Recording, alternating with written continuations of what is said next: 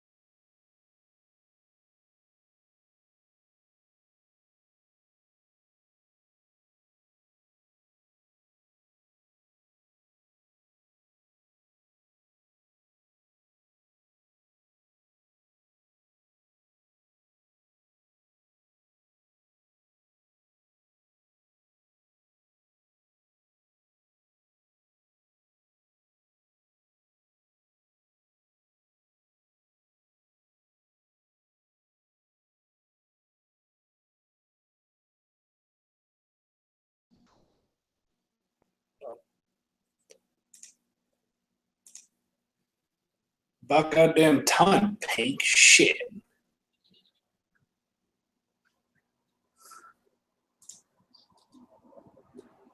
How are you doing?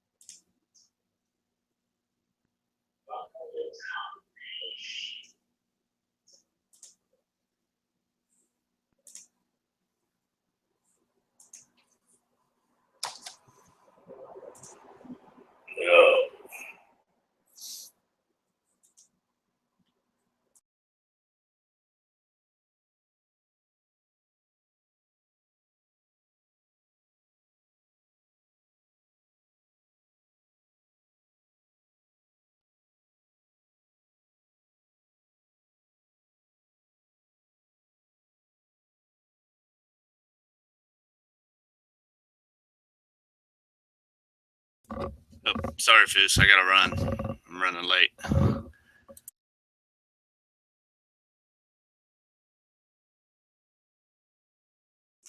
No problem, man. I'll take it on. I'll share it.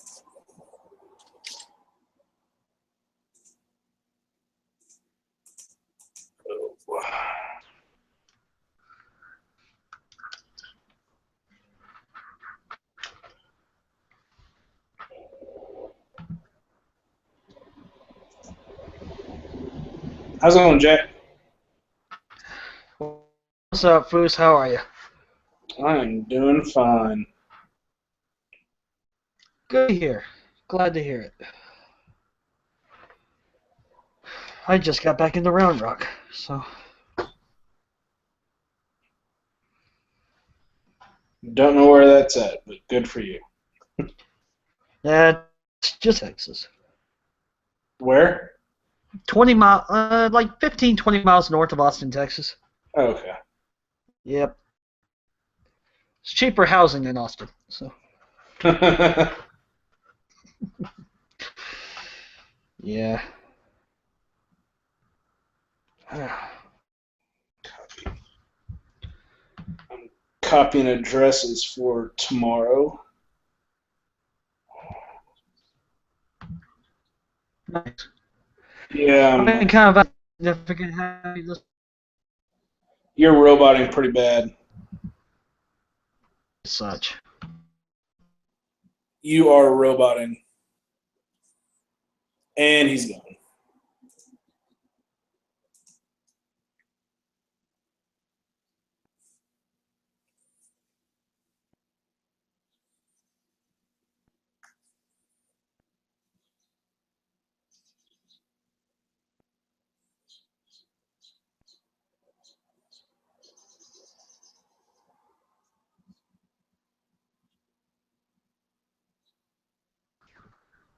Try that again. So they better? I think so. All right, cool. So far, so good. Well, let's hope it stays that way. All right. So I have hotel and gun show addresses. Sweet. Nice.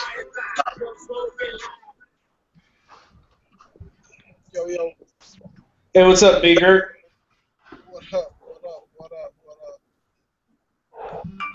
Nothing much. Just chilling. So did Yankee not fix your slide, but take all the outer coating off your slide? Was that you that he was doing it for? Yeah, he sandblasted to finish off for me. Yeah. Yeah. I just thought it would be a cool idea for a finish. For the Mhm. gun. It Sure looked good when it got finished. looks Yeah. cool. Wait Yeah. to get it back and see how it is. They actually had a limited run of those stainless slides. Oh, And Did they? yeah, a friend of mine that has a training school about an hour and 15 minutes from my house. She just got one at a gun show, not knowing that there's only like 1,000 of them made, and she shoots the shit out of it. But yeah, it's no tinifer at all on it, outside or inside. It's just all the stainless. Nice. I think that would look very, very good. Oh, it looks good. beautiful. I mean, I just thought it would be unique. I don't see that many two-tone shields. I don't really see nobody Oh, sandblasting shit. off their, off anything. So I thought it would be pretty cool. Yeah, and I forgot it was a shield. Hers is a regular Smith & Wesson M&P, not a shield. I don't know if anyone has done it to their shield. That's kind of I'd amazing. say that's pretty sweet. Yeah, I haven't seen any. So, Right on. right now. I would like to see how a Glock looks sandblasted like that. But Glocks don't have stainless steel upper slides, do they? No, I No. don't. No. They're So made of. I forgot what steel they use, but it's not stainless. So that means you'd have to put something on them to keep them from rusting.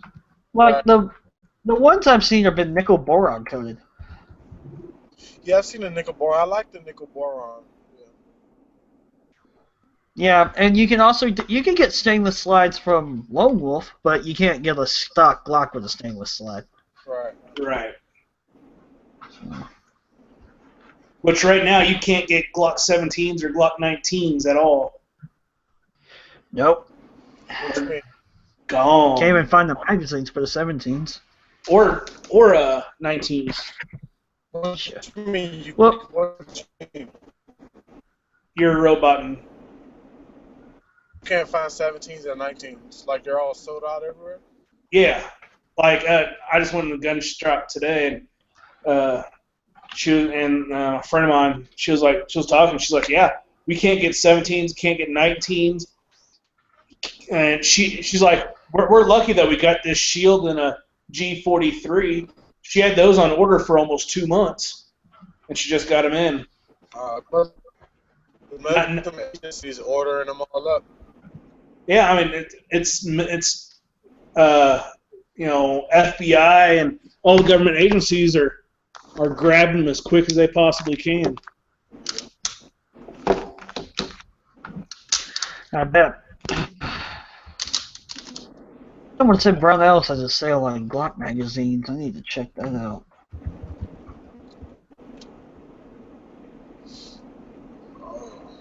I need one more factory Glock 17 round mag.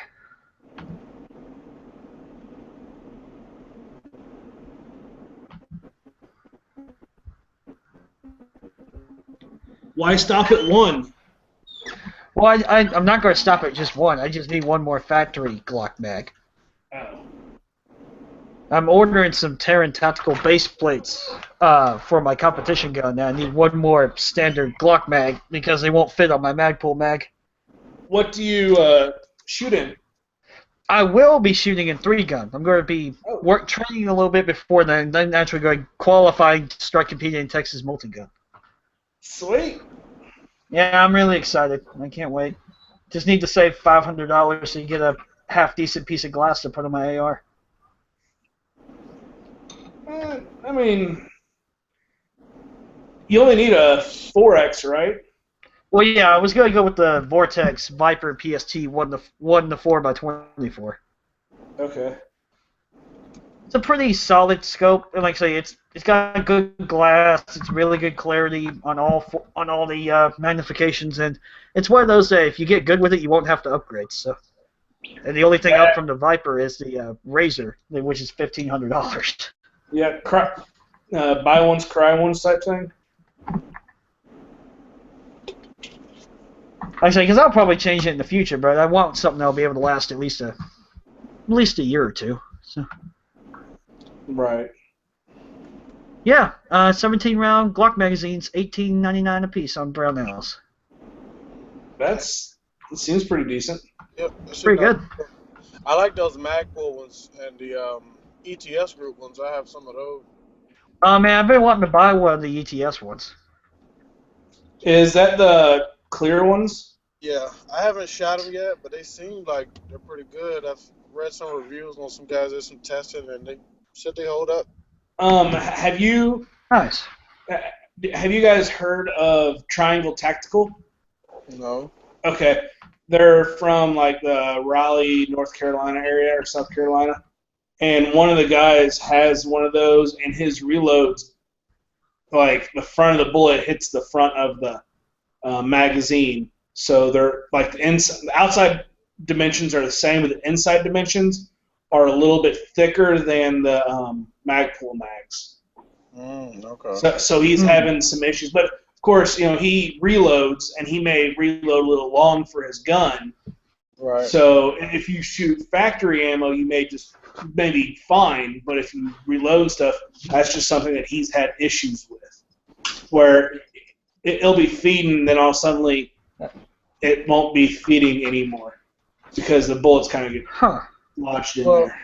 Well, only thing I've had a problem with is that, which I haven't shot them yet, but I've played around with them, is that a fully loaded 22 round mag, if it's fully loaded, the rounds make it swell up a little bit, so it won't drop free. But at the same time, who the hell's dropping a fully loaded mag? You know what I mean? So, but that's the only problem I've seen. But I mean, next time I go shoot, I shoot that. Let's see. And like I say, I'm a big fan of the. Oh, sorry. Go ahead. Oh, I'm sorry. I tried to upload a video yesterday. I guess it didn't go, but it's just like a footage from me at the range, like first-person footage of me shooting and stuff. So I try to.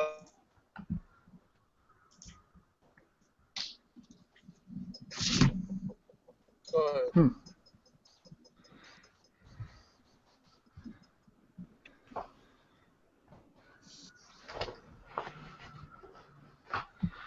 Oh. Damn it, I was going to do something. I forgot what I was going to do. Oh, well. Back.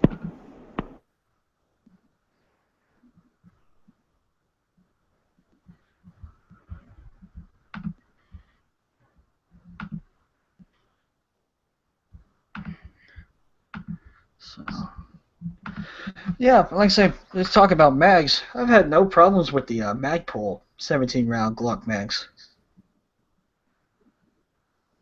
Pretty solid for an all-polymer mag. So. I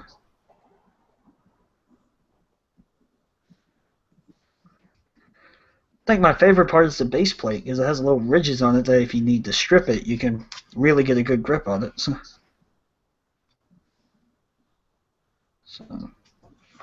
nice.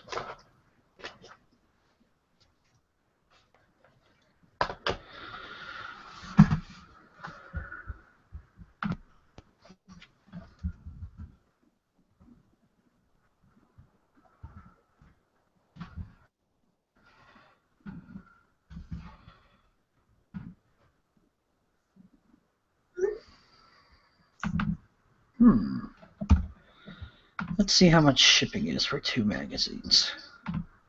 Let's see. They said that there was a code, L7Q code, for free shipping. Over $99, though. L7Q. But you could try. Damn. But now try it. You never know. Let's see what happens. Calculate. What was it again? LQ7? I think it was L7Q. Yeah, L7Q. L7Q. Let's see.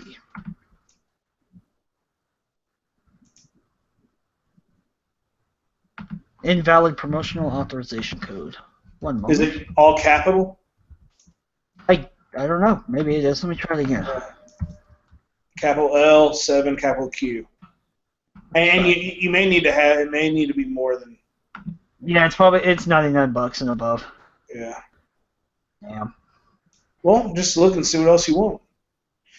Well, the thing is, I don't have $100 in the gun budget right now. So. But do you have $100 in a budget? Hey, I just wanted to judge and say again, happy birthday, man. Oh, thanks, man. Yep. I'm at work, so I'll talk to you later. See ya.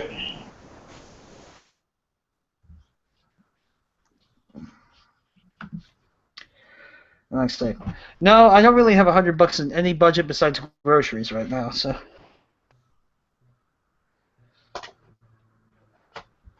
These are a little tight.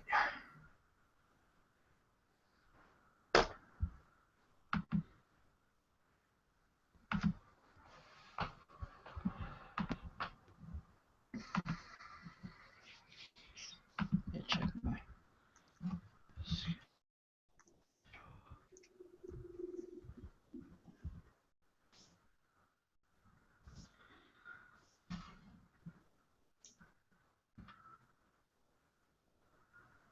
Okay, cool. And if I needed some Glock mags, I'd be buying me some, but 17. Yeah. Like I said, I'll buy them soon enough. I got a lot of guns shit I gotta buy once I get the money. Gotta get I already bought the holster and mag pouches, so that's nice. Need a belt. Need shotgun shell caddies. I need a match saver. Magazine pouches. It's a lot of shit to buy. Yeah, it is. It really is. But it's a lot of first-time purchases. You're right. When you buy once, cry once. You do. Yeah. I know. I shoot USPSA, so I know all about that. Oh, that's awesome. Like I say, I might get into USPSA as well, but I like 3-gun really turns me on. I like that. I like having to switch between different guns on the fly. It's pretty nice. Yeah, and there's nothing wrong with it. Around where I'm at, there is twice a year a match about an hour from me, but any other 3-gun match, I have to drive 3 hours. Damn. Yeah, so, but I mean, same with USPSA. See, I'm lucky because. Go ahead. Oh yeah.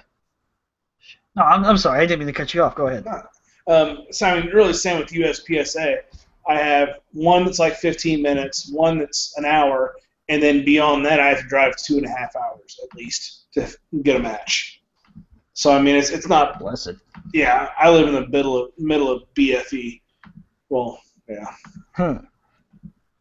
But yeah, it is a lot of competition. It is a lot of buying once, cry once, and go.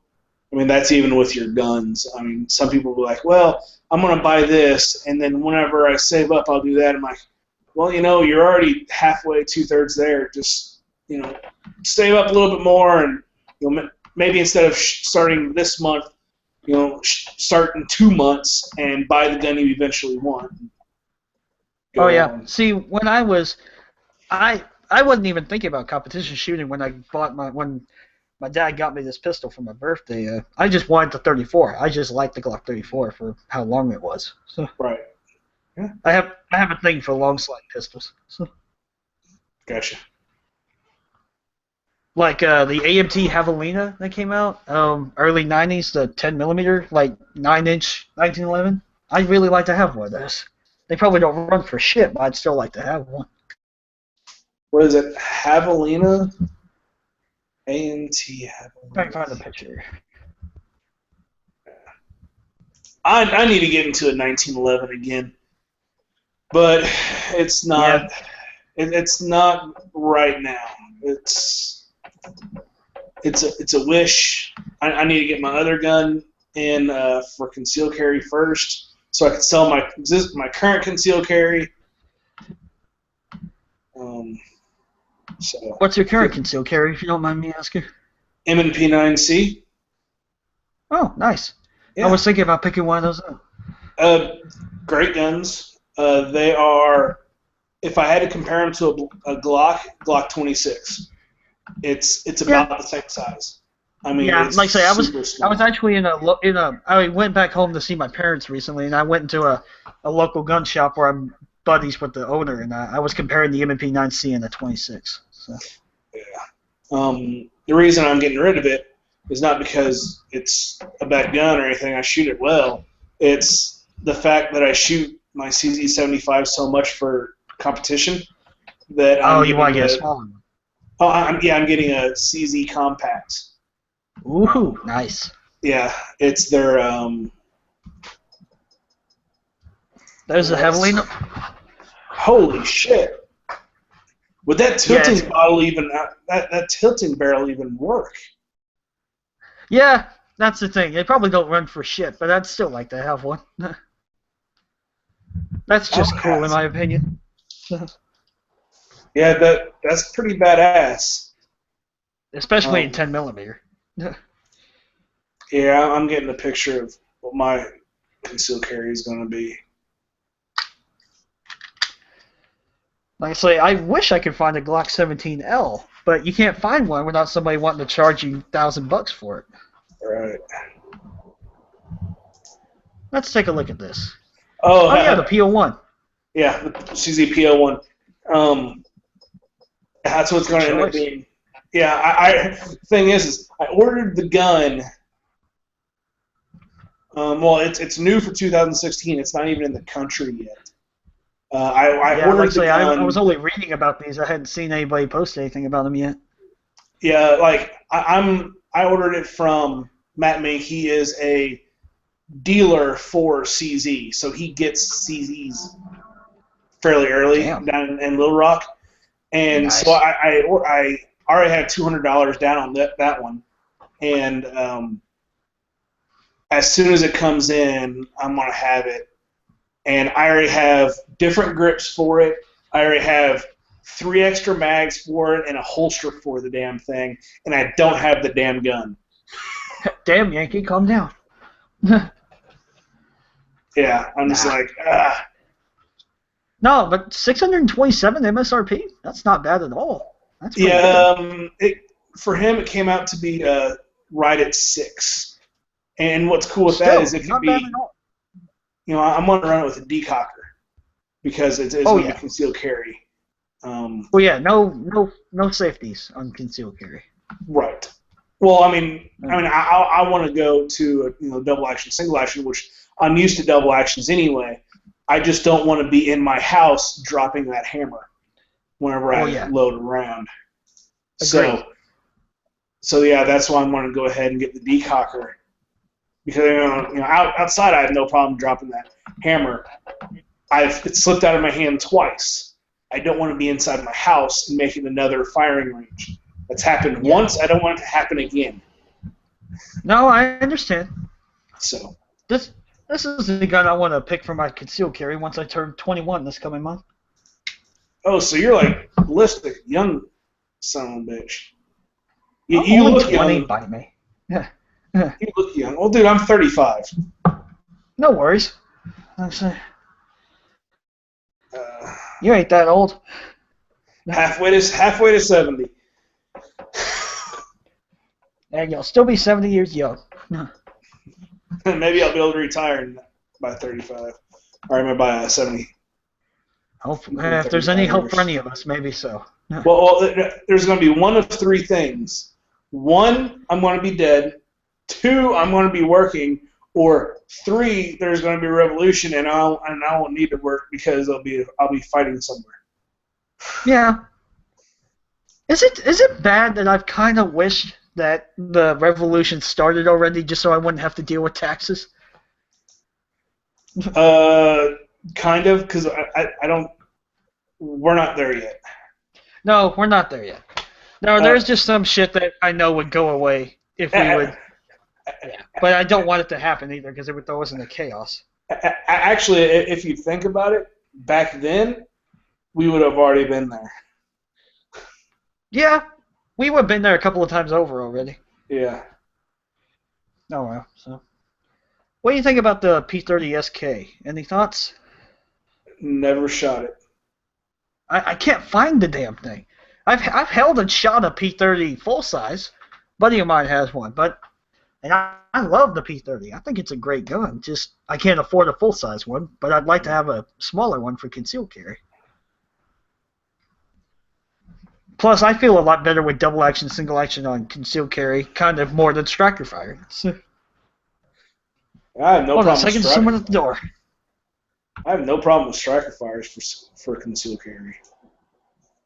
Like if I ever want to, jump carry it if I ever get skinny enough to do it, I just don't want to have the striker right there. I'd rather put my thumb on the hammer as it goes down into the holster.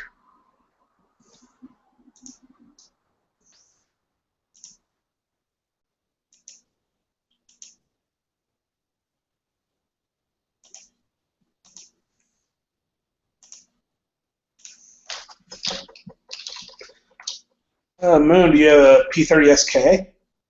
Because this is what he's wanting to get. Oh, you got one of both.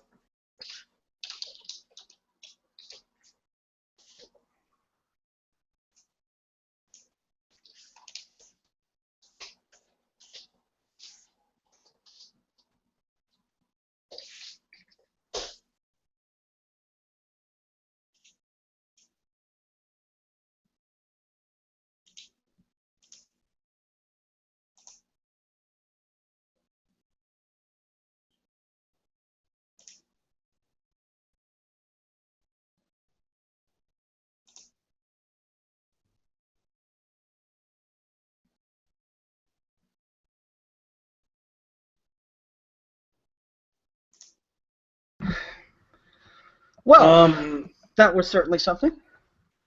So Moon has a P30L and SK. Ooh, nice. And I think I might have found you one. An SK. Oh yeah. How much? Bud's Gun Shop. Okay. So, what just happened was the cops were at my door. Really? Yeah. Apparently, my roommate. Someone called the police and said my roommate was suicidal, and apparently he has an arrest warrant. All right. Yeah, didn't know that. Good to know. Yeah, I guess now. Yeah. I mean, Either way. I think you would know if he was suicidal. Well, like I say, he hadn't acted anything weird towards me, so I hadn't noticed anything. Okay, I found two of them. One is on Guns America, and the other one's on Bud's Gun Shop. I see. So 6.5.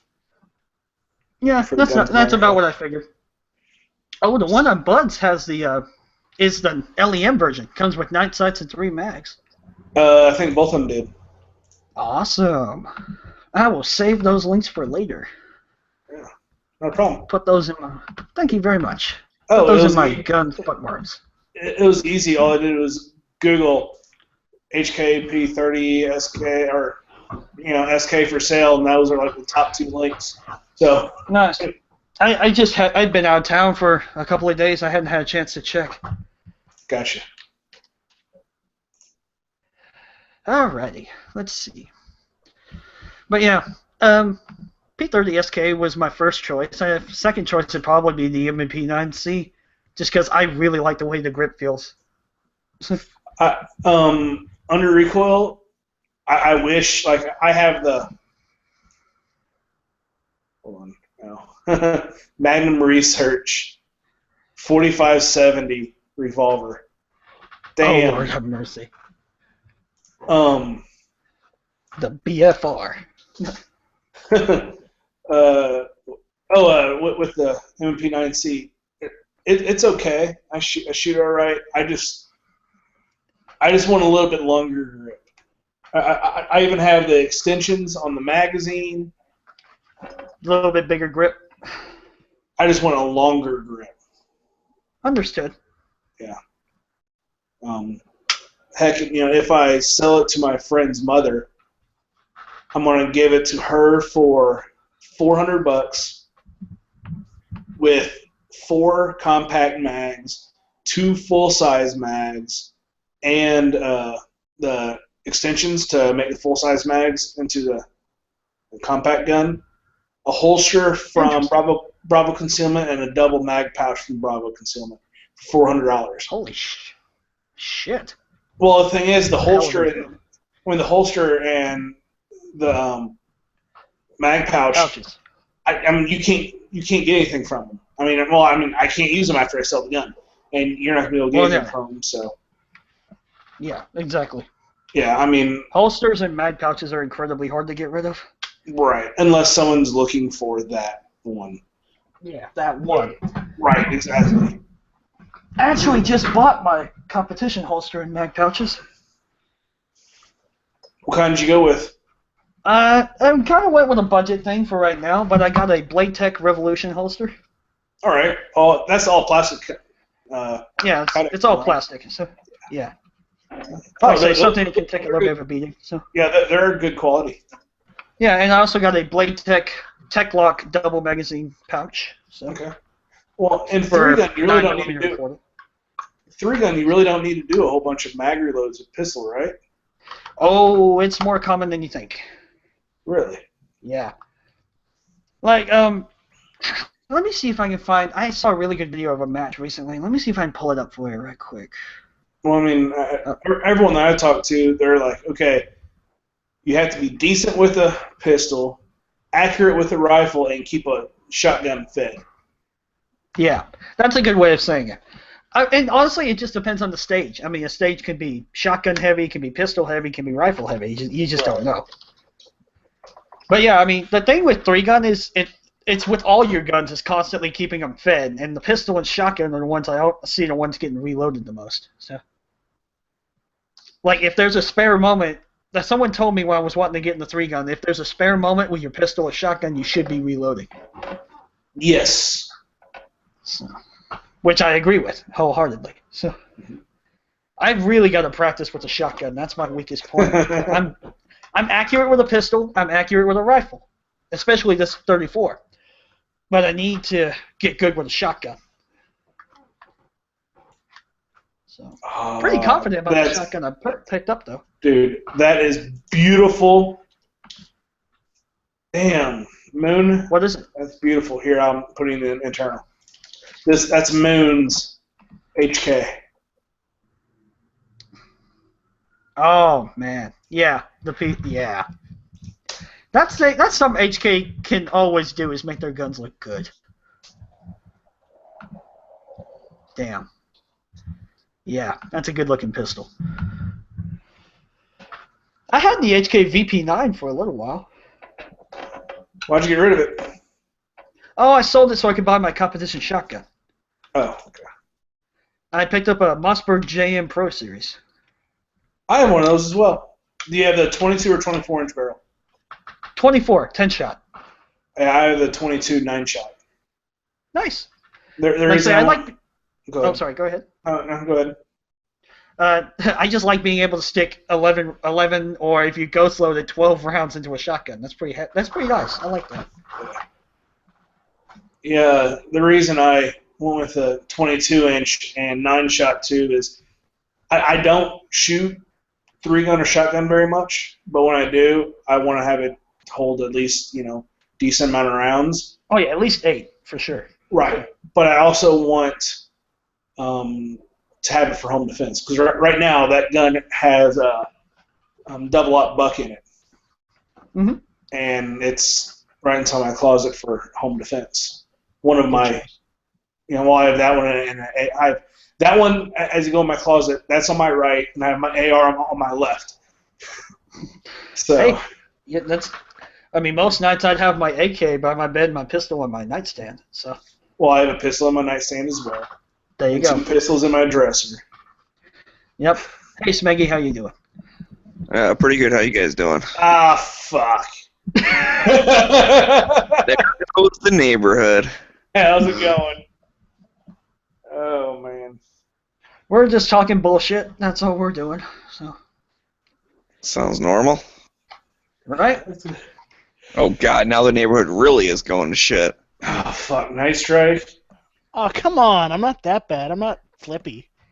Hey, they said it. They said it to me when I joined, so now I got to give you shit when you joined. I'm not Flippy or Peter, okay? Yeah. I said was hi. I mean. Yeah, but I'm also not trying to, talk about 410. If you want me to, I can. Oh, shut up. Peter. God damn it. No, I'm actually going to try to talk Flippy into going up to Tulsa Gun Show on Saturday. And hello, Jack. Oh. How are you? Hello, Night Strike. I am doing well. Jack, are you the same guy that has that thing on Indiegogo for fixing a Luger? Nope, that's not me. Okay. Because I swear to God, a guy on there who looks exactly like you has a thing up saying, yeah, hey, I've got this 1903 Luger. I need help fixing it. So I had to ask. Shit. You're the second person who's directed me to something with someone who looks exactly like me today. Sorry about that. It's just, No, I mean, I'm not giving you shit, dude. I'm just letting you know. It's all a bunch of doppelgangers. Right? I believe wholeheartedly in the doppelganger theory. So. Well, it's not doppelgangers. I have a set of clones. And so we all take turns doing stuff. The thing is, on my dad's side of the family, I actually have a cousin that looks exactly like me. So, whatever. Yeah. See, I think with me it's more of like an Orphan Black situation. There's like 10 or so of us running around, but we haven't run into each other yet. Yeah. See, at least my doppelganger is my cousin. So There you go. At least you know they're not going to try to kill you. Well, I mean, they had the same dad, so. No. Oh, that's cold. That's cold. So he's your cousin and your brother, right? Oh, wow. No, he lives in New York, not Missouri. Oh, so he's a No, I'm just kidding. Oh, I'm not in Missouri. No, I'm just playing. I've got friends in New York who are desperately trying to leave. Oh, he's in no hurry to leave. He's one of those ignorant people. Oh boy. Hey, Night Strike. See, where are you from? I am originally from Phoenix, Arizona. Well, Where do you live? more technically Mesa, but it's part of the Phoenix area. Right. Where are you currently located? I'm living in right outside Charleston, South Carolina, where the Civil War started. All right. All right. All right. It's Dano. The South will rise again and all that, but no, it won't. Oh Jesus. We don't like to talk about that. Hey, Night Strike, now it's your turn to give Dano crap. Oh God, the old man's here.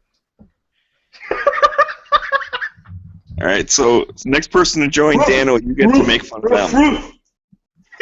That's how this chat's working. New guy gets made fun of the last person to join until we have 10 people here. That's if Dano has his mic. Yeah, we're not hearing you if you're talking, man. And if you're not talking, then Hear this? Fuck you. There he is. Oh, there he is. There's Dano. I got Dano. the other night on one of Match Chats, I got Dano good, and he's just like, oh fuck you. Dano, I have to say this is the first time I've heard you say "fuck you."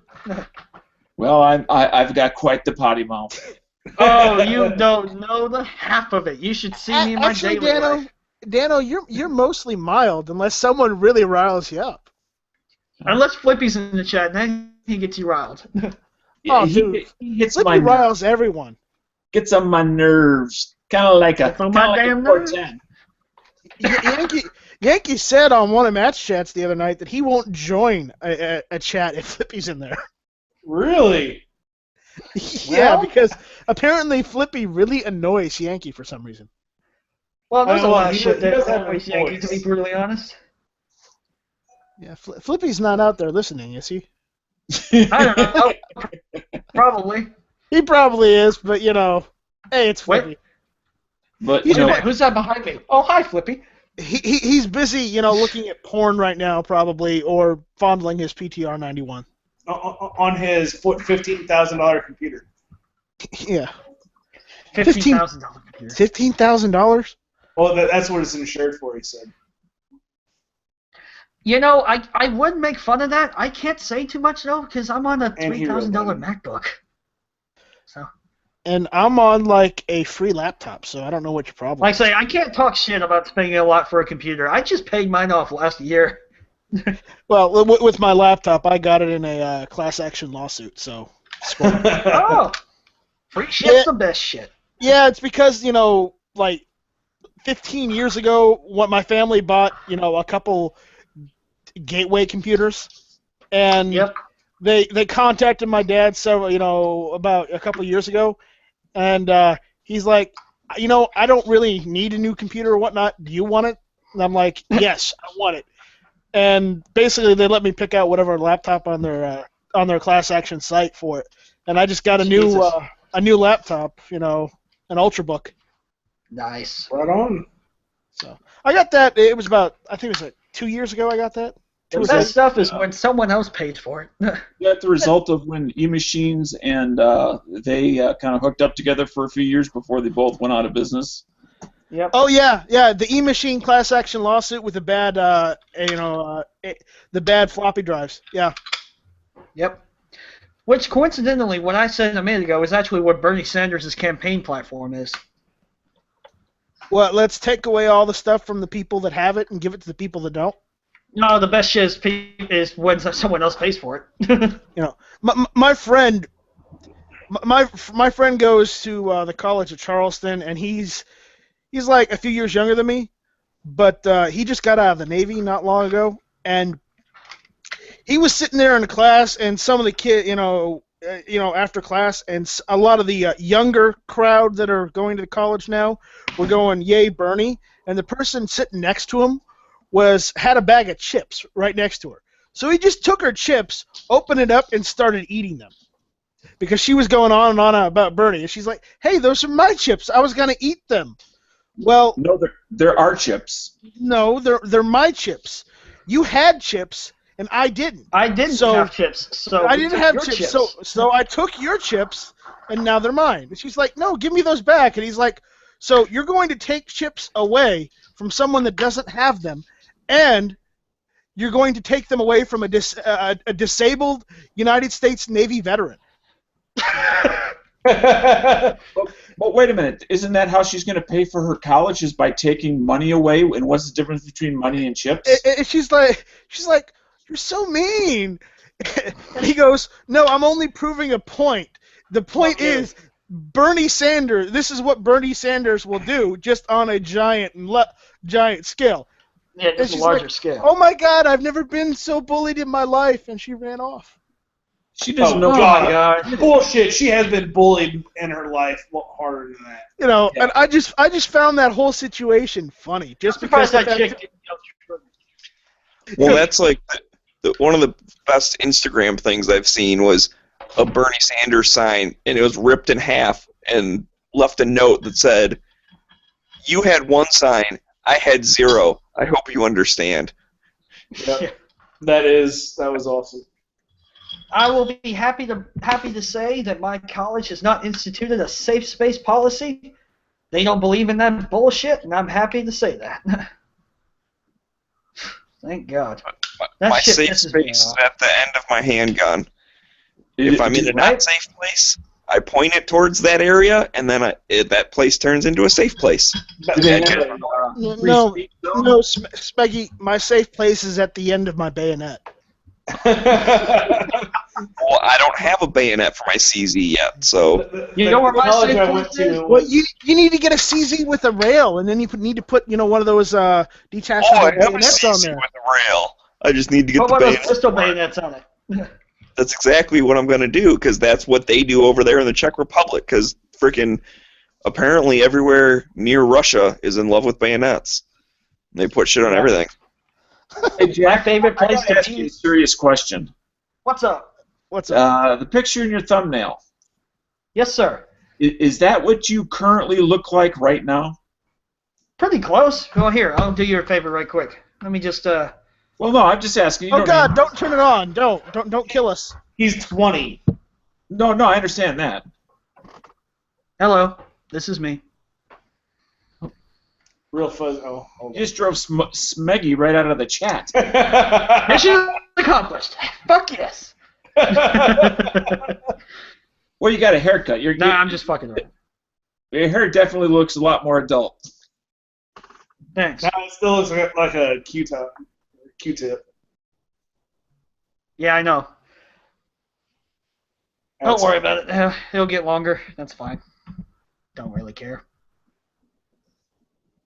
Guns. That's all that matters. Guns. Right. Which one is that? I can't really tell since it's 34. It's 34. pixelated. 34. Okay. 34. Gen 4. Your camera sucks, by the way. So, I know it does. My internet sucks. It's not my camera. It's my internet. Okay. Before I got in the group here, I was out in the chat listening, and I just overheard that in the next coming couple of months, you're going to be looking to conceal carry. Is that correct? Actually, later this month. Okay.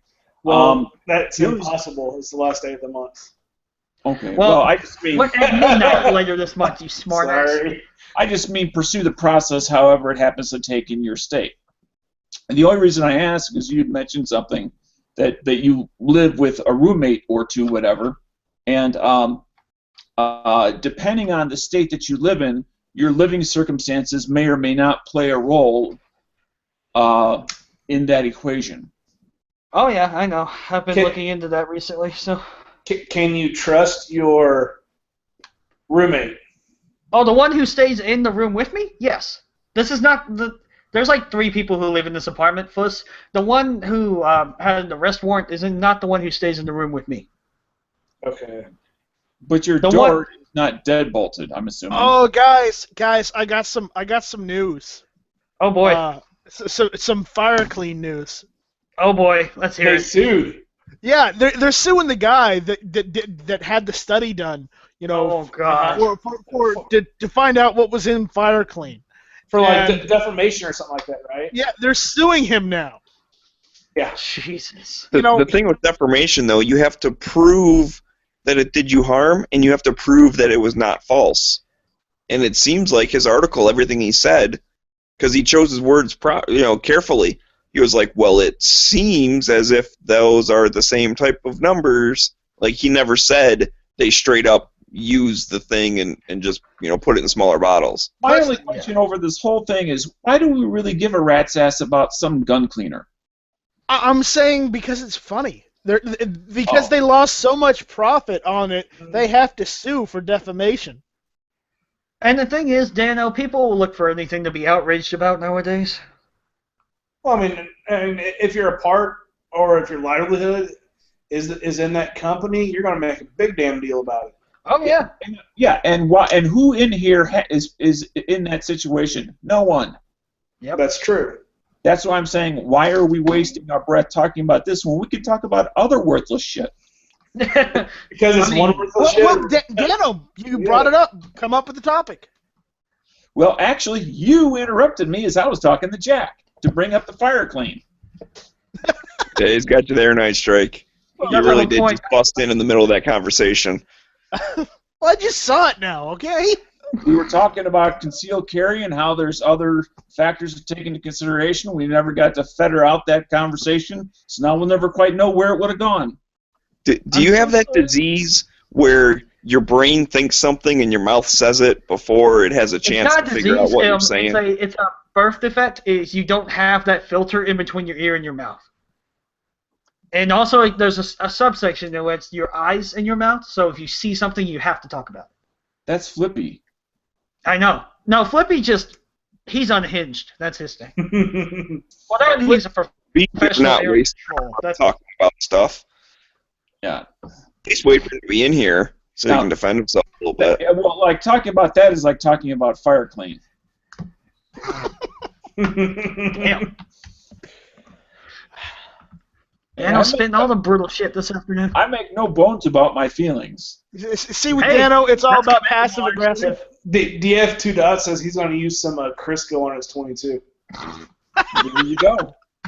The thing is, it probably Homemade worked fire clean. okay. Yeah, it probably works just fine. It probably would. Yeah, absolutely. It probably would. Well, hell, they have those videos of where they pull AKs out of weapon stashes that have been hidden for, like, what, 40 years? And they just put some engine oil on it, and it works just fine. Yeah. Yeah. I mean, it's one of those. That's one of those things with firearms. Like, yeah, is there stuff that would work better? Sure, there is. Is there stuff that protects better for long term? Yeah, of course. But is there stuff that just kind of works? Yeah, like those guys that dip their ARs in engine oil. I'm sure it works okay. It's not 100%, but if you needed to, it works. Yeah, it depends on what you're using it for. I personally wouldn't do it just because it seems like it'd make a big mess. And I just and I hate wasting engine oil.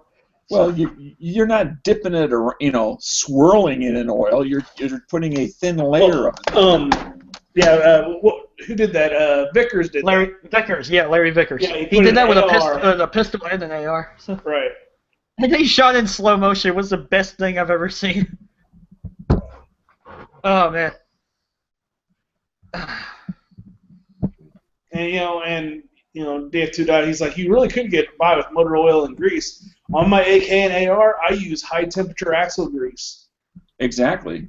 In the winter, I do swap out to a liquid grease in my liquid oil in my AR just because of temperatures and it gets sluggish.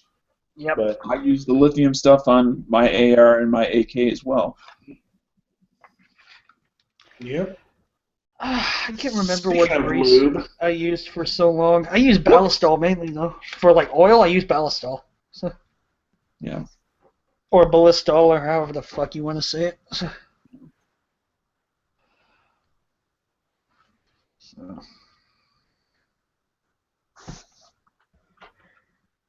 Dano, so what were you saying to me about concealed carry?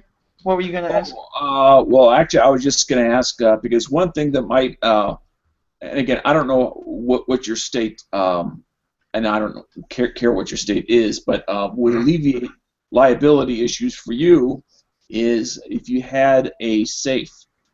Mm-hmm. It doesn't have to necessarily be an expensive safe, even if it's just something to keep the kiddies out, even if the kiddies are 22 years old.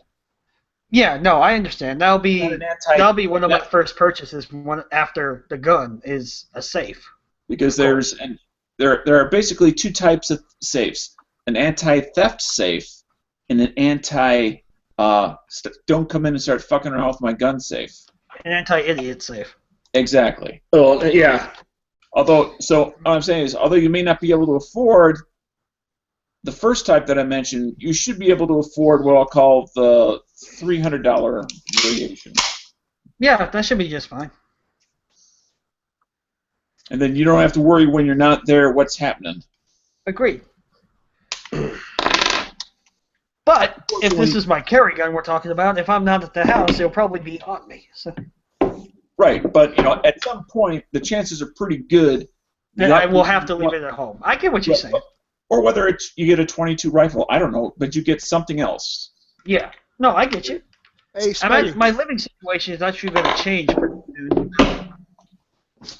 Or if you just have a handgun, just get one of these bad mamma jammas, and then you just go bloop bloop bloop bloop bloop bloop, and it opens up. Yep.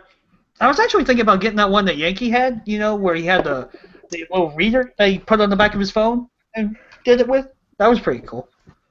And you just, boom. The little RFID thing? Yeah. Bang, bang, bang. Boom, bang, bang, click, bang, click. That's what a Glock would do. You know, and I think it depends on. And I hate to use the term I heard from a YouTuber that's loved and hated, but the philosophy of use. Listen, like I say, you say we're loved and hated. I don't love him or hate him. I just listen because he does have some decent knowledge. Which one? Nothing fancy.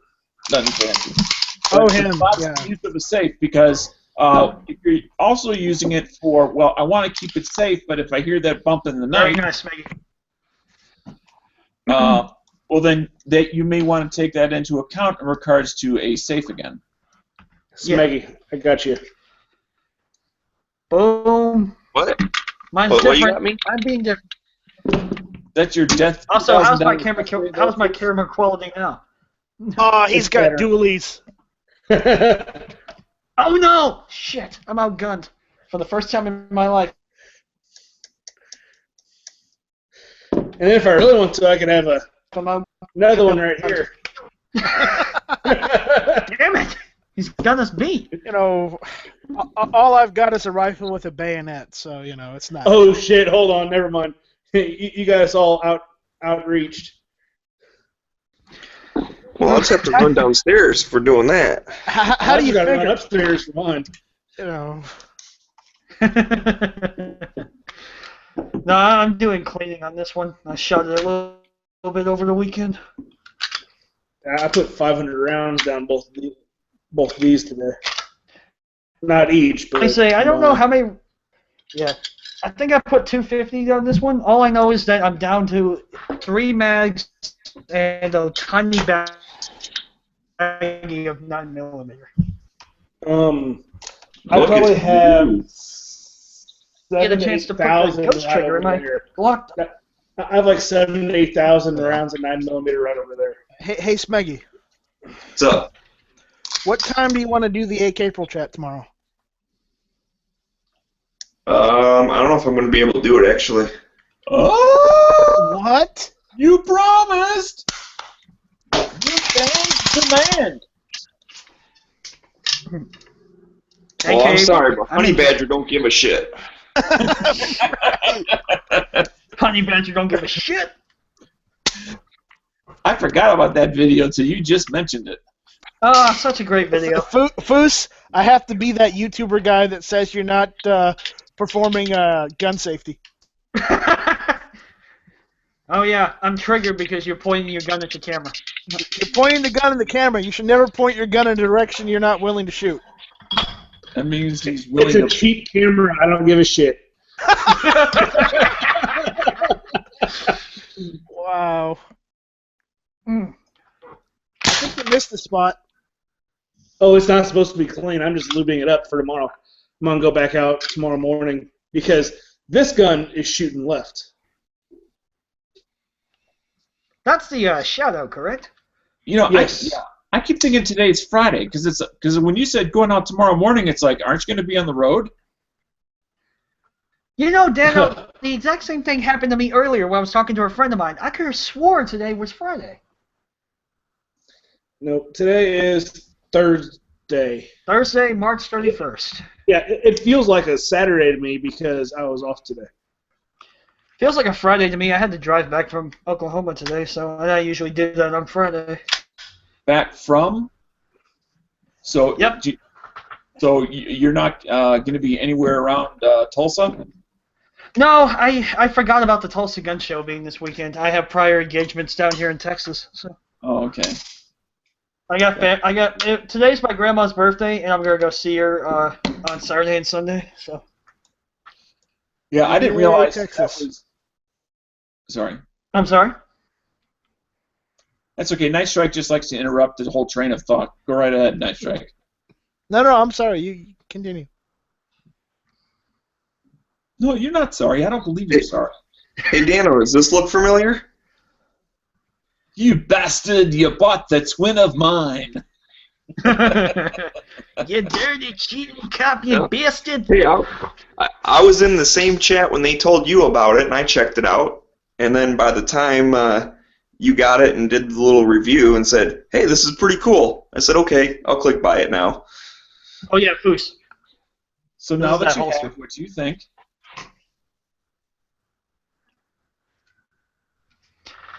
Oh no, they're green! And oh no! green tips! Oh no! So Smiggy, do you like it?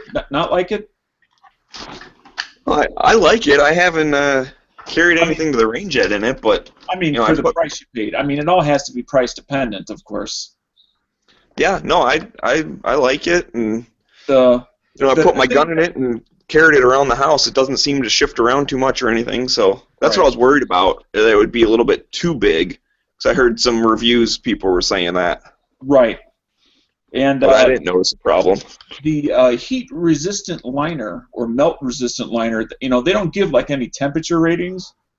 And of course, as long as you don't throw your rifle immediately into the gun bag, the moment you get done shooting 500 rounds non-stop, I would think most gun cases would be okay. You would think, wouldn't you? Yeah, I kind of just ignored that as like a sales pitch kind of thing, but it doesn't really matter. Because like you said, when I go shooting, by the time I get my targets picked up and all my stuff, then I put my stuff in the case. So it's not going to be super hot anyways. Yeah, your gun's cooled down by then, so... Yeah, I mean, I always, the last thing I do when I'm done at the range is put the guns in the cases. I'll leave the bolts open, leave them on the bench so they can cool down and start picking up my stuff, putting all my targets away, and 5-10 minutes later, it won't be cool, but it will be quite a bit cooler. Suitable to fit in the case, yeah. Yep. And it was a good price. Welcome back, B-Gurk. Yeah, it was a pretty good price. What's up, B? Do what? Listen here, Jesse Jackson. There's never been a man like me. I tell you what. Wait, what? He's trying to do a Jesse Jackson impression. I've never seen that. He definitely sounds that way. How about me and Martin Luther over here exchanging pleasantries? What's going on? Yeah, you went and got arrested with Bernie Sanders. Oh shit. Well, then he's got something in common with Hillary. Yeah, they're all crooks. Not yet. She hasn't been arrested yet. Yeah, not yet, but he will. I hope she will. Damn. Yeah, for sure, Wendy. Couldn't have said it better myself. What's that? He's there. I was sitting here talking and I was on fucking mute. Son of a bitch. You know what's worse? What? You know what's worse than that? Sitting at work, listening to like last night's lobby chat or something, and talking to the lobby chat. Yes. I've done that before and been like, oh wait, this isn't live. This was like 3 in the morning. I've done that too. Like to G-Web's noon chat or whatever. I've been like start talking with Bob and stuff. I'm like, wait a second, I'm watching it on YouTube. Yeah. Well, it's because we all talk to these guys all the time. Sometimes we forget we're watching. You feel like you just want to jump back in the conversation. I know, and like today, they were talking about the Widowmaker, and I was like, I want to talk, but I don't have the link to talk. Right. Yeah, they should let you in as a special guest since you're going to be there too. It's very elitist of them on their daily show. It's all right. Yeah, I'm going to be taking some videos from just phone videos down there. So see, it'd be cool if someone sets up a chat and then gives you guys the link so you can like jump into a lobby like while you're there. Now, the one suggestion I do have is turn your camera sideways when you take any video. Yes, I will. Yeah, I will. Yeah, I mean, I'm gonna look for the few things, for that, for Dano, for myself, and then, I do buy want me to go. Something. I want something. He's gonna pay me back if I find it. Oh, never mind. We're not talking free stuff. Yeah, not free stuff. But and then I do want to go to like the more machine guns and higher price shit is that so. That, and if I do decide to buy a firearm, my FFL dealer has a table there, so I'll just send it to him. And I'm back. But really, the only guns I'd probably would even want to buy is like an Enfield or an Arisaka or Carcano or something like that. But I don't have the money for it right now. Do you think you could skip the shipping charge by just having one guy walk it down to your FFL and hand it to him? And then they'd still have to write it in the books, but there'd be no shipping charge. Yes. I would assume, yes. And then, of course, my FFL I'd have to pay him $15 to transfer. Right. Well, $15 ain't bad. Well, I mean, he's my barber too, so I'm in there, a little over, twice every couple months. I mean, yeah. If you don't tip him, he might give you a tip. Here's the tip of your ears, Sonny. Well, no, and what's great is it's $10 to get a buzz cut. How awesome is that? Now that is pretty awesome great. because I get a pretty short haircut like that, and I still got to pay full price. Yeah. In less than 10 minutes, they're done. Yeah, $10. And I usually go back there and talk guns with them. That's pretty sweet. For $25, you get a haircut and a gun. Damn straight. I've done that before. I'm starting to go bald, and I'm still waiting for my discounts when I get haircuts, but it hasn't happened yet. Are you kidding me? He's trying to squeeze as much out of you as he can while you're still going.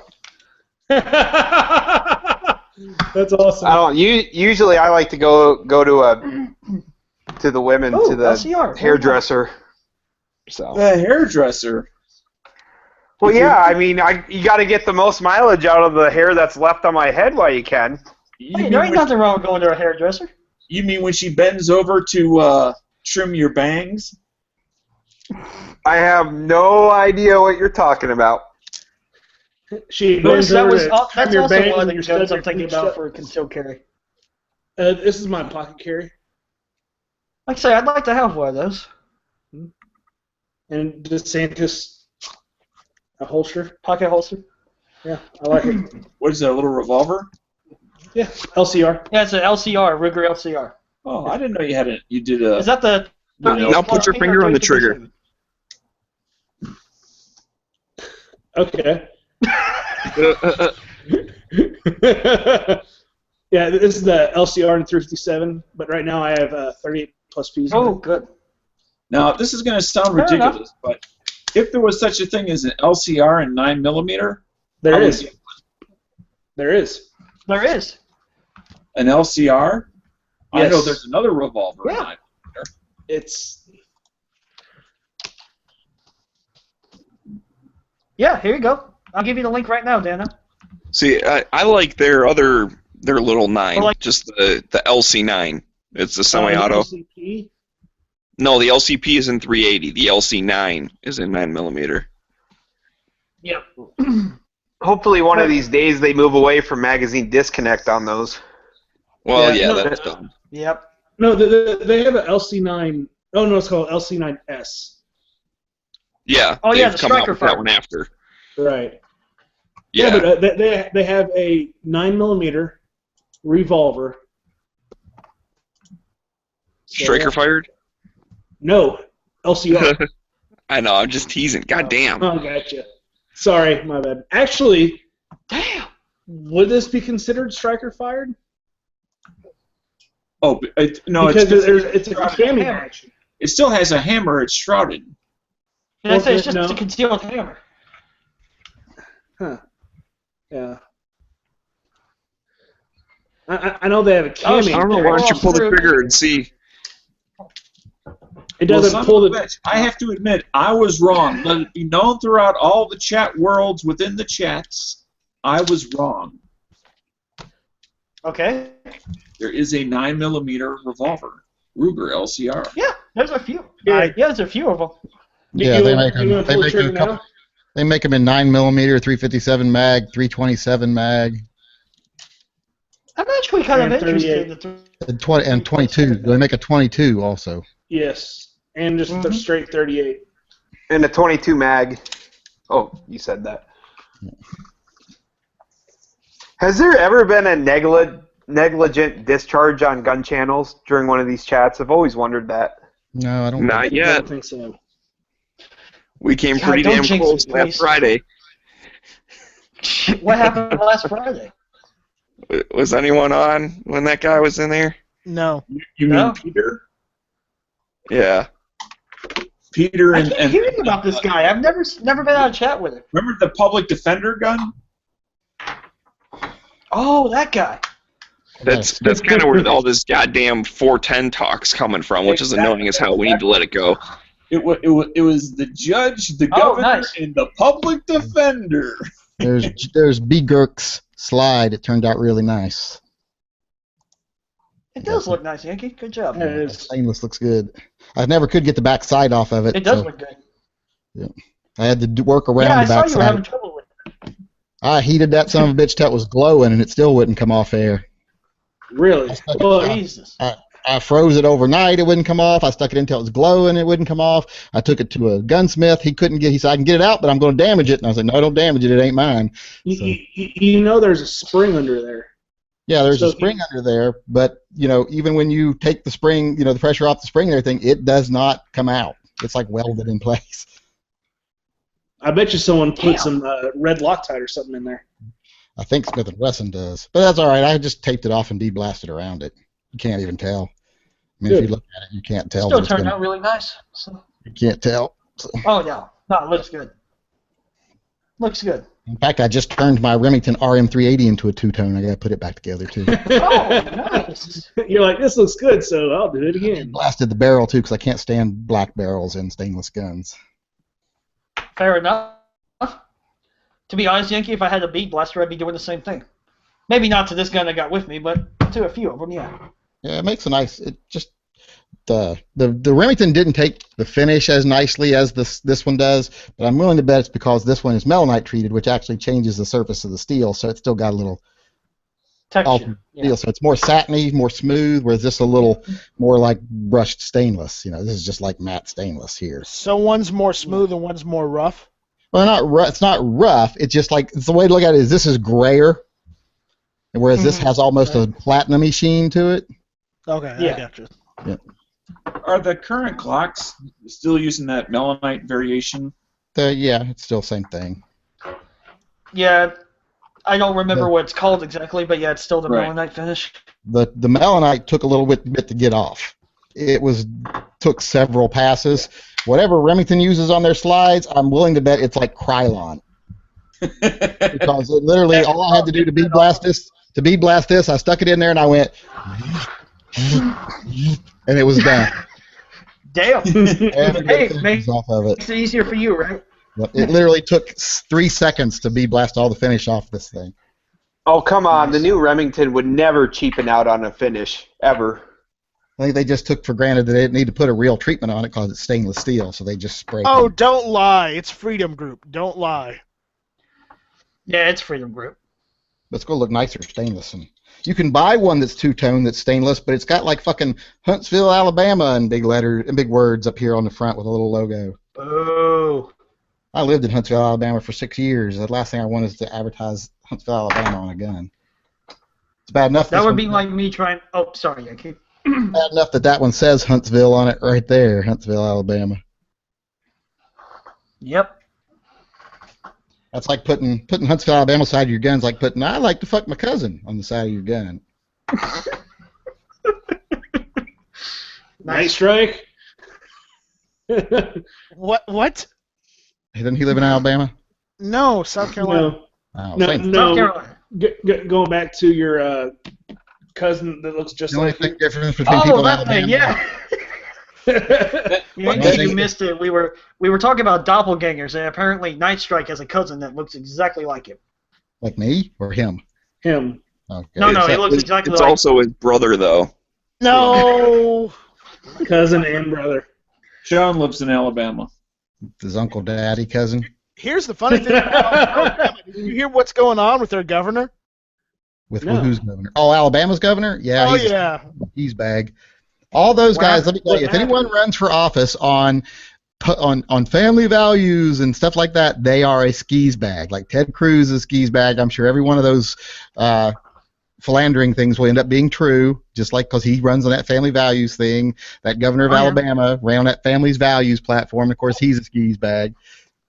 He's refusing to resign, and even if they try and impeach him, and here's the thing, he even went on record saying, he literally stole Clinton's speech from him, saying I did not, instead of saying sexual, he said I did not have physical relations with that woman. Yeah. For one, he did, and two, it's like what I want to know is who's paying her, because no one's been able to find out yet where her salary comes from. Apparently, she's resigned. Yeah, but I mean, the reason when people started looking into it, they're like, she's not paid by the state, she's not paid by anyone that they can find. So who's paying her to be his number one?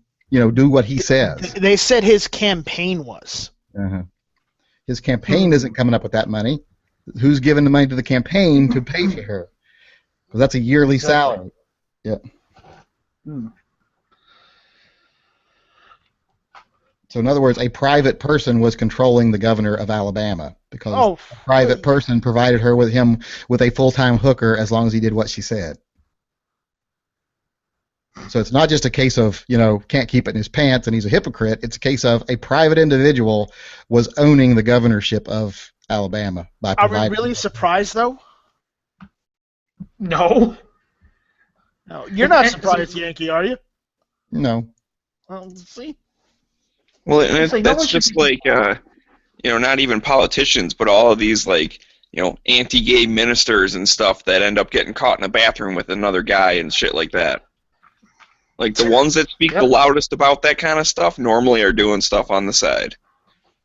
Oh, no. Oh, yeah. Say it ain't so.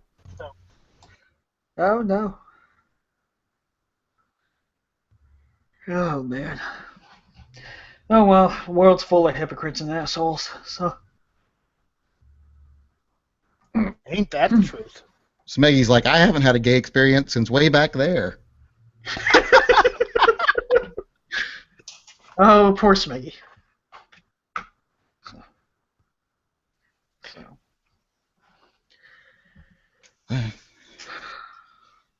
What they say, there's two types of men, those that have not had a gay experience and those that actually went to Bible camp.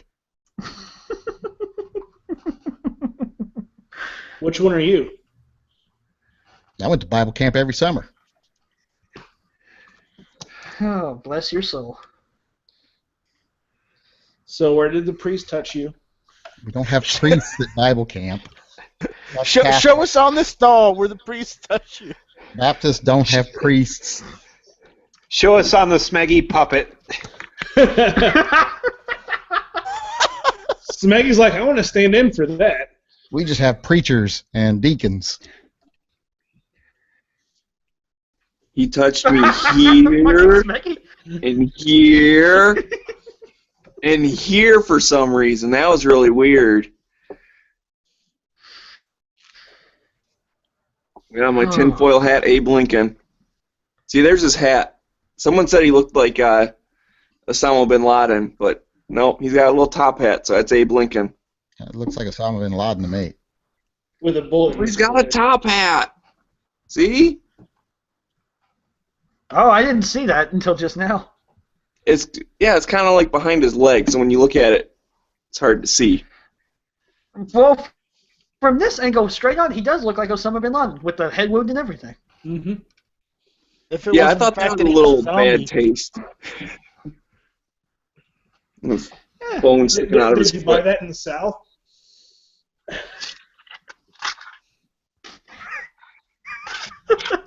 What was the store named Booth or something? Booth I'm and not Company quite sure where it Souvenir came Shop. from, to be honest. It was a gift.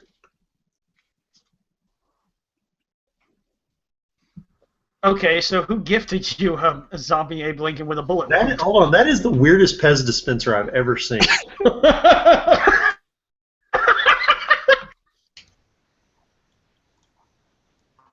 Now, if you want Pez dispenser, I got to go to a different holiday. Hang on.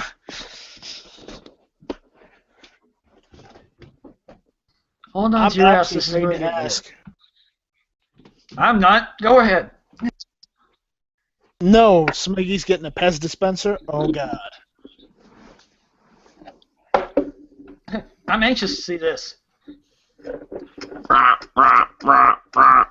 Someone in that film said it was a zombie Bob. This is just a regular Nutcracker. Nothing special about him. Yeah, we don't want any Canadian nutcrackers. Those don't work, just on principle. Oh, hang on.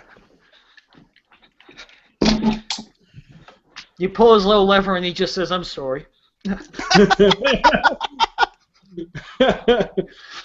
I hate myself for saying that, but still. I'm sorry, and buy a high power. Hey, that's not bad advice. Speaking of which, I wonder if A Surplus still has those high powers. What about my searches makes Twitter think I want to follow Kendall Jenner? Keep sending me emails. This is like the third one I've gotten in the last 2 days. You might want to follow Kendall Jenner. You don't follow Kendall Jenner? Yeah. She's the youngest one, right? I have no idea. Does it matter? Of course it matters. No. No, it really doesn't, Yankee. Yeah. So I wouldn't punch the youngest one. She's underage. No, I think she's 18 now. What are all the safety Nazis say about this? You all heard it right from Yankee's mouth. He wants to punch Kendall Jenner in the face. Who doesn't? I live by my grandfather. I live by my grandfather's statement of manhood, who said a true gentleman would never strike a lady, but they will kick a cunt in the cooch. Yep. I like that standard. That ain't bad. Oh no, it's a firearm. So why is it that in Jack's picture he looks like he just found he's going to accidentally shoot his friend? Say what now? Why is it in Jack's picture? Looks like he's on his way to his 8th grade graduation. Yeah. Oh, fuck both of you. Look, I found Grandpappy's gun. I bet it doesn't even work. Stand over there, Bill. Based on that picture, graduating is not something that person ever did. No. No, and it's not his grandpappy's gun. It's his great-great-grandpappy's gun, because that's a Lamont, isn't it? Yep, that's a real Lamont revolver. So, see, there you go. I know, that picture's old as shit. I need a replacement. I need to make a new picture. Is that an original or is it a repro? Lamont, that's an original. French. Yeah, it is French. It is French. Do you shoot in the air to surrender? Nathan, it's not surrender French. It's the South French. Okay. Well, it's still designed by a French dentist. As in Confederacy. Ah. Well, they still surrendered, so. Yeah. Still a badass pistol, though. You guys lost. Get over it. The French. Hey. Hey, I had family on both sides. My family was still in Germany. Oh, so was mine. That's nice. Mine was still in Europe. We had nothing to do with it. So don't tell me nothing about no reparations. Yeah, I had during the First World War, I had some of my family on, in Germany's side. The other one was on America's side. Well, none of my families ever owned slaves. I finally figured out what his picture does remind me of. He looks like a slightly chubbier version of that woman who pretended to be black so she could lead the NAACP for years. Fucking God. Yankee, you're not the first person to say that. Shit. So it's sad that you actually kept it up there after the first person who said something. Jack, that just means you need to get a crew cut from now on. Yankee, how can you? That kid's holding a gun. How could you say that to him? You don't think black people have guns? No, it's just he's going to get sad and shoot himself. No. Not with that gun, he's not. Not with that gun, because he'd have to do too much work. Yeah, he'll say he ain't Their shooting guns stuff are right all in like slicks. You know what a slick is? It's a little hiding spot. I can't say that I do. Oh, okay. Cut out in a public area. Like if you're going out, we just call that drop point. Where to reach in and grab a gun. Explain how glory holes work to that boy. He's underage. No. Shut your fucking mouth. Oh, it's hilarious. God damn it. And yes, Yankee, I know. That picture's been sent to me before. Yeah, is that your mom? Damn it. No, Yankee. Fucking hell. As I said, from now on, you need to get a crew cut, boy. Or I'll cut my hair however I damn well please. And you'll get made fun of it. I don't give a shit. Not anymore. I don't know. Yeah, Your voice tells me you do give a shit. Hey, as an Afro-American myself, I say let the curls go, dude. Rock them. Yeah, I just don't have many pictures of myself. I don't like taking pictures. At least of myself, at least. You prefer this treatment? Fuck it.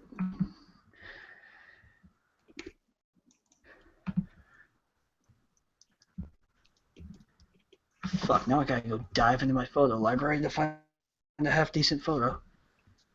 Well, your bangs, they're just so long. That ain't nothing. You should have seen it in 2015 before I got it cut. It was down past my shoulders. Let's see. Basically, I don't have any good pictures of myself. I just look like an asshole in all my pictures. Well, that's better than the one you have up there. Right? Could just be like everybody else and just put a picture of my G34 up. So, to be honest, don't think Night Strike my actually safest looks bet. like that, do you? No, and I'm not no. going. I've showed myself on the webcam before, but here's the thing. Although Smeggy actually does look like his thumbnail. Just keep him in the fridge or the freezer, otherwise he'll melt away. Yep. Oh damn! That would be tragic. It looks like P226 is at the Widowmaker gun show as well. Sweet. Nice.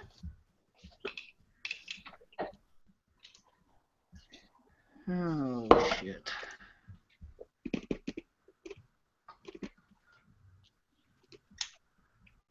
So, Foos, you going to try to meet up at the end of the show or during the show? Sometime on Saturday. I mean, if not Friday, for dinner or something. Well, I figured, not everybody wants to see the same stuff. And so, so I kind of assumed that, like, you and your friend might want to go do your thing, and so you make sure you don't miss. Well, G-Web is going to be helping some friends of his at the booth, so, I'm going to go and meet up with him. I don't know where yet. Right. But, holy shit. Go out to P226 Nuts Instagram page.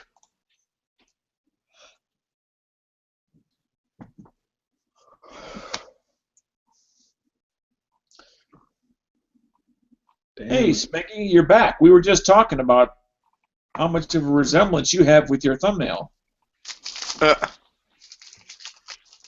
We also mentioned that you have to stay in cool weather, otherwise you'll melt away. Yep.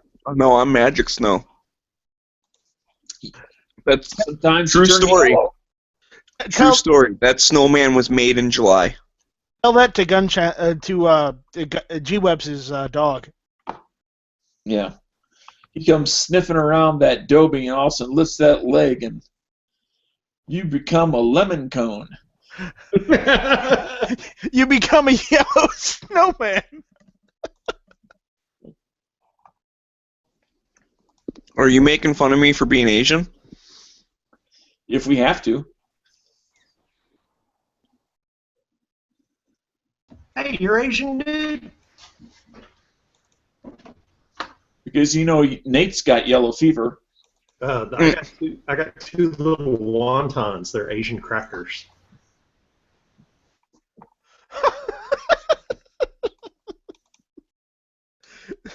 Nathan likes the rice. Nothing wrong with that. Well, I think you hurt his feelings making fun of his hair. It's how you take exceedingly average into exceedingly spectacular. You know, in my defense, it was all Yankees' fault because he started it. I think I may have started it. Oh well, he'll come back. I said something about his picture, and it just went downhill. Well, that's how all our conversations kind of go. Well, we have a high like point, I and then said, it goes man, downhill. I am an Afro-American. So Actually, it was Jack who just got all wigged. Maybe not.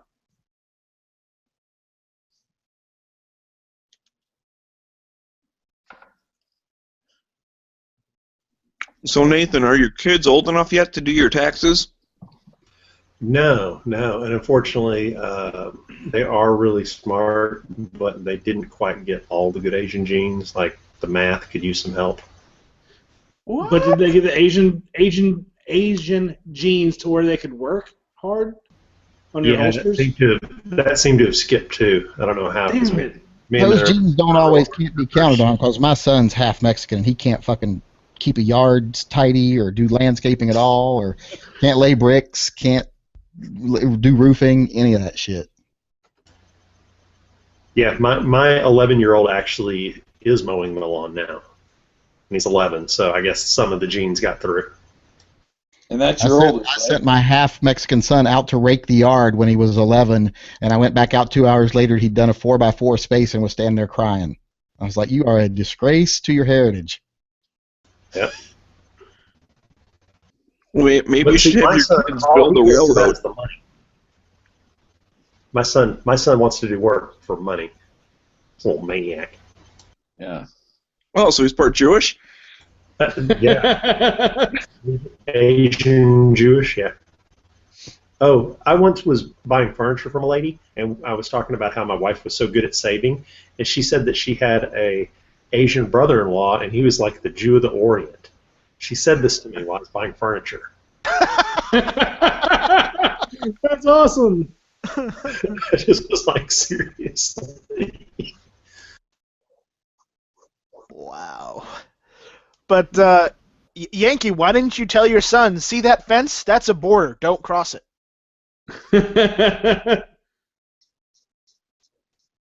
Because I'm not racist. Because he would have said, I'm not crossing the fence. I'm already here. Yeah. When we were talking about politics the other day, I did tell him that if Donald Trump wins, I'm pretty sure we'll have to send him back to Mexico. Well, at least maybe just for half the year. Right. He keeps like, I was born in this country. I was like, yeah, prove it. Just say, so? Were your parents born in this country? I'm like, his mom was. His dad wasn't.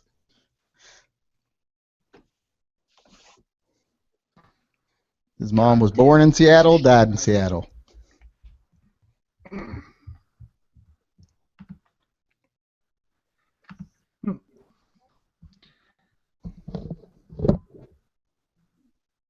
We're actually going to go up to Seattle next week for spring break. We were going to go to Vancouver, BC, but he decided he wanted to go to Seattle so he could see his sister, so we're going up to Seattle next week. Sweet. Should be nice. I like Seattle. Seattle's fun. Since we're not going all the way up to Vancouver, we were able to spend a little more money on a hotel, so we were able to stay like a really nice downtown hotel. Nice. Very nice. Don't tell PBR. That's my favorite part of going on a trip is staying in a nice hotel. I don't really care if we leave the hotel. I just like to watch old reruns of Mystery Science Theater in different cities and states. Yankees like, yeah, and I love you're telling me about all the amenities in the room, but I really just need to know about the quality of your bidet. Yeah, I've only been in a couple of hotels that actually have a bidet. Most of them don't. I think every hotel I've ever stayed in that had a bidet was in Las Vegas. That doesn't surprise me in the least. Well, would you really want? That's how you keep what happens in Vegas in Vegas. I got stranded in Vegas one time during some freak weather, and since I was in uniform when we got stranded, they gave me an upgrade when I got to the hotel. I ended up spending 3 nights on the airline's dime in a penthouse suite that had like a oval window at the front of the room that had a hot tub in it where you go sit in the hot tub and look out over the strip. Damn.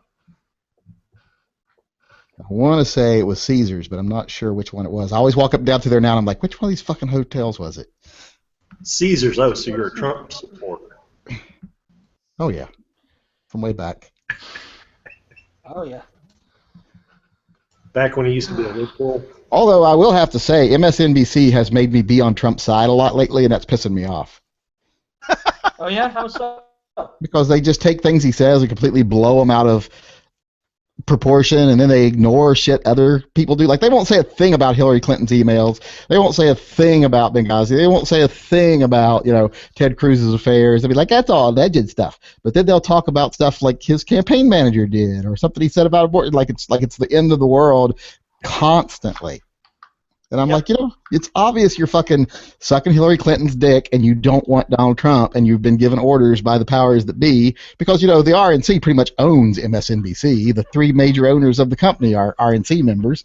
So they're telling them what to say, and they got rid of a bunch of them that wouldn't be told what to say, like Ed Schultz and that black lady that just flat out said, no, I'm not going to fucking play your game. So they fired her and fired Ed Schultz, and the ones that are there now are the ones that went, okay, I don't care about journalism, I'll just say what you tell me.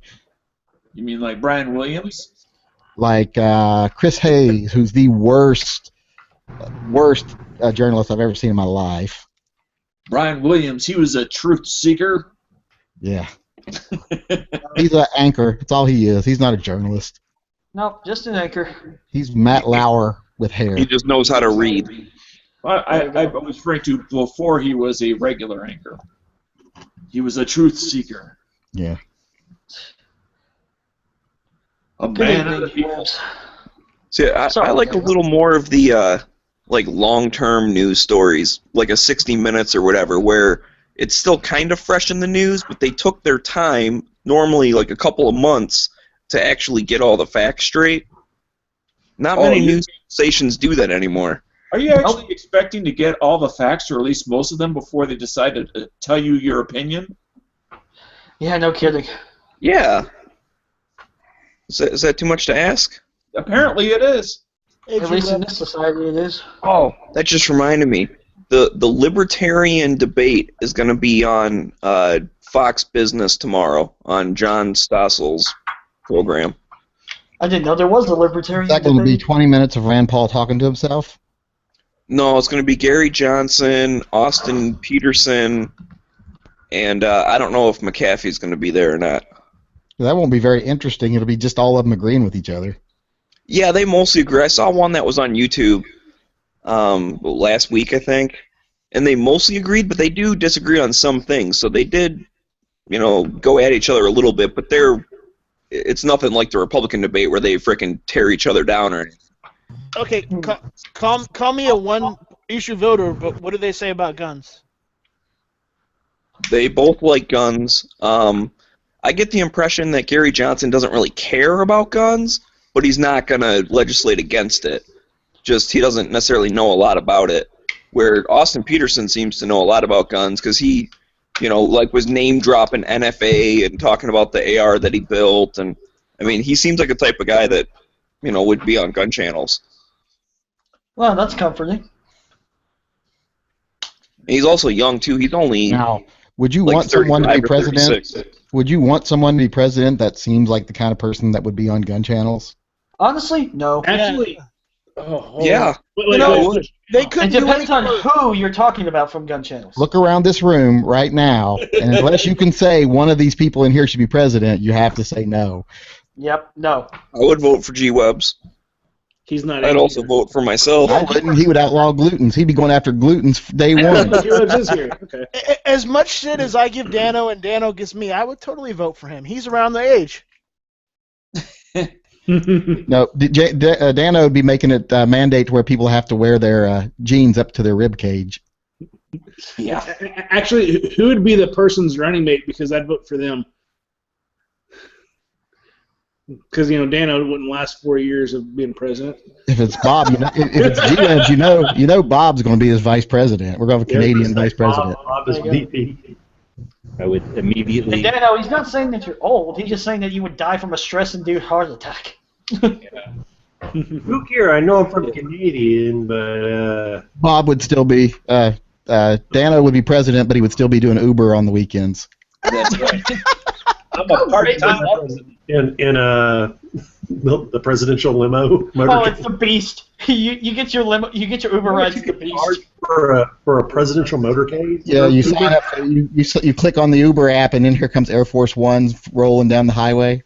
What's the helicopter called? The presidential helicopter. Marine One. Yeah, Marine One. It's like you did an Uber helicopter service. It's Marine One lands in your front yard.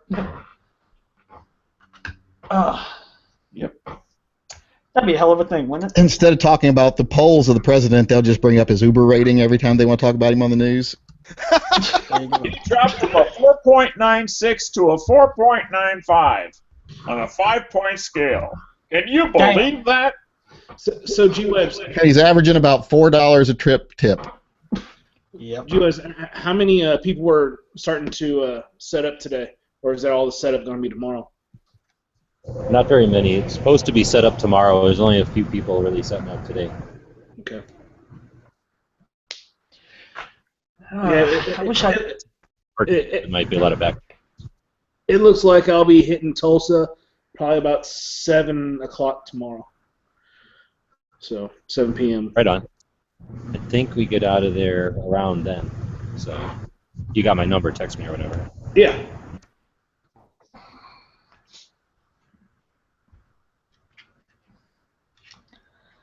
Yeah, I predict you're gonna. I'll be right back. Go ahead.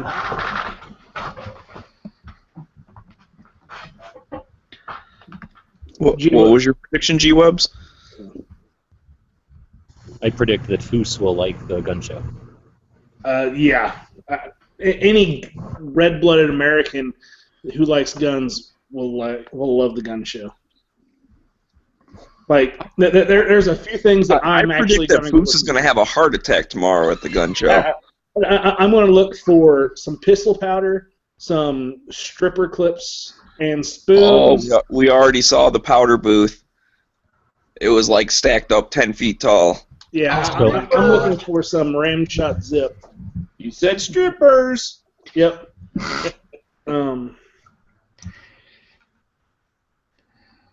At least my money will be going to a good purpose. Strippers. Yeah. There you go. I wish I could find some half-decent stripper clips for my guns. Just keep finding the Chinese ones that don't work for shit. Very true.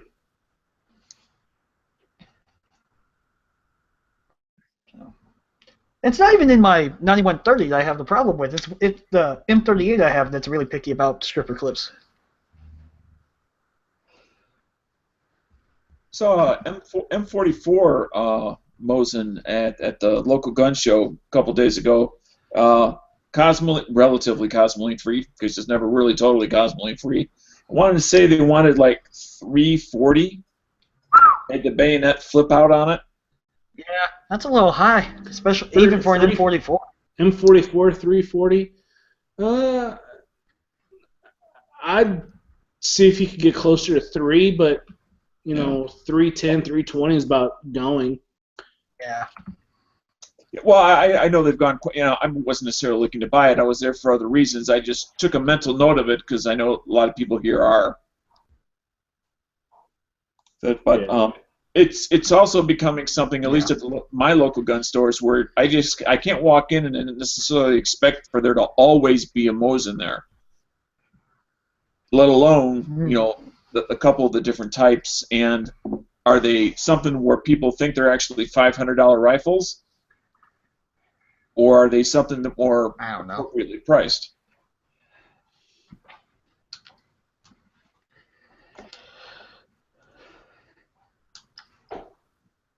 Like say, I have 2 Mosins, so I've kind of gotten out of the Mosin game for a while. I haven't been paying attention. Yeah, I got M44 and a Type 53, and I'm not looking for any more. Or you didn't get yourself an Archangel stock and... Oh, absolutely. Totally redo it. I got a scope on it. I got everything. I got a $120 rifle and turned it into a $600, $200 rifle.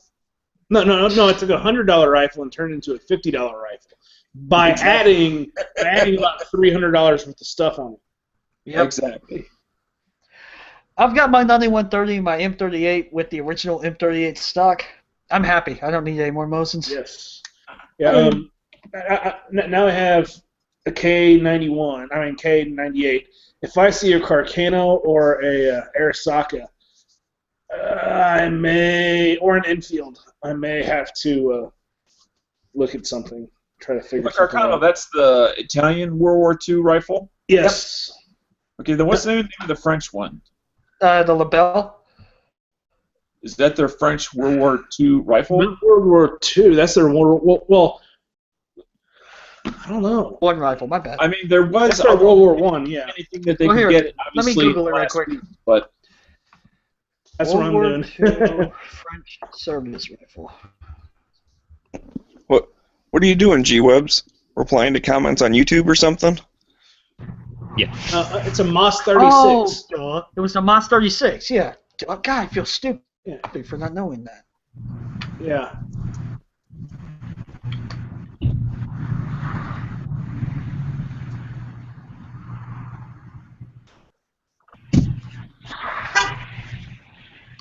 G-Webs. G-Web, somebody honked at you. Shoot him. Yeah. Did you see that there was a message about an AK Builder tool? And I'll leave it at that. No. Where? On gun channels. I've been at this partner around all day. Okay. Well, I think he's talking to somebody else. What? I don't think he's talking to us. No. Talking to you. Are you talking to me? So you talking to me? Did you see the thing about the AK Builder tool or no? That's what I'm saying. I've been partnering around at the gun show all day. What was it? What's it? Basically, someone is offering their AK Builder set to the to our group. Yes, to be able to pass it around to whoever wants to build an AK. Oh, that's super. One of the gun. Yes, someone on our members. Yes, I did message him, letting him know, and I thanked him, and I let him know that we would contact you and let you decide how you wanted to handle it. But I thanked him for the donation at this point. Right on. I don't need to be involved. If anybody wants to do something like that, go for it. Awesome. Well, I just wanted it to, not obviously here live, but, to discuss it a little bit first before. Right on. Well, I don't know. I can't smoke in there, so I have to be out here. Yeah. I think I have one possibility of a good way to handle it, but it's not something I wanted to discuss live. And Dano means he wants to take all the tools and act like he's passing them around. I understand. I want to be the tool master. And then make a bunch of fake accounts and say, "Oh, thanks, Dano, for giving me this tool." Hey, I saw that finger. Yeah, it's Facebook. It's taken. Gun channels, bam, right up, right in your face. This thing, forever. Stupid Facebook. You even use Facebook? What the hell's the point of that? Yeah, you have to. Just like talking to 9mm people, it has to be done. Hey, Aw. I resemble that remark.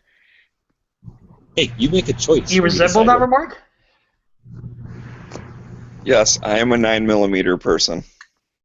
Same here. And I love it. Well, yeah, so am I. I am not ashamed. I love it.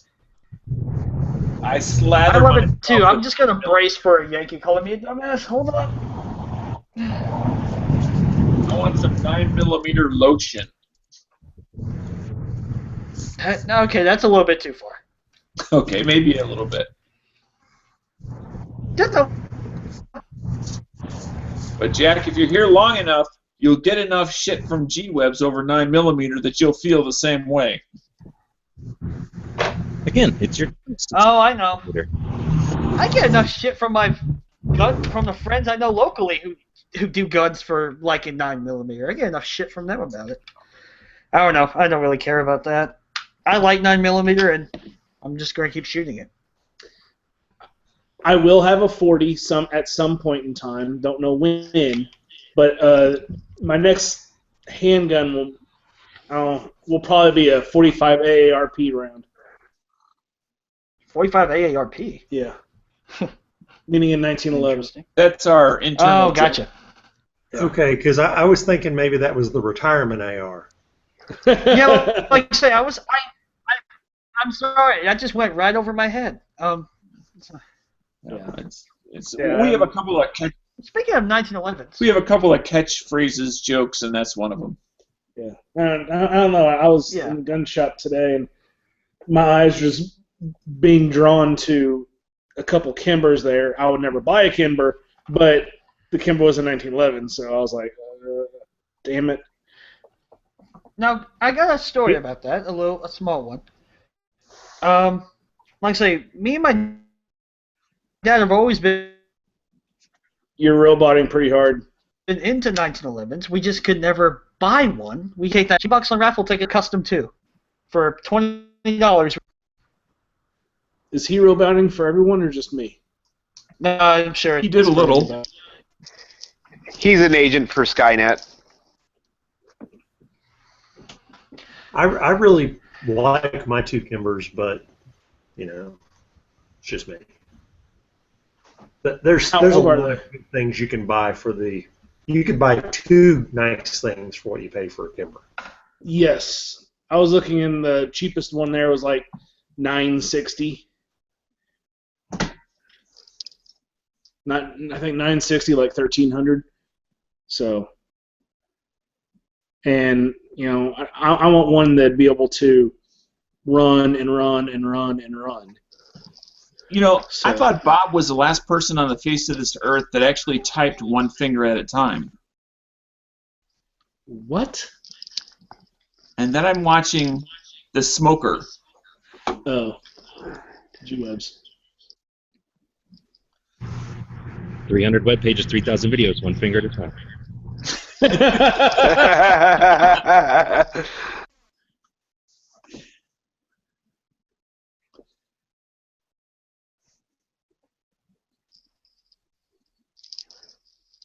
So I'm standing there doing this, whatever you were calling these pictures. What are we calling these things? What the hell? Oh, with the magazine being the wrong thing or whatever? Yeah, so I'm taking this picture at the show there. Yeah. Yeah, I took a picture and some dude goes by and he's like, oh, one of those pictures. So I'm like, yeah, and I tagged him in the... So I met some dude who's put the Instagram. That's cool. I just want to point out that my hand with the banana clip was the starting of this, even before it was a thing. I did it months before it was cool. So then you were just weird? No, I was bored as hell in a hotel room out of town, and I had a banana left over from breakfast.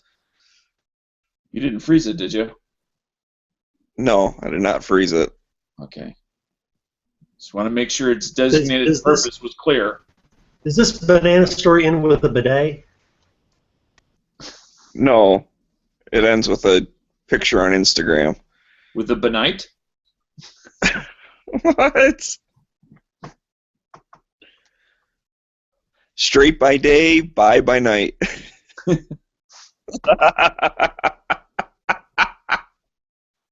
There he goes.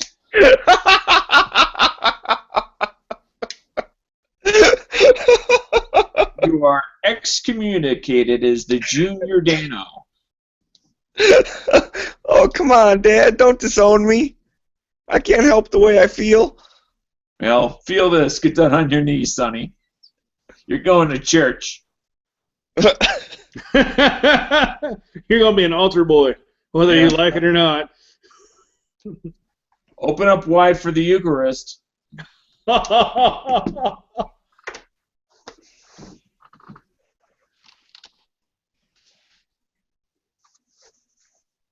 So smeggy. What? He's recovering. Gentle. He's very sensitive right now. I'm out shooting today, and this was 2 mags at 10 yards at a medium pace. I was aiming right for that A. That's pretty darn good. My sights are off just a tad bit. Well, you missed a couple. I mean, were they reasonably rapid shots, or was it shoot, wait, aim, shoot, wait, aim?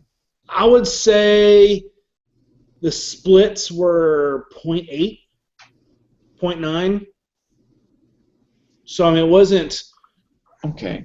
Not rapid fire, but not right. Slow to aim, slow to fire, kind of like that medium high pace. Yeah. All right, guys, I'm out. I'll see you later. See you, Night. Alrighty, Night Striker. Hey, Appreciate it. hey, I have a question for you guys. You guys might be able to help me with.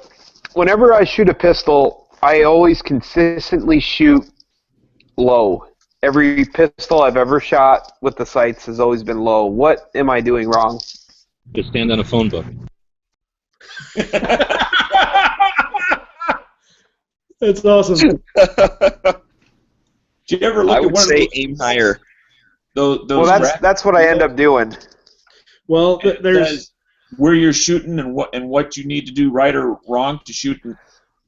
What's down at the 6 o'clock position? is it every pistol you shoot? It's every 1911s and Beretta 92 Glocks. I can never hit at point of aim. I always have to adjust where I'm aiming. Does Do you anybody think you're remember those consistent? charts? Yeah. Do you think you might be consistently pulling the jerking down, anticipating the recoil right before you pull the trigger? Because usually, if you're doing that, it's pretty consistent that you're dropping right before at the same point every time. So. Yeah, that's mostly probably going to be trigger pull or you know how you got 2 sights? Like, don't. Yeah. Like that, dude. Yeah, but don't. Yeah, that'll make you shoot low. The other thing, and I will admit I'm getting this from something else, so don't worry, it's not my advice. It's actually, I think it's actually Pat Kelly, so he's good at shooting. Anyways, he was talking about when you go to pull the trigger, like a lot of people instinctively like clench their whole fist, and that kind of pulls the gun as well. If you look at my thumbnail picture, or if you actually just click on it, it'll go full screen so you can actually read it. Nice. And if you read it and you look down at the 6 o'clock position, if that's where you tend to be shooting, this is what I refer to as the standard wheel. Now, it doesn't mean it's true for everybody, but You're flinching, you're flinching, you're flinching, you're flinching, you're flinching. I like the one where the circle says, like, yeah, do that. And then around the outside it just says, you suck, you suck, you suck, you suck, you suck. Actually, that's not the wheel. Doesn't it say Mini 14, Mini 14, Mini 14? Sorry about that. I put up the wrong wheel. Yeah, you did. Sorry. Yeah, he probably has a real one that actually tells you what you're doing wrong. That's what I was trying to find. The thing is, you're probably jerking the trigger down. Yeah, the 6 o'clock, though, is flinching. So and then it's breaking wrist down or drooping head. Here, let me... Let me try to share this one now, because it's so special. Jake. Is that any better? I like the one that says jerking. Can you all see it? Yeah, we do. It's good. Oh, okay. Okay, so Clock position says you're either breaking your wrist down or drooping your head. Okay, hold on. I know the actual solution, Wendy. When you go out... What's that? This is in all seriousness. When you go out to the range and you're aiming at the target, aim dead on and then squeeze the trigger really, really, really slow so when the gun goes off, it surprises you and Yes. see where you hit. Well, that or go out and get a snap cap, put it in the middle of your magazine, and start pulling the trigger, and you will see yourself drop. And it'll be a noticeable drop, and you'll realize that you're dropping before the recoil. Well, the slow trigger squeeze method is you do the slow trigger squeeze and start hitting it dead center, and you slowly speed up your trigger pull, and you're reteaching your muscle memory. But if you don't notice anything, then you're still squeezing it too fast. You have to squeeze as slow as humanly possible. Well, okay, so like I'm aiming at your target there, and I'm squeezing, and boom! You know, like we're talking like a 2-second, 3-second squeeze. Just real slow and steady. And I was repeatedly doing that, and then speed up, and you'll keep hitting the target, and you'll retrain your muscle memory. Yeah, I just haven't put any time in the pistol shooting at all. It's kind of on my end. So I was kind of hoping there'd be an easy solution, like quit whining and pour some No More Tear shampoo on my hand, and then it'd just shoot great automatically. So something like that. Oh, well, hold on. You could do that. The good news is it doesn't take hundreds or thousands of rounds to figure it out. You literally you shoot very little to try to figure out what you're doing wrong, as long as you do what Nathan's referring to. That or always put your frame of your gun on a table so you can't jerk down. You could tie balloons to your wrists.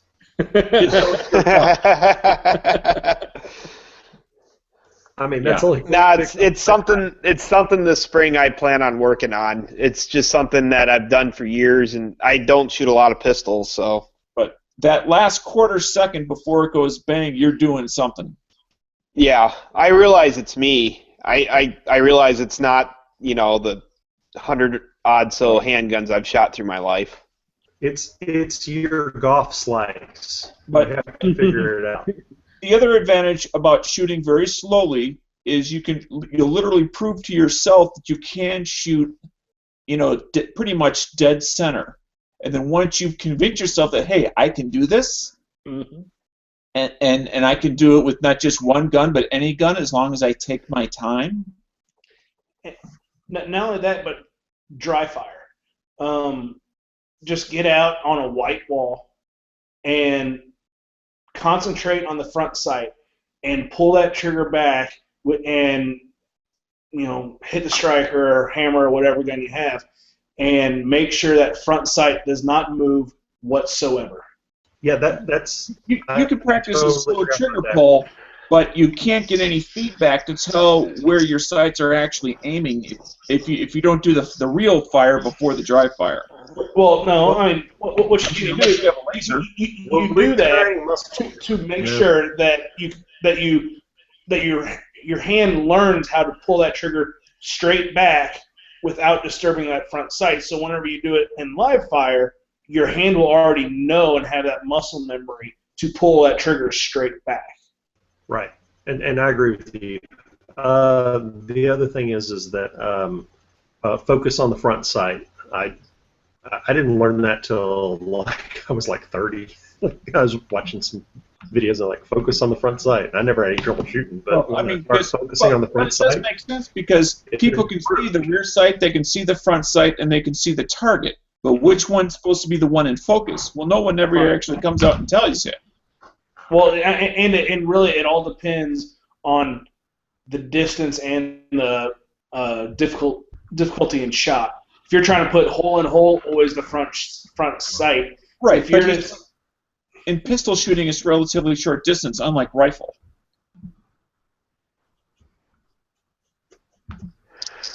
I think another problem I have is I am consistently cheap on buying handguns. I don't own any expensive ones or even medium range ones right now.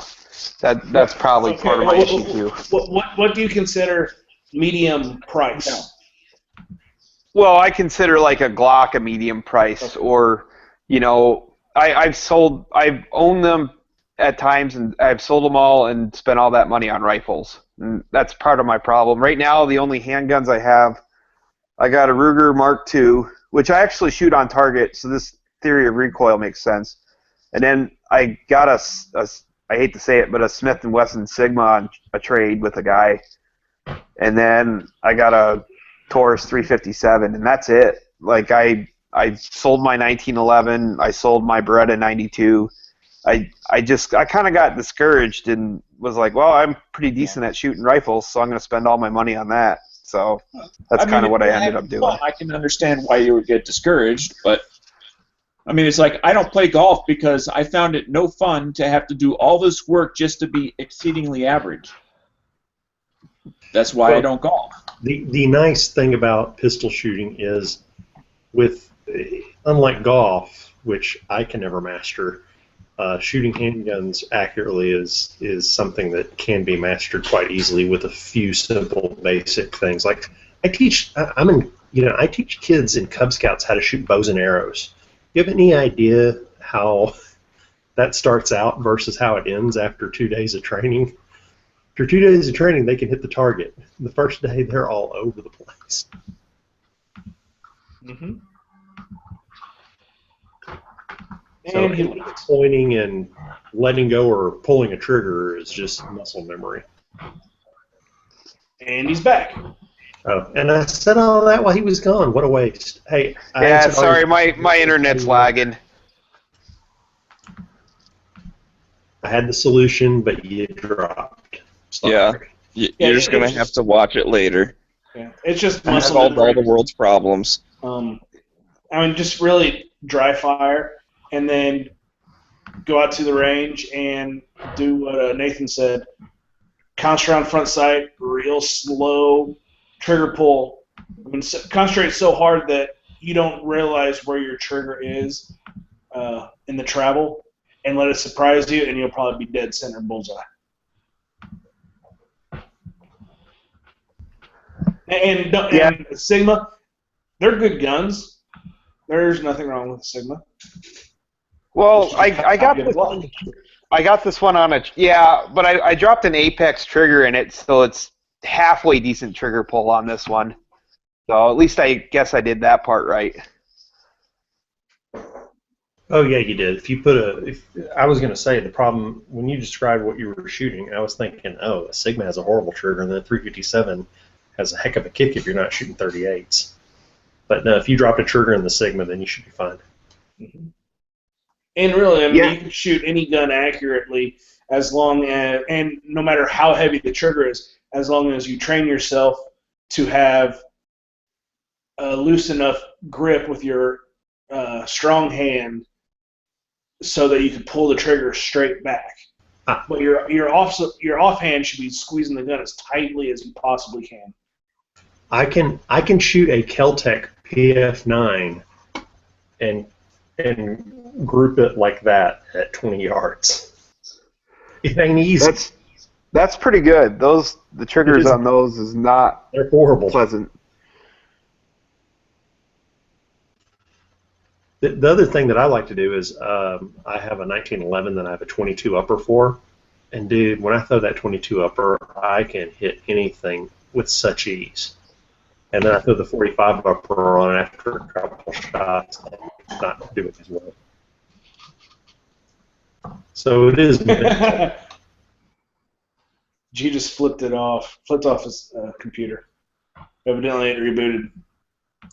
I flicked off TurboTax specifically. Oh, did it not? Did it not play well with you?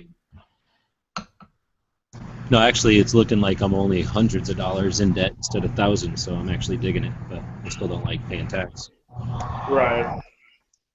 The solution, G-Webs, is just get some dependents, and then, problem solved. Yeah, but then he's going to be hundreds of thousands of dollars in debt because of the dependent. Do gun channels members count as dependents? Oh, get You could probably dependents? claim all of us. Yeah. Yeah, just claim all of us. Claim subs. Well, I would definitely argue the fact that 9mm shooters are mentally deficient. Here we go again. All right, you can add me as a dependent. It's your choice to shoot whatever caliber you want. You could shoot 45 AARP. You know. Yep. Or you can shoot the round the police used to shoot a lot, but they've now given up because they found out it doesn't work very well for them. That's the 40.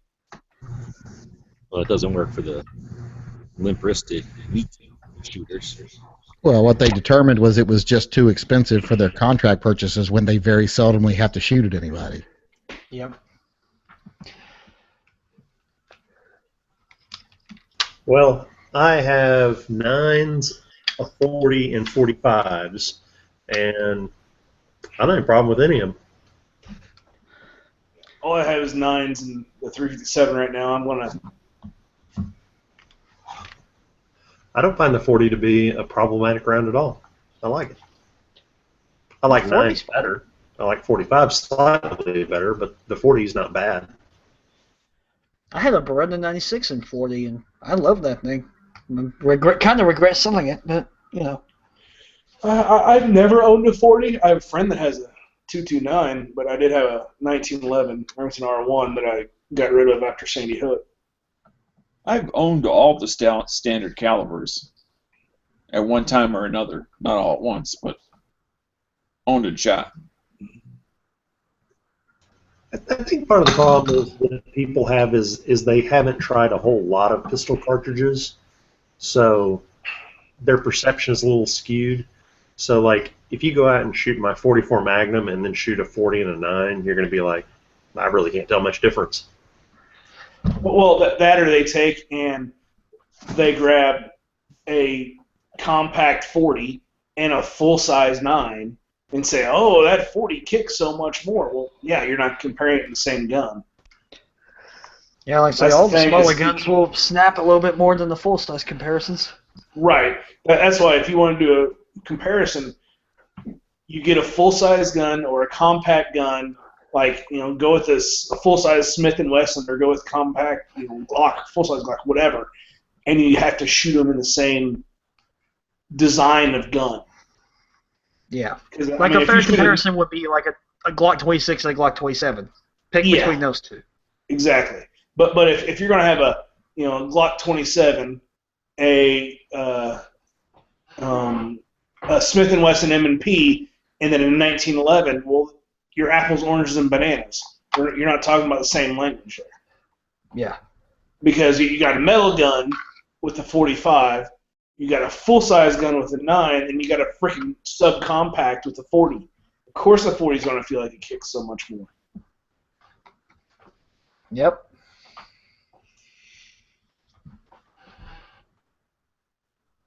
What handgun calibers do I currently have? Fistful Palmer said he might buy a 40 tonight. Yeah. The G22. Yeah. I have 45, 9mm, 460 Roland, and 357 Magnum as pistol calibers out of what I own. So.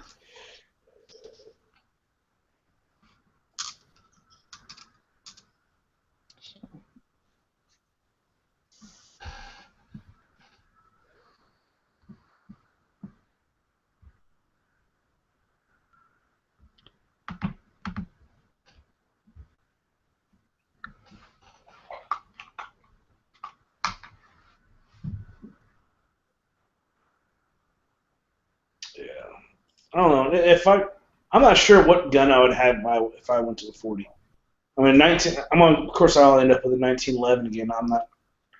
I mean, that's what gun would you get? With a 40, I'm not sure what I would get. I know. You would get some sort of CZ. I don't know.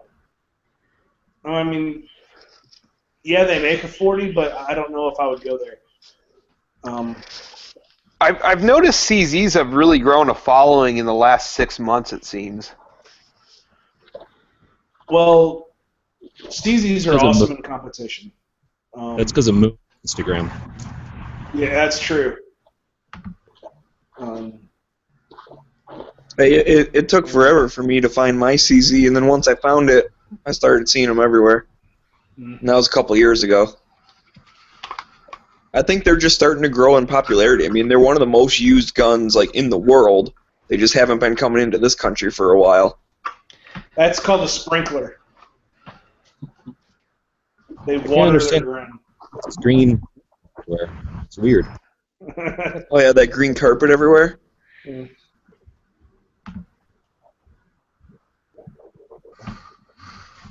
I like how Freedom is moving the American flag and the Oklahoma flag, and it's like, hey, well, fuck you, Ramada flag. The hell are you flying a hotel flag for? And then he leaves. He gets dropped. Uh-oh. No. The hotel heard him and he cut out his internet. No, I don't no know. free Wi-Fi for you. So, for 40, I'm not sure.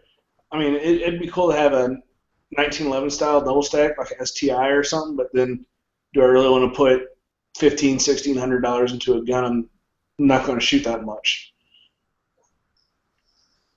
You know, Okay. or Talk shit about Ramada. They kick you off their wireless, I guess. yeah. That's what I said. Look, and now their flag's flying. See? Hi, Jack.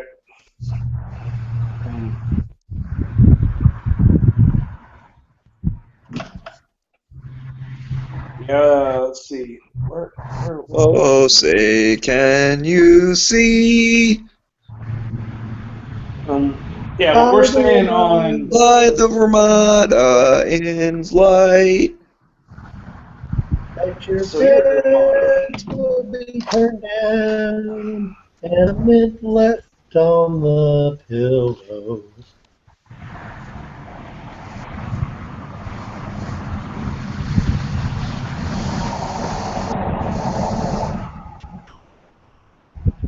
Oops, I didn't realize it.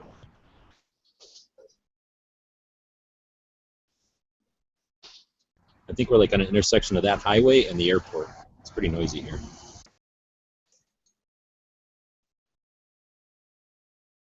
So you're modded. Or are you just not used to civilization because you live in the middle of the desert? There's so many people here. They're all drinking water all the time. There's like giant pools of water that they go into. It's weird. Yeah, it looks like your hotel is like 10 minutes away from mine.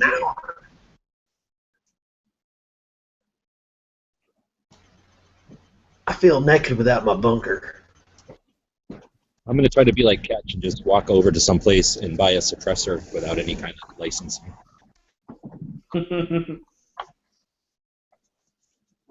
Hang on, you got to be wearing that shirt with the crazy-looking dude. We have a couple of people in gun channels at one time that were from Oklahoma. Yeah, B226 Nut is here. I met him today. Yeah. And who else is in Oklahoma? Yeah, I gave P226 my cell on IG. Hopefully, I could meet up with him. Well, no, but B226 Nut took a picture of G-Webs and put it on Instagram. Yeah, he did. But you don't live in Oklahoma. See where his table is when you get here. He's selling stuff. What was that? Oops, sorry. P226 Nut has a table here, so I'll tell Foos. Oh. Yeah, that'd be awesome. I didn't know he was in the industry. Well, he doesn't have to be. I mean, it's a gun show. Any one of us with a big collection or a decent collection could go there and get a table. No, I understand that, but still, because the tables are not free. Oh shit, Daniel can see my cell number. That's right.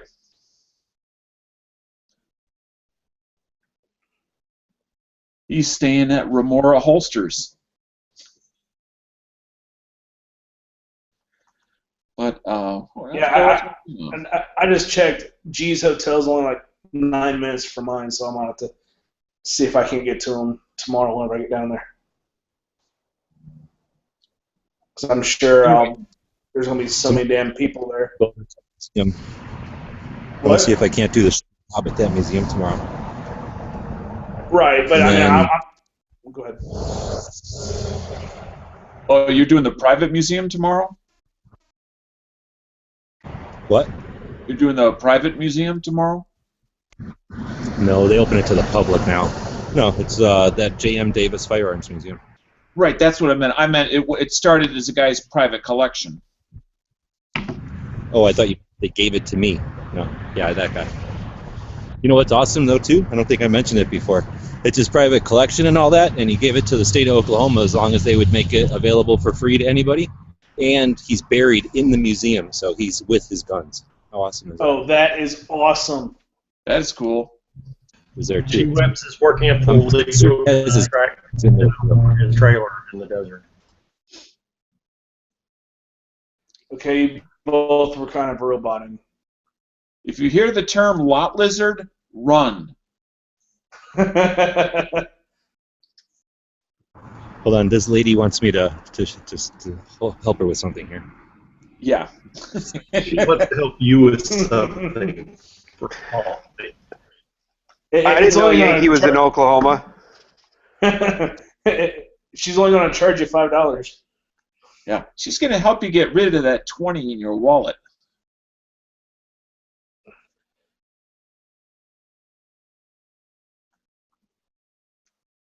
I'll tell you what Oklahoma does not have is decent Mexican food or any hot sauce at all. They're like, I'm like, can I get some hot sauce for this eggs?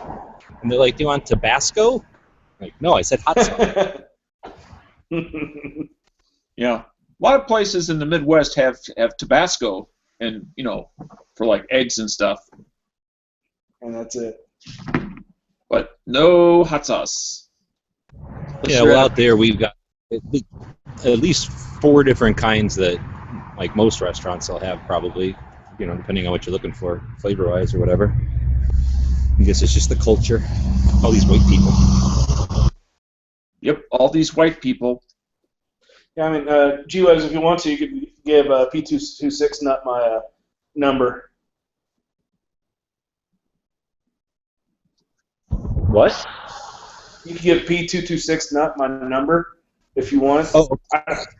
Yeah. I mean, I sent it to him on Instagram, but he hasn't responded, so I didn't know if you got it or not. Now, he's been off at gun channels for a while, hasn't he? I'm trying to talk him in to let me shoot that full auto Mac 11 he's got. I don't know where he shoots at or whatever, so I don't know if that's a deal or not. Ooh, that don't look too good. Zombie down here. So you're hinting if we leave gun channels for a while, G-Webs will meet up with us and go shooting to bring us back into the fold? Only if you have a full auto Mac 11.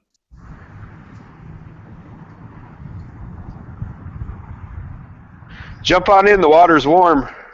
I don't think it's warm nor clear. It's warm. There's zombies in there. I know it. I'm sure it's got a beautiful taste.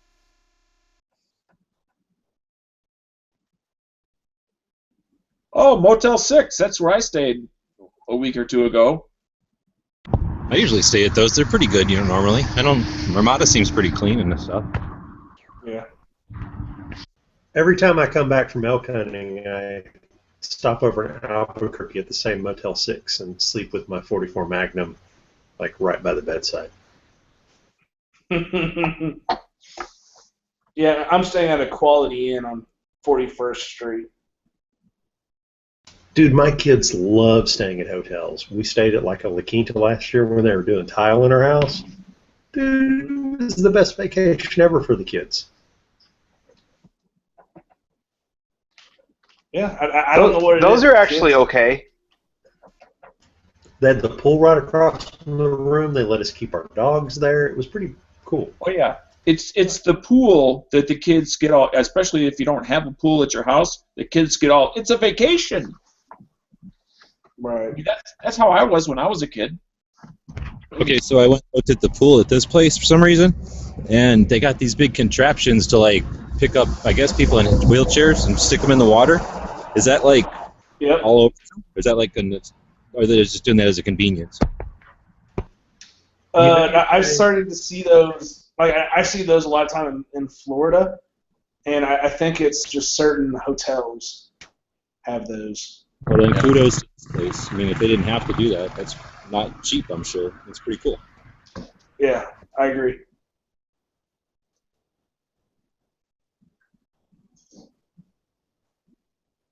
I'm trying to come up with a joke here. There's got to be a joke here. I'm still trying to think of it. You know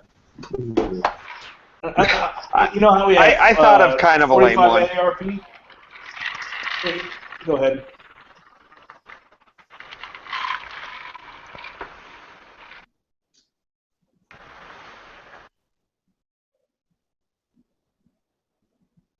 Okay. You know what else is cool about Ramada? Since I'm doing a commercial for Ramada, I guess. They let Bob put a second bed in the room without charging him, so I didn't have to sleep on the floor. But that was pretty cool. Awesome. Does it mean an air mattress or cot? Probably a roll away. I would just sleep on the floor. Anything's better than concrete. Why don't you guys just spoon? I don't understand. I'm confused. So they put a second bed in the room, or just let him put a second bed in the room? They probably have a roll away bed. Roll away. Okay. I was confused. I thought they were called cots. When I think of a cot, I think of an army canvas cot, where it's just a wooden frame and a canvas. No, the ones that the ones that the hotels use around here, it's like this, like a single-size bed that folds up. Right. And then it's got four wheels that you can just roll it away. Right.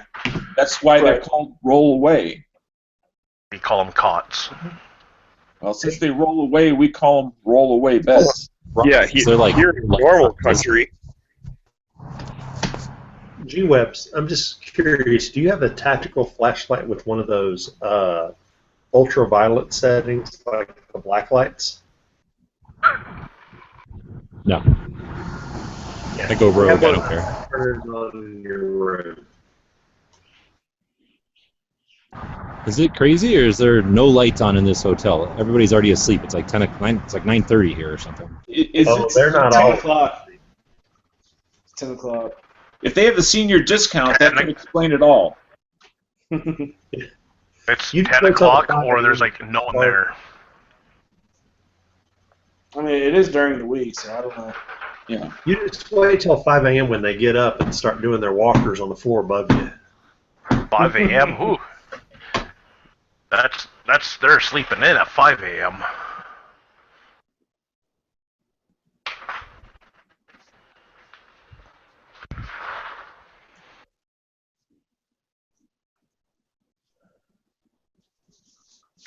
Bob!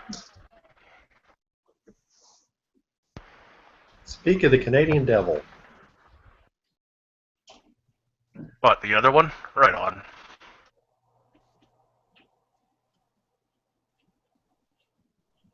Wait, I don't see Biker Bob. What's up? He's in the external. Oh, I was going to say, why did you say Bob? Because he just popped in and said hi. Oh. And I said hi, Bob. All right, well, I'm going to bed. We'll catch you later. Later.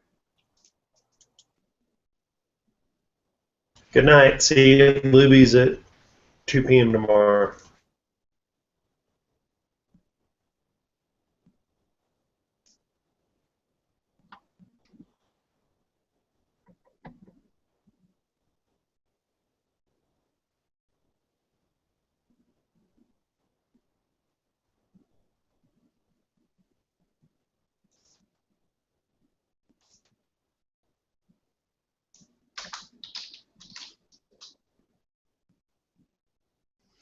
Wow, who would have thought Dan will even would have killed the chat?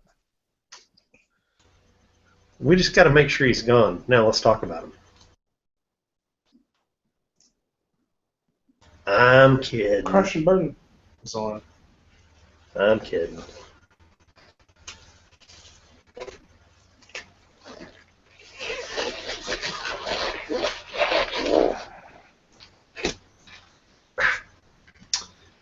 So, I got a customer. What are you getting ready for? What? Then what are you getting ready for? No, that's not for on camera. I'm working on holsters. So, got a customer of mine who he came out and he's like, just got a Glock 43. I need a holster for it, but I want to keep it between my truck console and the seat. And I said, well, show me what you're thinking of. And he goes out and shows me that, and he goes, I'm going to carry it too, but I want to keep it pinned there where the cushion pushes up against it real hard. And I'm like, dude, I got the perfect holster for you. Because this is an inside the waistband holster, and it's flesh out, so this part's rough, and then this bigger part, it's got a piece of aluminum in it, been around it, that'll keep the mouth open when you stick it down, so you just shove it right down between the console, and it's smooth on the inside, so you just pull the gun right out, and it won't come out. It'll stick there from the pressure. Cool. The aluminum in the throat will keep it open from the pressure too. So, like, dude, what you're describing, I got the perfect solution for. That's rarely the case. Right on. How's it going, Bob? Now he came in.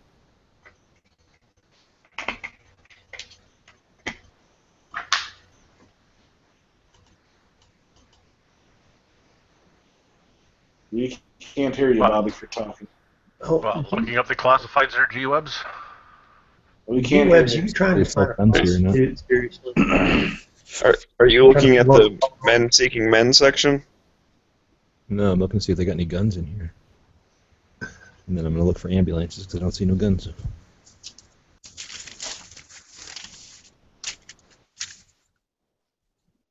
Hey, how much is that Corvette? If I buy a car, I can piss off Bob and drive home myself. Yeah, buy that Corvette. If I had enough money to buy that Corvette, I would just go nuts in the gun show. Like foaming at the mouth, running around with a big bag of loot. I mean, one ambulance in here, what the hell? Now, quick question, G-Webs. Out-of-state gun shows, you could buy long guns, but you can't buy pistols, right? Well, yes and no. It depends on your state's reciprocity or whatever it's called with that state. So Arizona's usually pretty cool, but I can't say for certain. I'm sure there's some states from which I can buy long guns without any problem. But I'd have to look at... Usually I have a list at the shop that I borrow, or I look at their list. But I don't know if Bob brought that or not. I mean, I am border state with Oklahoma, so I'm thinking I should be okay if I want to buy a long gun. Well, anyway, it doesn't matter. I have a FFL. My local FFL actually has a table there, so if anything, I just walk it over there. Yeah, exactly. You can just let him take it home, and then you take it from him whenever. Right. When you get home or whatever. Right. It's a mouse. Or couldn't I do it there because he has a dealer and? No, you can't. Well, it depends on if your state can't, but he is not a dealer to you out of state. He's a dealer to me out of state, I think. I don't know. That's a good one. That's definitely getting convoluted. They should just remove all those stupid-ass laws, and then we wouldn't have to worry about it. We'd all be legal. Absolutely agreed. All right, where did I put my one cord at?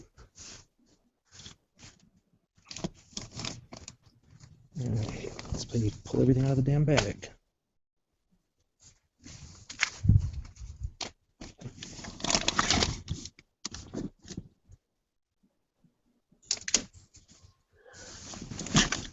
All right, well, I'm out, guys. I won't see you till Monday, so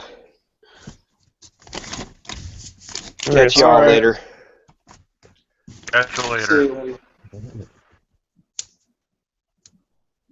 How are you doing, Bob? Still haven't heard a peep from you.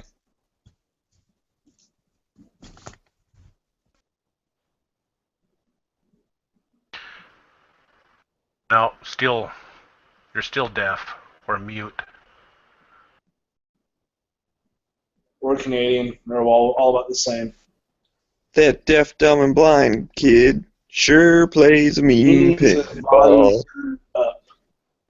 Well,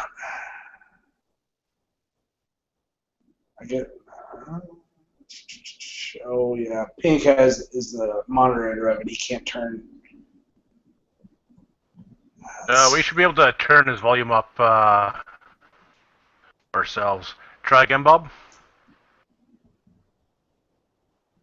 Yeah, no.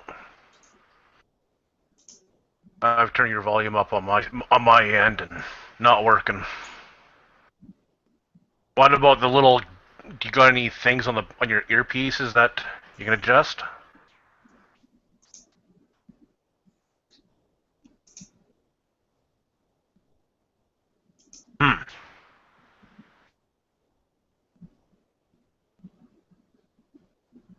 Did you plug it in properly?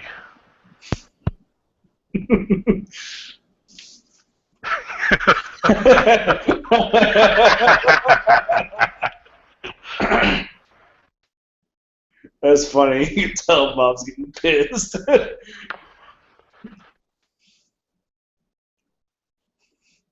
Canadian dissing another Canadian. Oh, that's how we're so friendly around each other. We piss each other off, and we're probably one of the only. Sorry a whole bunch.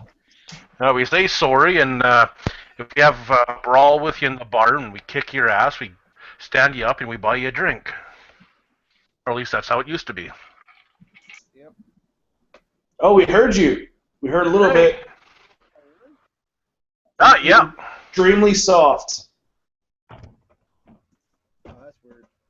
So you didn't have it plugged in properly. No, it's actually unplugged right now. So we're. My microphone on the headphones. Could be. Getting me through the laptop microphone. Yep. Now, can you hear me now?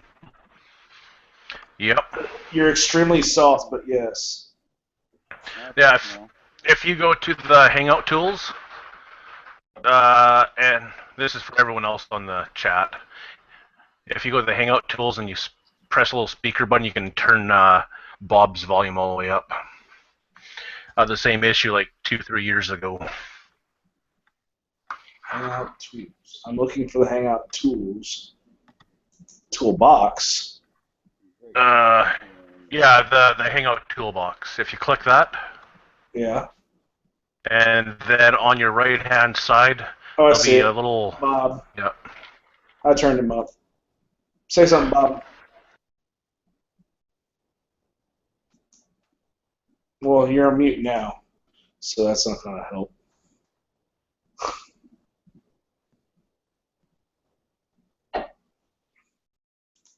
You got yourself muted now, Bob.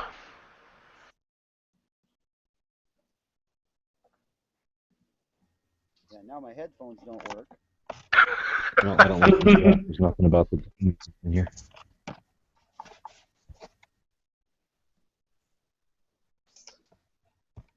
Hey, Levy. I'll sit out here until I piss the neighbors off by making too much noise.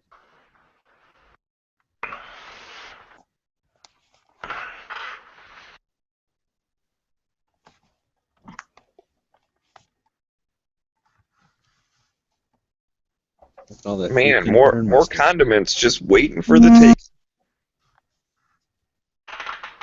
Free condiments? That's the greatest, man. Then you never have to buy them. Oh, right on. Waffle maker. Dude. Butter, no, even no. Hold on, do they got one of them waffle makers that are the shape of the state you're in?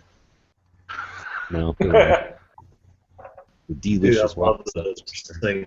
Texas waffles and Louisiana waffles. What? They come out of that thing?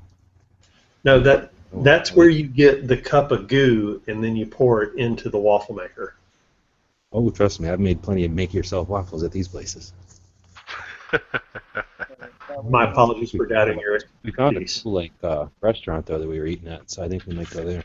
But this is free, so I don't know if we hear enough. Free continental breakfast. Use and abuse it while you can. Dude, my wife loves the continental breakfast. Loves it. At this place, it's pretty good. That looks like a pretty decent spread, really. I'm sure there's something in there, maybe. Well, okay, so But these in places the little sometimes have refrigerator, hard-boiled eggs and cereal and all different kinds of toast sometimes. they'll stock all that stuff like at 5 a.m. in the morning. Yeah. Yeah. They just don't want people all night long being drunk and going in and cleaning out the Yeah, fridge. exactly. Being all drunk and like, oh, I want 6 waffles. Okay, threw up after 3. And then they barf up off the floor there. So you're saying that Marcos Cheers, there- man. You must get a ton. What's Oklahoma doing? Do they have like a lot of sports or something here?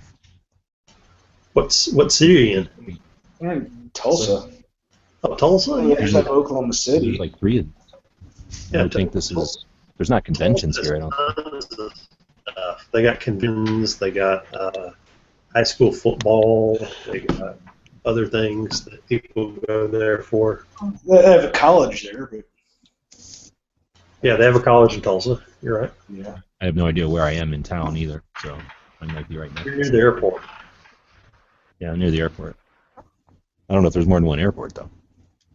No, Tulsa. These There's don't look like private planes leaving. These don't sound like real planes. They sound like private or smaller jets and stuff. Yeah, I think it's just a regional. I don't think Tulsa has like an international airport. I think they just have a No. 747 and smaller airport. Yeah, I mean, just a twin engine, probably 2 to 4 seated crossed aircraft. Yeah, they're probably running that, what do you call it, like American Eagle crap Yeah. in and out of there. Yeah, small regionals. Well, that and around here, you All right, you ready for a puzzle that I got a thing here? So, okay, let's see. So some lady wants to know what the grocer charged for small eggs. I paid 12 cents for the lot, but I made him throw in 2 extra ones because they were so little. And you see that made them cost 1 cent a dozen, less than his first asking price. How many eggs she received? What the hell? How are you supposed to read that? It's a riddle. Yeah. threw in 2 extra eggs, so she got 14 eggs, right? Somehow they're saying the answer is 16 eggs for 12 cents, which is the rate of 9 cents a dozen. She made him throw in 2 eggs, so she got 18 eggs for 12 cents, which is the rate of 8 cents a dozen. Or whatever. That's too much work. I don't like that. So you don't know what a lot is. Who knows what a lot is except for someone really old like Bob? Hey, those are fun, though. Oh, look, they're very committed to green environment. Looks kind of yellow to me. Oh, that side's green. Yeah. I don't know, it's just something on the tables. The tables are all clean, but those things just feel like they got syrup or something all over them.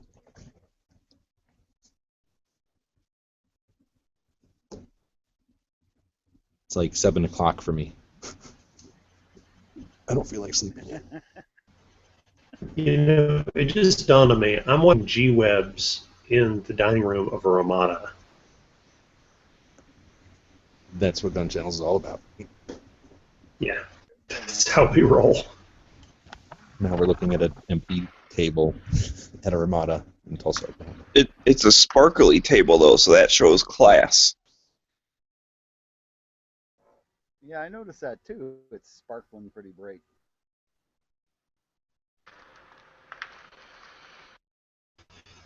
So here's what I'm kind of trying to imagine in my head. Bob is outside in the RV, and G-Webs is in the Ramada, and they're running a special secret mission like Mission Impossible.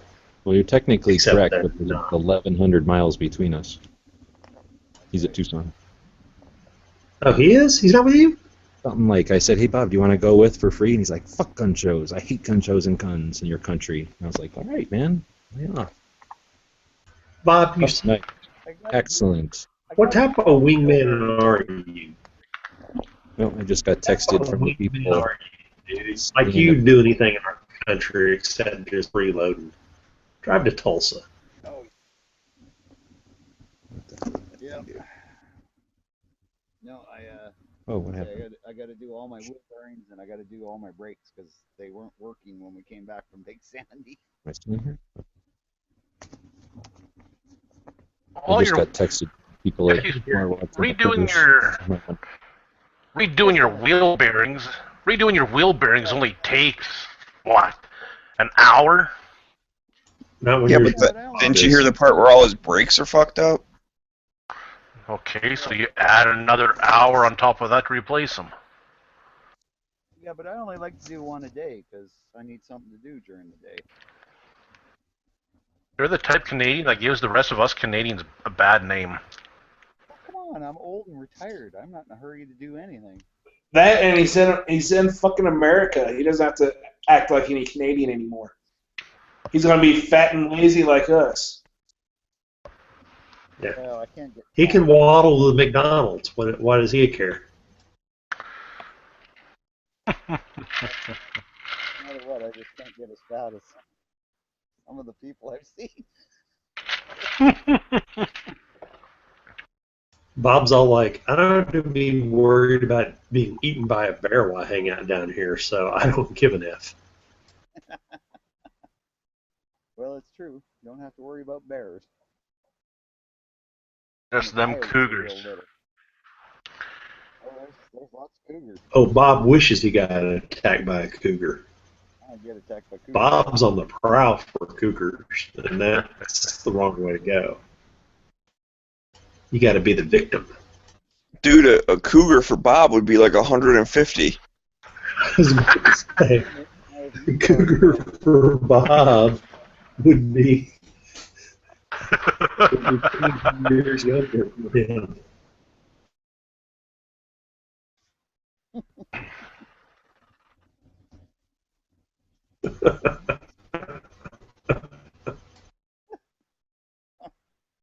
Oh, fuck.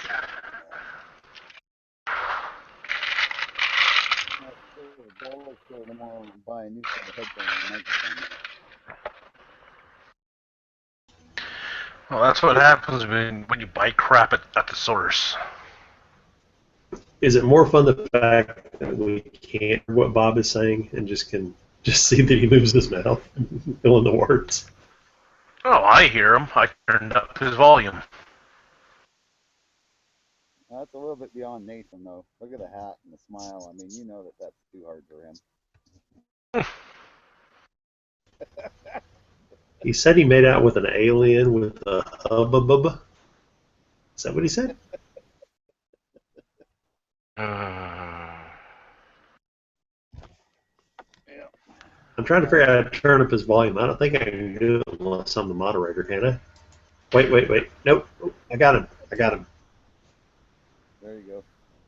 Oh, okay. So go to your Hangout toolbox, click on the audio symbol, and then turn Bob up full power, and you can pretty much almost hear him. Yeah, but the bad thing is that's just for you, so the people out in the external won't be able to hear him.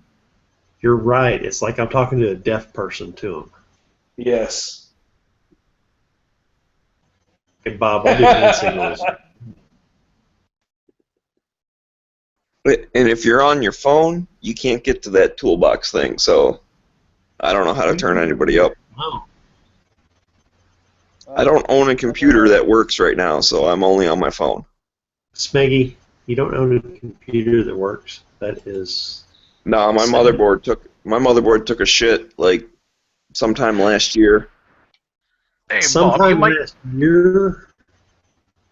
Hey, Bob, you might be able to go into your settings there and turn your microphone up. Yeah, no, it's cranked up all the way. I'm just going to go in and switch laptops. My other laptop doesn't do this. It's just this one for some reason. I got one laptop all set up for doing stuff inside the trailer, and another one I can just take in and out. So, yeah. And my rocket stove, my BioLite stove's almost gone out, so I might as well go in. It's off out here. It must be down to 69 degrees. 69 degrees. Are your balls sweating? Oh hell no! It's starting to get. I'm getting used to this now. Now it's cold when it's that temperature. Hold on, I'll be right back. My kid's buzzing.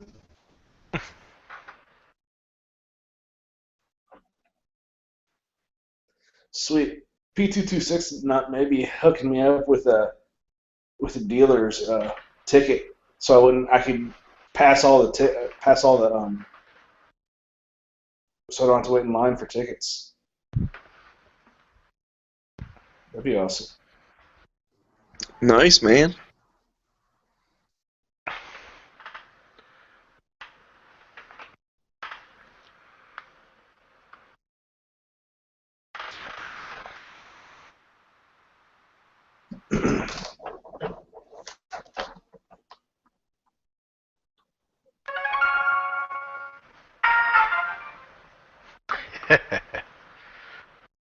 Someone's playing Clash Royale. No, not at all. Oh, what game are you playing then? Clash Royale. That's what I just said, asshole. And I was being sarcastic.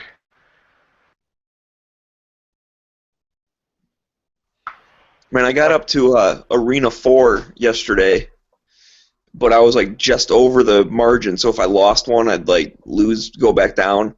So I waited to like unlock all of the chests so I could get a better chance of getting all the stuff. And then I played a couple matches and I lost, and so I'm back down in 3. But now I'm kicking ass because I have the Inferno Tower and the Tesla Coil and all the other shit. Yeah, I got the X-Bow. Oh, I want that thing so bad. Dude, it's so cheap, man. You put it on your side of the field and it can fucking hit the tower from across the bridge. Like, what the hell? Yeah, but it costs a lot and it takes a lot for it to charge up to start. Like I got like the swarm of skeletons can take that thing out before it times in. Yeah, but they still got to get like across the bridge and shit. So if you have like just some stupid ass, like spear goblins or something, then you put that down. The skeletons will be attacking all the dinky shit, and by the time they kill the goblins, then they go to the crossbow and it takes them out. I don't know. I have trouble whenever someone puts it down against me. I pretty much, if it's on one side of the field, I'm like, well, that tower's dead. I'll just focus on the other one now.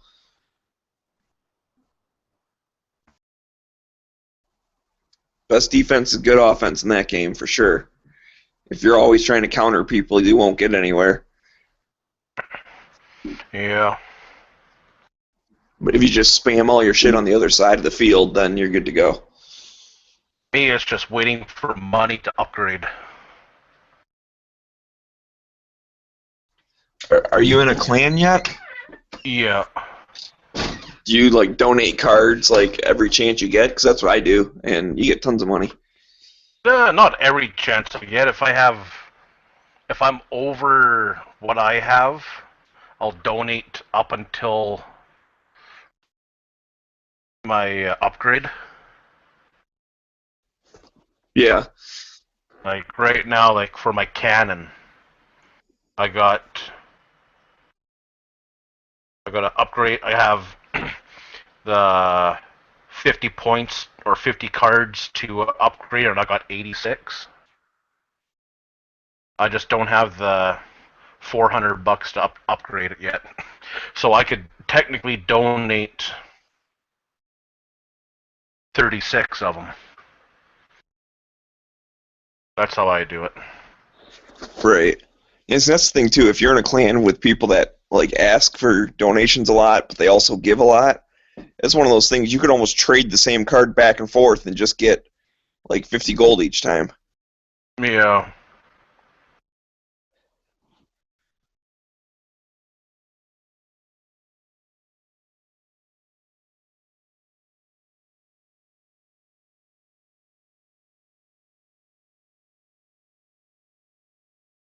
Oh man, that's brutal. I'm watching this like survival thing. These guys, this dude's like living with these, I don't know, like whatever local people, but they grabbed this fucking cow. They were holding it in place, and he like shot it in the neck with an arrow real close, and then they filled up like a cup of blood, and then they like, put some pressure on it, threw some dirt at it, and let the cow run away.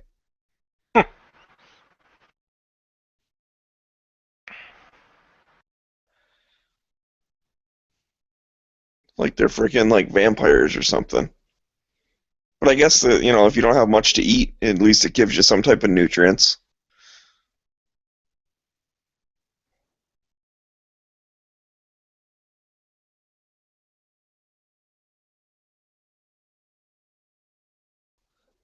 But anyways, all right, guys, I think I'm out of here. I'll catch you all later. All right, bud. Catch you later.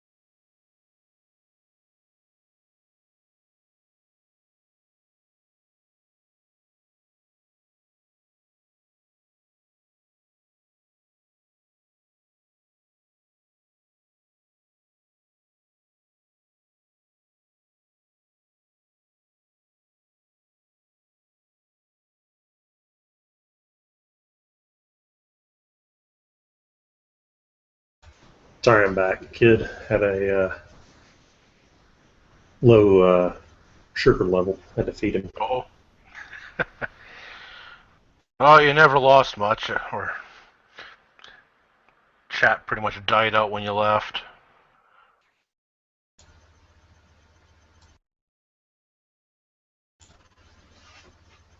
Well, yeah, it's because Yankees AFK.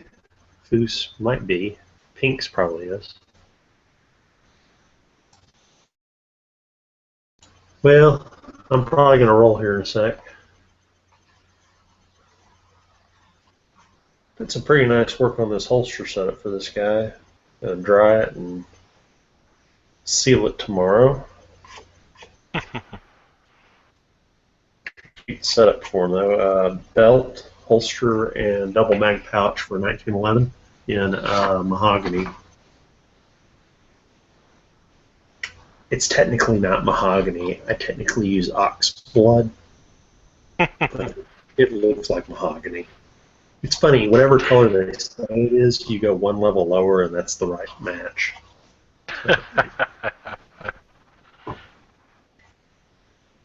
They call it dark brown, but it's so close to black you can't tell the difference.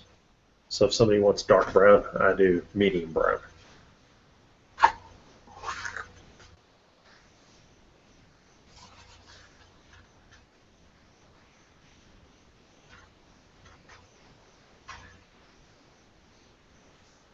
Sometimes I look at my work and I'm actually impressed by myself. Man, done a bad job there. Usually I'm overly critical.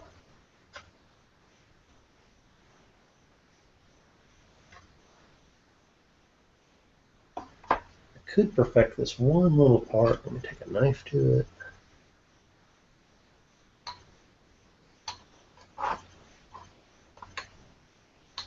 What part of Canada are you in? I'm in Alberta. A border town. So you're like in El Paso, Canada? El Paso, Canada. That would be hilarious if that place really existed. Which it doesn't. Yeah, no, I'm north of Edmonton.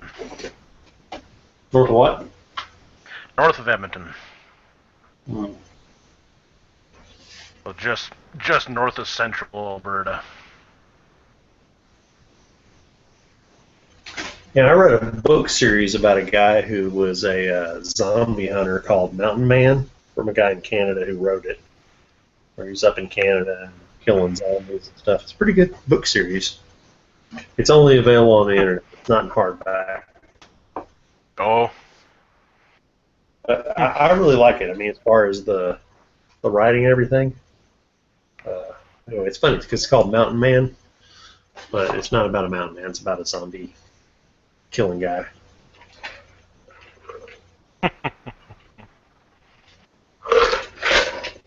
He basically lives up on the side of a mountain that he randomly ran across a house that had a wall and solar panels.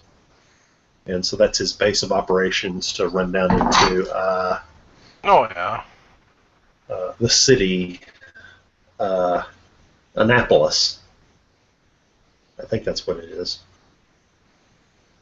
So you just made up a bunch of names?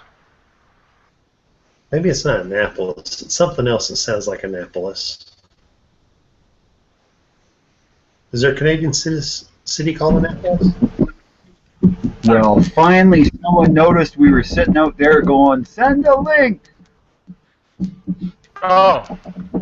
Was someone asking to... I can hear you now. Yeah, we were all sitting out there, me and G-Webs, and going, send a link! And well, G-Webs had a link. It's on Gun Channel. Lose it when if you drop out, eh? I got the same. I switched computers, so I lost my link. So I got a new link sent out. Thanks, Smith & Wesson. It was what it was, Smith & Wesson, but yeah. Goddamn bastard. We should have heard the names we were calling you guys. Oh. Well, I was wondering why you got so quiet. But I'm just not used to going over to the Gun Channel's website after X amount of time. Yeah, I hear that. Yeah. So what I miss? Not a whole lot. Okay. No, it's just I think G-Webs has now gone to do Instagrams because he got frustrated because nobody would. So it's your fault that he doesn't come back in. Ah, shit. Blame the Canadian, of course. Well, I'm blaming all you bastards. Oh, about not putting the link? Yeah. Ah, shit. No, I was talking with PT26 and my buddy I'm going to Tulsa with. He's going to get us in for no cost. He's going to get us in with his dealer. So we're going to skip the line and everything like that. So that's good. Yeah, I'm just giving you the gears. No worries. Oh, shut up, Bob. Like I really care. Yeah. So that's what I was doing. I was getting shit squared away. Oh, there's something wrong with the chat. I get Bob now. Yeah. You don't even know how excited I'm like giddy right now. I want to get down to that damn gun show just to see all the freedom. Oh. Now you know what I felt like when I first came down to the States, man. It's like, son of a bitch, I think I made a mess in my pants. Yeah, so at one of these points, I'm going to try to do a panoramic from that top deck looking down over the rest. Oh, I the did bottom that. half of the show. Where you hold your camera and you kind of do this thing?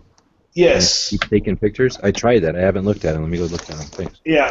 Well, I'm going to do it whenever it's like, there's Cool. like 50,000 people down there. Yeah. Ask permission first. Always a good idea to show like that. Make sure it's cool.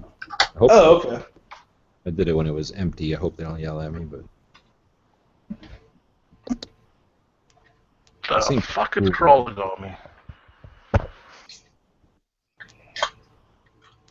Can you No, a fucking spider. That's why. Okay. Can you post those panoramic kinds on Instagram? Probably not. I don't know. What the hell happened here? There's only one way to know. Try. Yeah, exactly.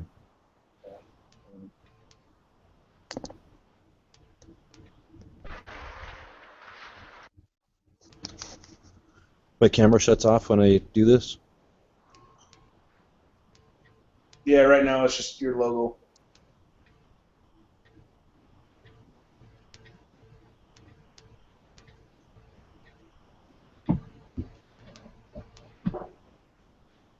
I don't even think I see them, though. That's the problem. Unless it's one of these. No, it isn't. It's one of these.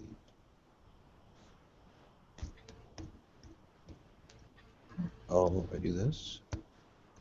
Oh, no. It'll take it, but it'll only show, like, I don't know how many pictures I took to do that, but probably, let's say 10, it's probably going to show me, like, 2. So I can show a portion of it, but not the whole thing. Oh, you can't screen share from a phone, can you? For the Hangout, I mean? It worked out really good, though. You've got a Android or something, or I imagine any phone will do it, but yeah, it worked out pretty well. It'll look cool when it's full. Yeah. I'll say, if you want to send it to me, I could like email it to myself or something like that and share it on the. Oh, okay. Hold on. Yeah. I'll text it. If I send it to your phone, does that work or no? It should. Okay.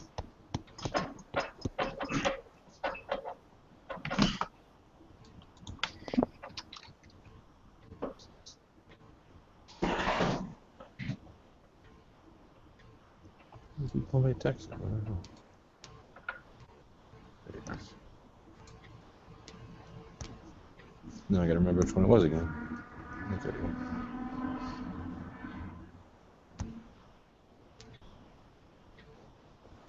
Oh, there's my baby that's coming down with me next year. Was it a high power? No. Bike. Oh, I thought it's gonna cram it into a. Yeah, it's gonna cram it through the text. Text me your email and then I'll email it. Okay.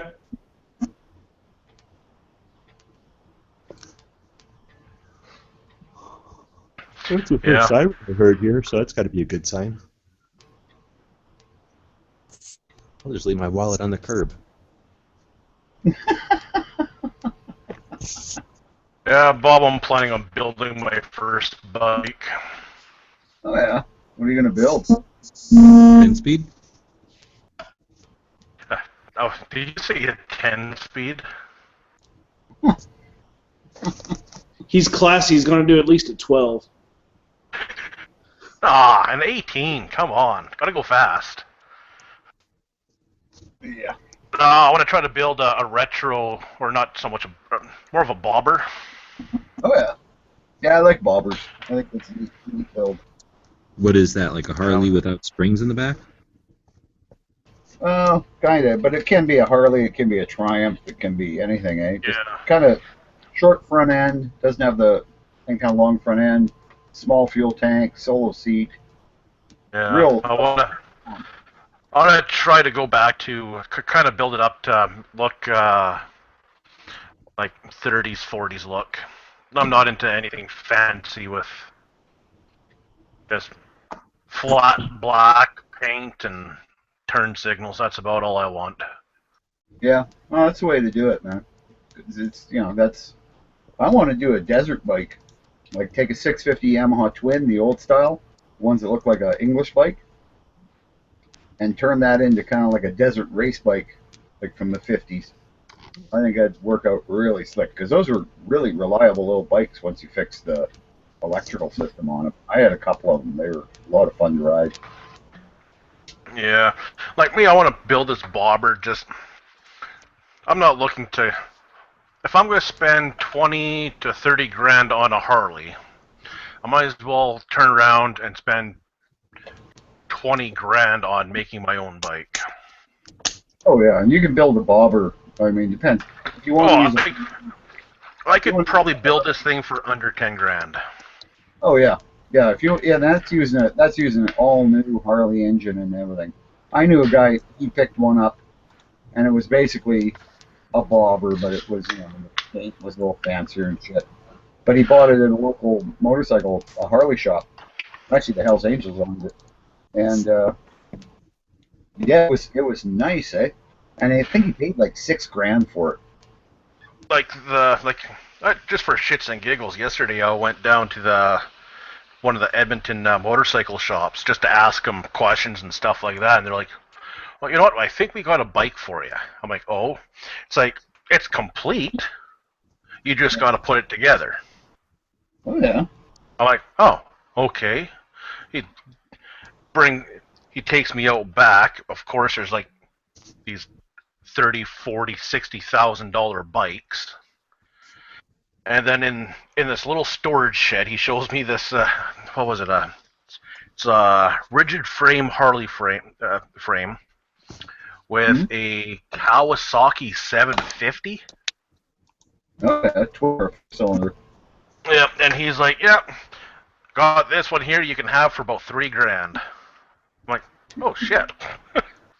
He's like, all you need to do is put it together, do the wiring, paint it, and she's good to go. And I'm like, why are you getting? It's like, why are you getting this? It's like, well, why are you getting rid of this thing for $3 grand? It's like, some guy brought it in for a trade. We gave him like $3 grand for it. Like, oh. I'll sell you a running LTD for less money than that that's been customized. Yeah, I'd rather. But it's 1,000 cc, so. Situation. Well, it wasn't a big party at first. It ended up being a big party after we got back from. How's it going, Rick? Hey, what's going on, guys? What you drinking? What am I drinking? If you say something okay. that Toby just gave me. Creamed corn. Creamed corn. Yeah. That's kind of cool. What did it say? Creamed corn. We're on our way down to Three Gun Nation Southern Regional tomorrow morning. Is that booze? Yeah, it's booze. Beer. It's beer. Booze. See, beer made from corn? Here's Toby. Say hello, Toby. The guy's a good channel. How you doing? And Hayden's over there too, chilling. Oh, that's a house or something. Yes. It's Mine's a house. bigger. We're in. That's wonderful. We are. I'm glad your house is bigger. We're down in Tennessee right now. Oh, cool, man. You're going to Alabama, though? Yes, we're going to Alabama tomorrow. We're going to be finishing the rest of the drive.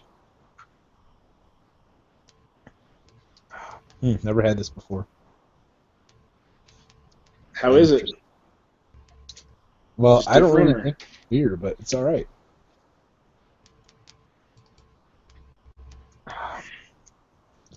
So it's beer made out of cream corn? Meant to be beer. So.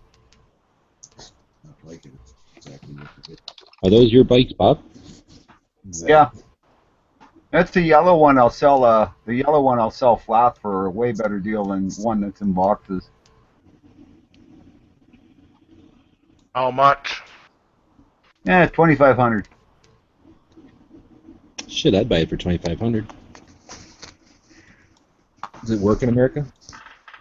Oh yeah. Yeah, no, it runs. It's needs a little stuff done to it. But, What is that bike? Kawasaki KZ1000. That's got a big bore kit, so it's about 1,270 cc's. Dang. Why'd you paint yellow? Or is it come like that? I actually didn't. I bought it. I was going to use it for parts, and then decided it was too nice to take apart for parts. It's got all kinds of custom stuff. It's got Harley hand grips on it and custom seats. It almost looks like a Thrush edition. I know. It looks like it's a woodpecker with a cigar in his mouth on the tank, eh? Bob, I think you might have just sold your motorcycle to Yeah. Darren. Yeah, but I mean, yeah, somebody did some really nice work. Like all the seams, all the welds are filled and sanded. And Isn't that the original Thrush logo? I don't know. It might be. It doesn't quite look right, but yeah, it's an all right bike. I mean, I've ridden it. It's decals or something. You It's probably just got not- this in the 1930s or 20s. Thrush, yeah, they're old. They've been making mufflers forever. Yep, that's a Thrush logo. Yeah. The Wild Woodpecker. Actually, Dirty Bird Concepts has the Indian Victory motorcycles. Yeah. Yeah, the only thing I'm gonna do is I'm gonna swap the carbs off the red bike onto the yellow one, because yellow bike's actually got really nice the Mikuni slide bore carbs. They're a racing carb, but they're too much carb for the yellow bike, so it bogs when you nail the gas. Whereas the red bike's got wickeder cams and stuff. The red bike's a race bike, eh? But that's the one I've had forever.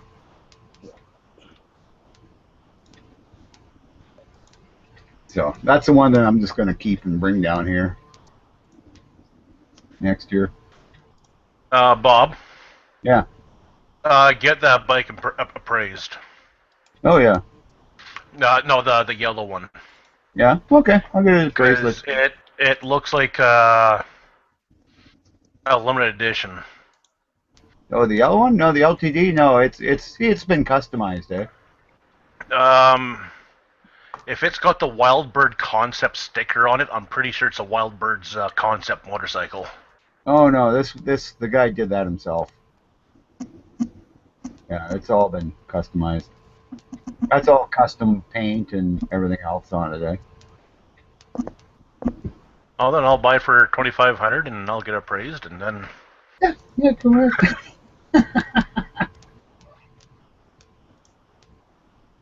But yeah, no, it's the red bike's a J model, which is a fast one. Like the red one's 81, the yellow one's 82. But the 81 put out 142 horsepower, and the LTD, because they were a cruiser bike, they only put out 120. It has like I say, a big bore kit put in it, but All right, I got this panoramic of the gun show. Oh, cool. Yeah, it looks like he's right at about halfway in, right where it goes. Holy shit! Look at it, because those tables look really small in the picture, but regular 4 by, or no, what are they? 3 by 4 by 8, probably 6 or whatever. Yeah. Yeah. Wow, that's awesome. Thanks, G-Webs. Yeah, send me the one when you got one with everybody in it. That'd be cool. Yeah, absolutely. I did it once, like way over on the right there. It's that almost was like back to there. So I did like a more than a 270 to get all that. Okay. Yeah, that's cool. That is fucking. Like, look at how far the far side of it is, where you can see through the glass. In the very far left. I'm 60% to the left and 40% to the right, so that's why those look bigger, I think. And I'm above the ones on the right, of course. Yeah. If I could get on that catwalk, that would be cool, because then I could be looking down at the whole thing. So it's, but look at the wall, the little triangle-shaped ceiling or whatever, and then to the right, and see how much bigger it is on the right. That's how much closer I am to it. Wow. Well, it's insane. Dude, I walked 5 miles and all I did is like walk back and forth a few times. I think the thing was 2.5 minutes long or something. I can't even imagine. Tomorrow I'm going to be, well, tomorrow I won't, but the day after I'll be zigzagging. Tomorrow I'll probably wear out my boots at the museum. Yeah. But the last time I went, I wasn't even into Saturday Night Specials hardly. And I don't even know if I looked for little mini revolvers or anything. All I was looking at.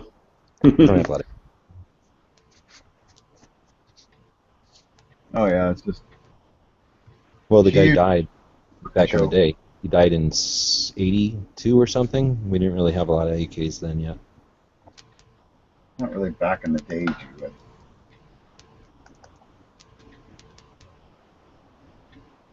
Dude, that's just a beautiful picture. Yeah, I just imagine it all filled up with guns, though. I know. That's going to be awesome. I can't imagine how much value will be in that room on Saturday. Like what that room will be worth. I'd say 500 million. I don't know. If you figure 4,000 tables, and you can put, I mean, a gun could be $1,000 to $10,000 to $100. You know, you never know. Mm-hmm. I wonder if there's got to be a way to calculate it. I imagine would it go to 10 tables and you would get an average of value on 10 tables, you should be able to multiply that, and that should be pretty consistent, I would think. Well, it depends on which 10 tables you're looking at, because a buddy of mine has been there, and he's like, yeah, there'll be a table full of rare, machine guns, and then there'll be cannons, and then there'll be your, run-of-the-mill stuff. So. Yeah, but you can't put that many cannons on a table. Nobody will be, probably sitting there. You see the flintlock? I don't know if you were watching before, Bob. They had a flintlock cannon. I've never seen such a thing. It had a flintlock on it, but instead of like being a blunderbuss or something, it was a really thick barrel cannon, like what you'd put on a boat, like a signal cannon almost. Yeah. I've never seen something like that. Oh yeah. Well, I mean, they used like a flintlock style, even in the Civil War, for the cannons. It was like it was basically a flintlock, or percussion. They used percussion. Oh yeah, it's a percussion. Sorry, it's the hammer though, the exposed hammer and everything. But I guess that would be a lot more like immediate than a wick or something. You can't like pull a wick and then. Well, no. What did they do? They would pull on something to make a cannon go off. I thought. That's what they had. Yeah, later on. What they used to use was they just had a flaming. A wick. Yeah. And they would stick that in the touch hole. Oh no, punk. Like touch a punk to the punk. Yeah. Yeah, and then they figured out, hey, and then they had flintlocks. They actually did use flintlocks on them too, eh? And then of course when the percussion caps came out, they went, this is way better. Mm-hmm. So, G-Webs, you've never been to this gun show, have you? No. Okay. First time. I'm a gun show freaking. Yeah. Same here. The guy I went last year at this time. The guy I'm going with.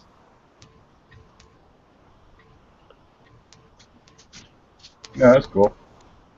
So yeah, it's.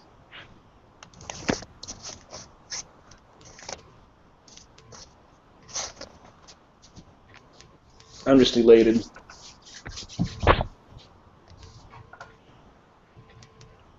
Checking out the pool. I was gonna swim some laps, but I think I fit like from here to my feet would be hanging out that side. Yeah. Sure, that's not just the hot tub. No, I think that was the pool side. It's not a big one. No, you said it's a Ramada. How do you know it's a Ramada from just the coffee maker? Well, because it said Ramada on the carpet when you walked by it. There's a whole room I could have been sitting in. Oh shit! Yeah, and they probably had better internet. Well, I'm using their wire now. Is it?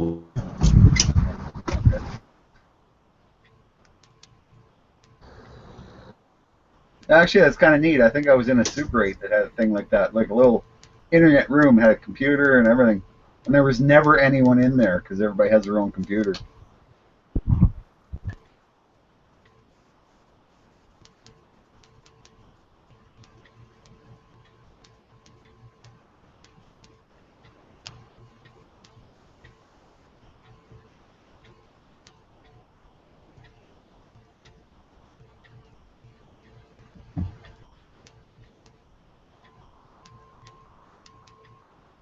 So did everybody just freeze up, or?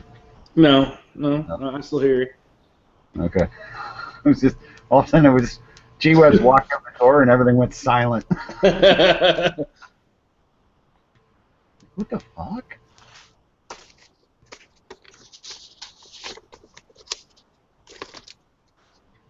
So, Bob, are you having G-Webs withdrawal? No. Well, we don't even see each other that much. Oh. He's so fucking busy, man. Just good with me because I'm retired. I like to kind of laze around and do nothing. I worked my ass off long enough, man.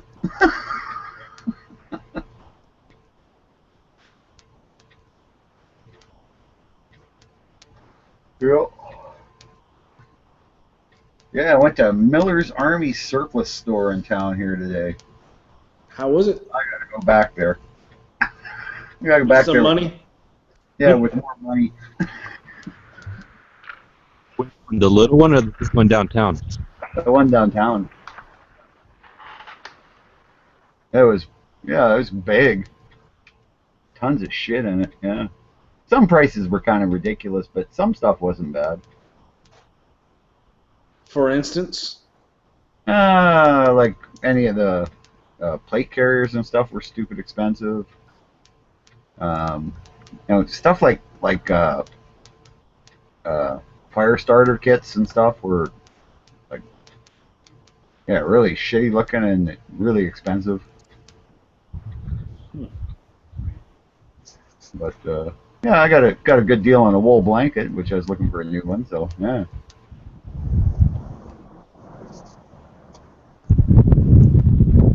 Not as nice as the one my dog ate, but now he has that one in the back of the truck. So. Is my audio working? Yeah. Yeah. Okay. Did you go to the big one downtown or the little one? The big one downtown, I think. Okay. It had everything like a giant store. The other one's like 2 rooms. Oh no, this was like a giant store. Yeah, I kept finding more rooms or more parts of it. You went into the room with all the military surplus, right? Where there's like a bunch of uniforms and stuff? Okay. Yeah, uniforms and gear, and I got a couple of axe head covers and shit like that were, cheap, nice price, like $1.69 kind of thing for something to put over my axe so it doesn't beat shit up or get beat up in the bouncing around the camper kind of thing. Yeah, I got some kind of cool stuff, but yeah, I'm gonna have to go back. I mean, there's more stuff I wanted. I just, didn't see enough, or didn't have enough time, or didn't have enough money.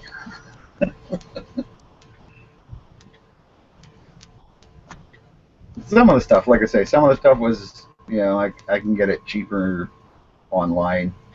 So it's a neat magazine pouches and stuff. And battle belt. I really kind of want to get a battle belt. I kind of have a version of that, but kind of like Matt's version of the battle belt. Bob's version will have suspenders. Yeah, fucking rights it will. Yeah, I like suspenders on belts. They work really good. I used to use them in paintball all the time. Everybody'd laugh at me, but I was the guy who wasn't fucking limping at the end of the day.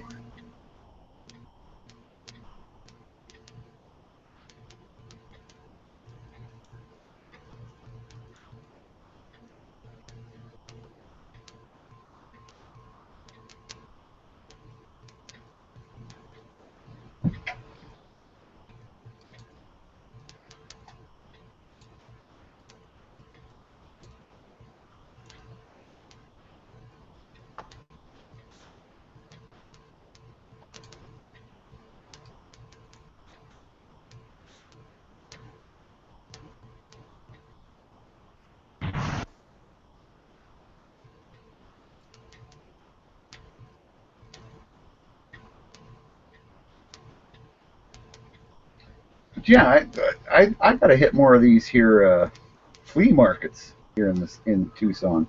Apparently they got really big ones, and I haven't seen one of them yet. So, and I better get my damn brakes and bearings done first before I do any other shit. So I'm ready to go. Only a couple more weeks, and I got to hit the road. When do you head back north? I think around the 15th is my plan. But it's going to be taking my time on the way back because I want to hit some gun shops and museums. I want to see the Browning one in Salt Lake City. All right.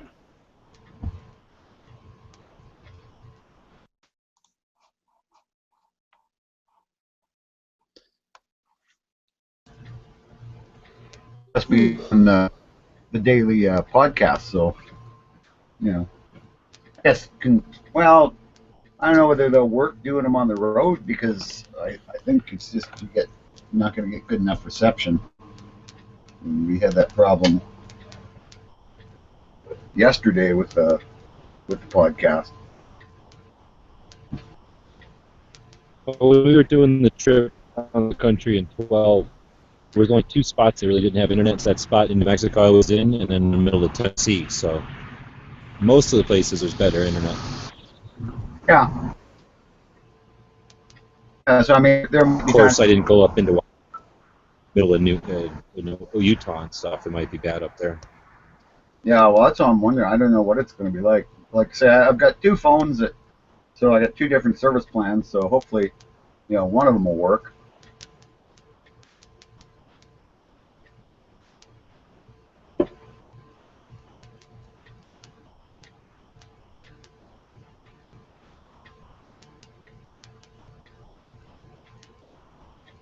But yeah, it should be pretty interesting to try to keep that going on the trip back up north.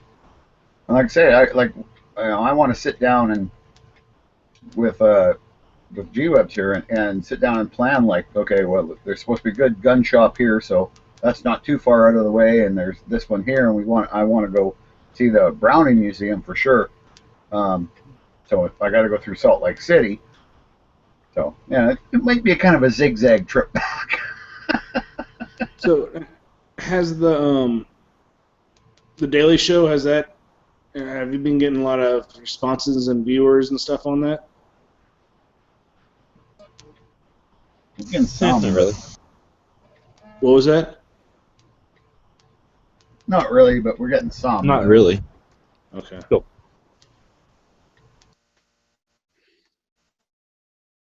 So with that, if someone wants to do like a 5 or 10 minute segment, is it, do we record a video and send it to you guys, or is it like we just give you cliff notes to talk about, or what?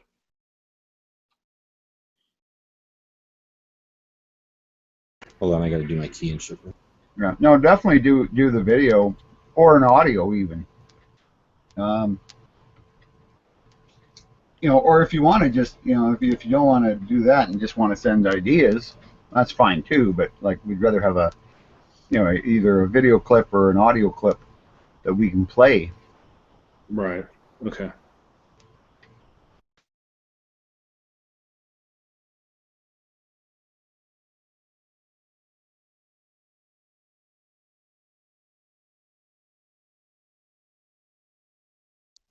Okay, what were you asking? Sorry. Oh, about the Daily Show.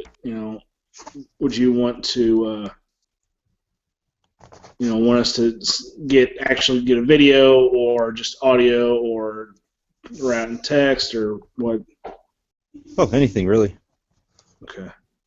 Whatever's easy for you. We had. What did Smeggy do? Smeggy did a video, I think, but I couldn't open it. And then Mike did audio that we played on that one show. Yeah, that actually worked pretty good. So like, Yeah. just in audio works fine. All right. Now I'll have to think of something and get it to you guys. Yeah, for sure. I mean, everything helps because like, we're trying to come up with the shit. And I mean, today was actually really, I really enjoyed today's show just because it was kind of unusual. Lots of glitchy stuff, but at the same time, it was, you got G-Webs is out at the gun show getting ready, or waiting for the start of it, and it's kind of neat that we have the technology to do this stuff. Yeah, it was great. And it was funny there, G-Webs was sitting there, or you guys were sitting there talking about something, and, whenever I can, I'll watch it live, and then I'm like, I want to start talking, because I talk to you guys all the time, and I'm like, oh wait, I'm not on the chat, damn it. Yeah. I found myself watching chats that way too. I'll be, for whatever reason, I'm not in the chat or something, I'm just watching it, and I'll be like, I'll start talking back to and then realize, oh wait, I'm not actually in the chat. I'm just. Yep.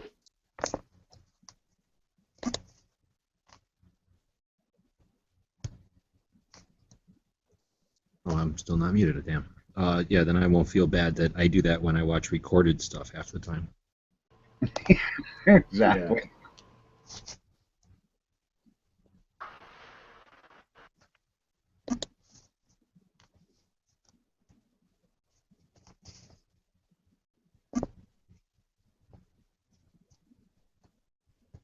Yeah. So what did I miss?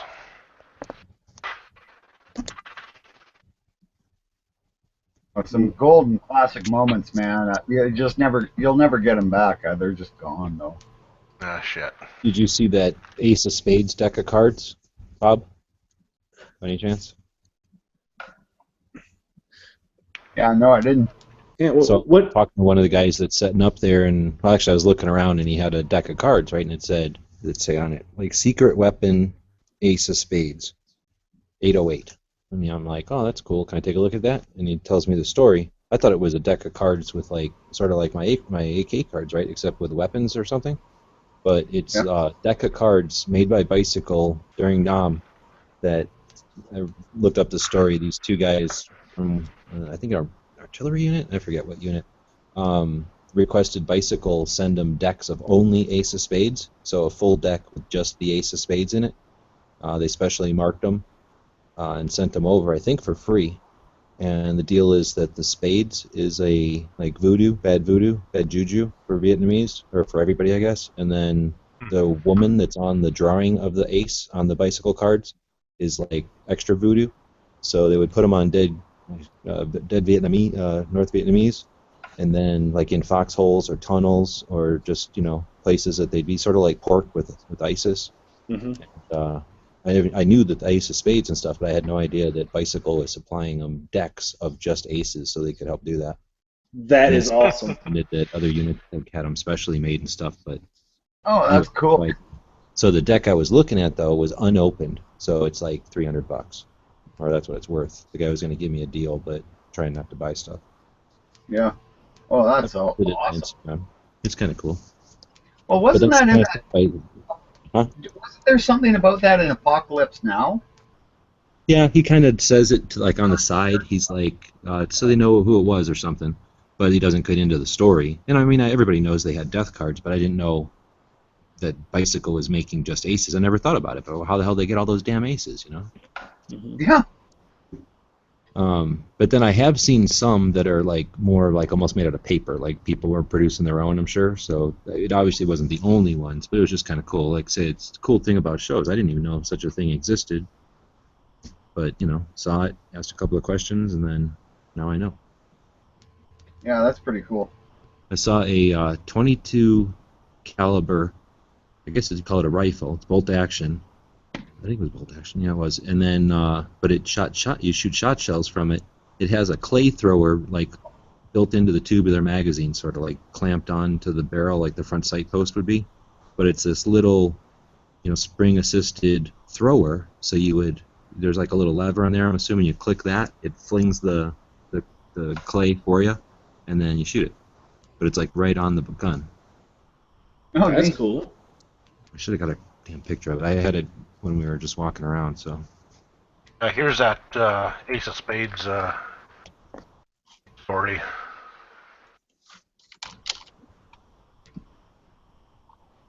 I'll put that into the external. Yeah, I'm doing that right now. Eat you. Oh well.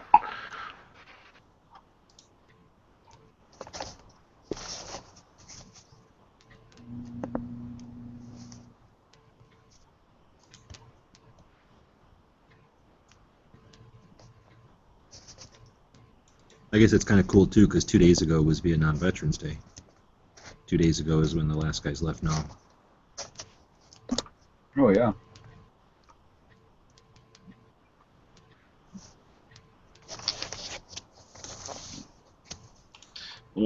I'm going to bug out of here.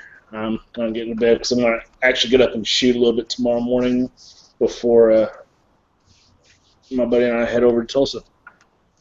Right, talking like 18 hours or something. Yeah, if we can, maybe we can meet up dinner tomorrow night if we're over there at that time. If not, I'll see you on Saturday. Because I'm probably eating with Bob, but okay, I got you. Like this, I'm sitting around doing nothing after, so we can probably hook up tomorrow night.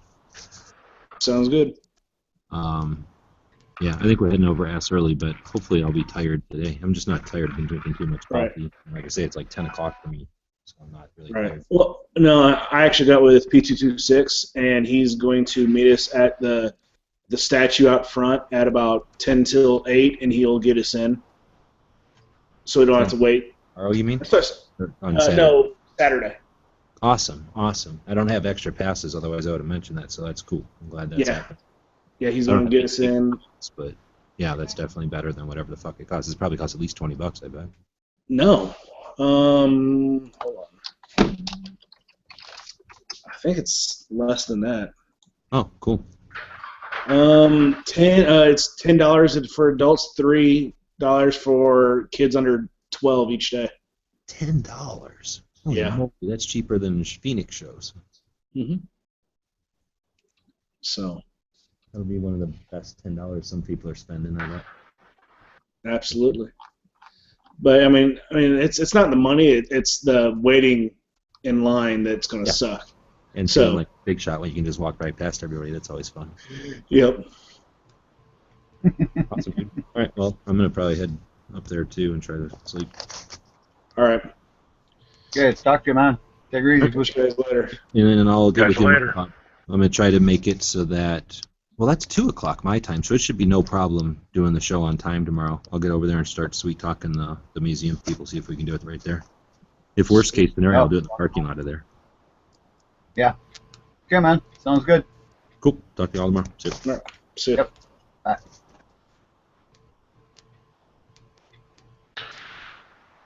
Yeah. Well, now we're getting down there. Yeah, the only thing is, Floth, I don't know, man. Gonna have to drive the bike to you, or are you gonna meet me halfway? Yeah, that's we'll have to. Well, first I gotta sneak out of the house from the wife, and then tell her why $2,500 has left the account, and then explain to her why I got a yellow bike in the back of my pickup truck when I come back. Well, the nice thing is, though, man, this thing, I was thinking of doing it myself, was doing a flat black on it, because it would look really sweet. Because like the frame's all filled and everything, right? So all you'd have to do is take the motor and the wires off, and basically paint the thing, like scuff up the paint, you know, and paint it flat black, and it would look badass. And you said it's got an engine job, 1200 cc. You said? Yeah. Well, what's the guy I bought it from said it's got a big bore kit in it, so that'd be 1180, I guess. So yeah, it runs fine. It's got a bit of a miss, and I'm thinking that's probably just it needs hotter plugs. Either that or just needs a carb rebuild. Well, I'm going to do the carbs anyway, because I got to do the carbs on the red bike before I put them on the yellow bike, because I want the carbs off the yellow bike because they're high performance racing carbs. Oh yeah, so you're going to sell me a bike with less performance than what's being advertised. Oh no, it's actually going to probably run better. The carbs that are on it are too big for it. They actually bog the motor out. Oh yeah. Gas, it pours too much gas in it. Whereas with the red bike, because it's cammed higher, it's got higher lift cams and everything in it, it shouldn't bother it at all. So, but I'll make sure it's running good before you get it. But yeah, it's nice. I mean, it's got shortened exhaust, so it's pretty got a bit of a thump to it, and yeah, it's pretty quick. Like, don't get me wrong, it's not, you know. It probably only runs about an 11-second quarter mile, but you know that's pretty quick. Yeah. But it's got Harley hand grips on it, so like he's modified the handlebars are off of Harley, the grips are off of Harley, so they got all the vibration dampening in them and stuff. So these bikes didn't vibrate anyway, so you don't feel a thing. Oh, it was a Cowie. Yeah. Built. What year is that? Oh, it's an 82. It's still chain drive. 82. Yeah. But I mean, it's all mag wheels. It's got a Harley back tire on it, like a 16-inch back tire. Disc brakes front and back. Yeah, it's a nice little bike. Like I say, I mean, I bought it thinking I was going to use it for parts, and then it was just too nice to tear apart for parts. Oh, where is it? Is it still in Saskatchewan? Oh no, it's in Manitoba. Oh, great. Now so I really got to travel then if I want it. Yeah, well, we can meet halfway or something. I might have to. I have to go up to Saskatchewan or to Saskatoon anyway to get I still have to pick up 2 cars there. If the ex hasn't sold them on me, which she doesn't, because I'll charge her with theft because they're licensed in my name. But yeah, so I'll have to go up to Saskatoon anyway, so if I'm going to be going up there anyway, that might be a good place to meet. Yeah. So, wouldn't be for a month or 2. Oh, yeah, a month or 2 I won't have the cash. Yeah, at least a couple of months. Yeah, because I won't be going back to work till about June, so... Yeah. Well, I'm probably going to be home most of the summer. Like I was originally planning to just be home for a month or so and then come back down here for another 3 or 4 months, then back up in August. But I got so much shit I want to get done to the trailer, and of course I got all my tools there and welders and shit. Like I got to weld an extension on the back bumper, so I got somewhere to carry the bike when I come down there. Yeah, because you got a fifth wheel or a tongue pole. Oh no, I got a fifth wheel, but I don't want to put a trailer behind it. Yeah, it's just too big a pain in the ass. You can't back up. So easy enough to weld on a 4-foot extension.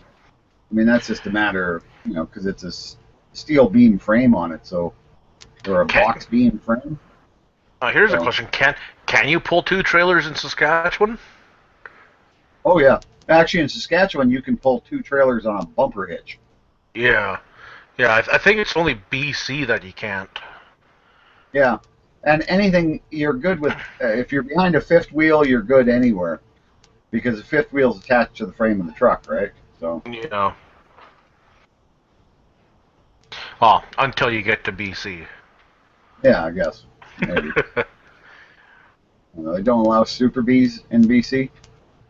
Well, if you got a pickup truck, you're not allowed to pull a tandem unit if each unit is under 10 or 11,000. Oh yeah. Yes.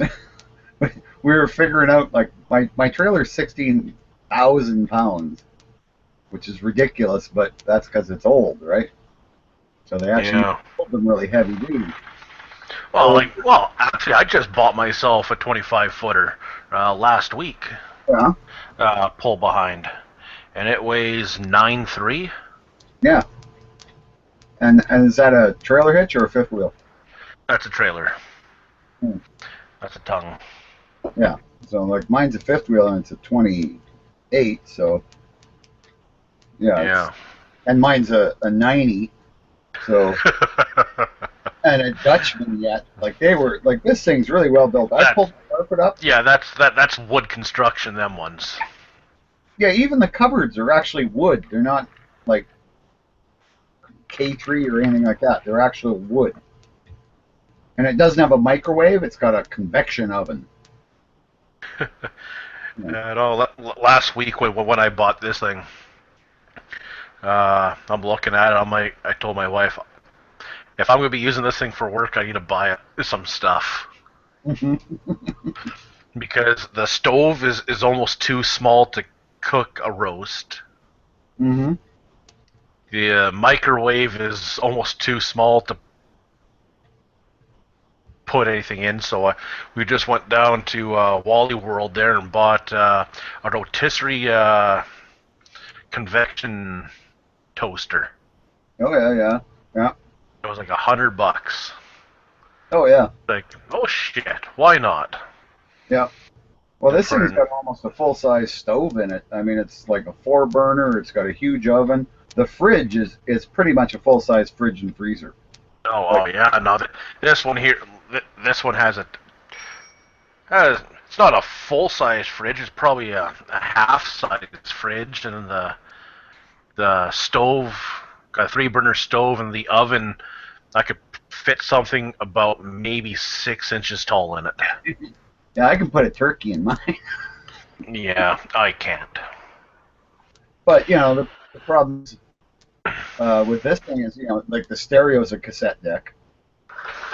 I got lucky on mine. I got a little, I don't know what it is, probably 25-inch TV in it, and the stereo is CD and a DVD player. Oh, that's all right. Yeah. And then where the TV is, I just pull a little pin and then spin it, and then I could watch the TV in the bedroom. Oh, cool. Now, mine's got all the plugins to put a TV in the bedroom, as well as, you got your one mounted on the wall in the kind of living room area. But yeah, I mean, there's stuff I got to do with it. Like I was having problems with my 12-volt system. I didn't have 12-volt, right? So if I wasn't plugged in, I didn't have lights or anything. And somehow, when we pulled it out to Big Sandy and went through all those mountain roads through the hills and everything on the dirt roads, and all my 12-volt system started to work again. Meanwhile, though, I'd set up a 3-battery system hooked up to the solar panel because the trailer's got solar panels all over the roof of it too, eh? So I hooked all that up to 3 deep cycle batteries I had from my boat just to see if I could get that to work, and I've got it hooked up to a separate inverter. So now I can actually plug in the whole camper into the inverter, and it'll almost run the air conditioning. Not quite, but it runs everything else, right? So I got my convection oven and all that shit.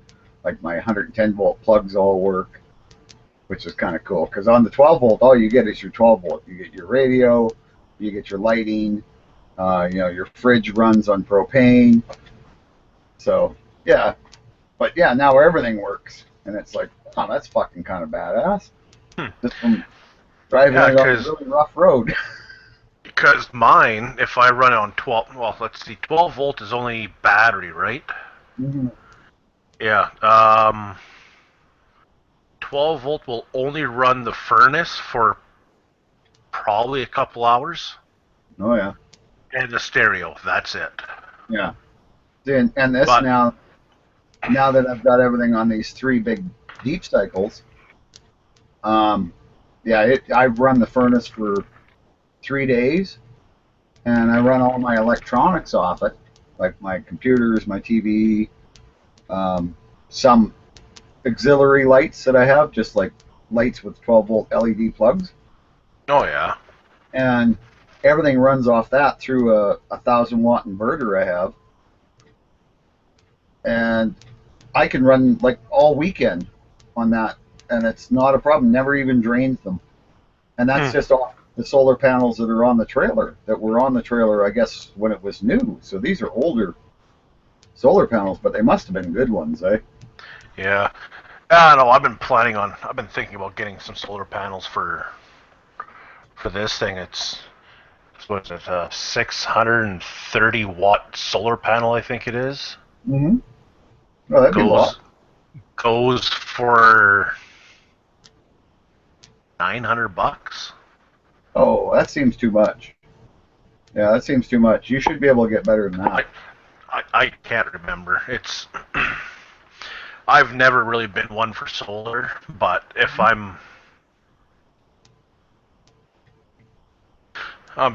pretty sure if I start doing some more research and stuff, I'll be able to figure it out what I'll want, because this thing here is only going to be for when I go to work.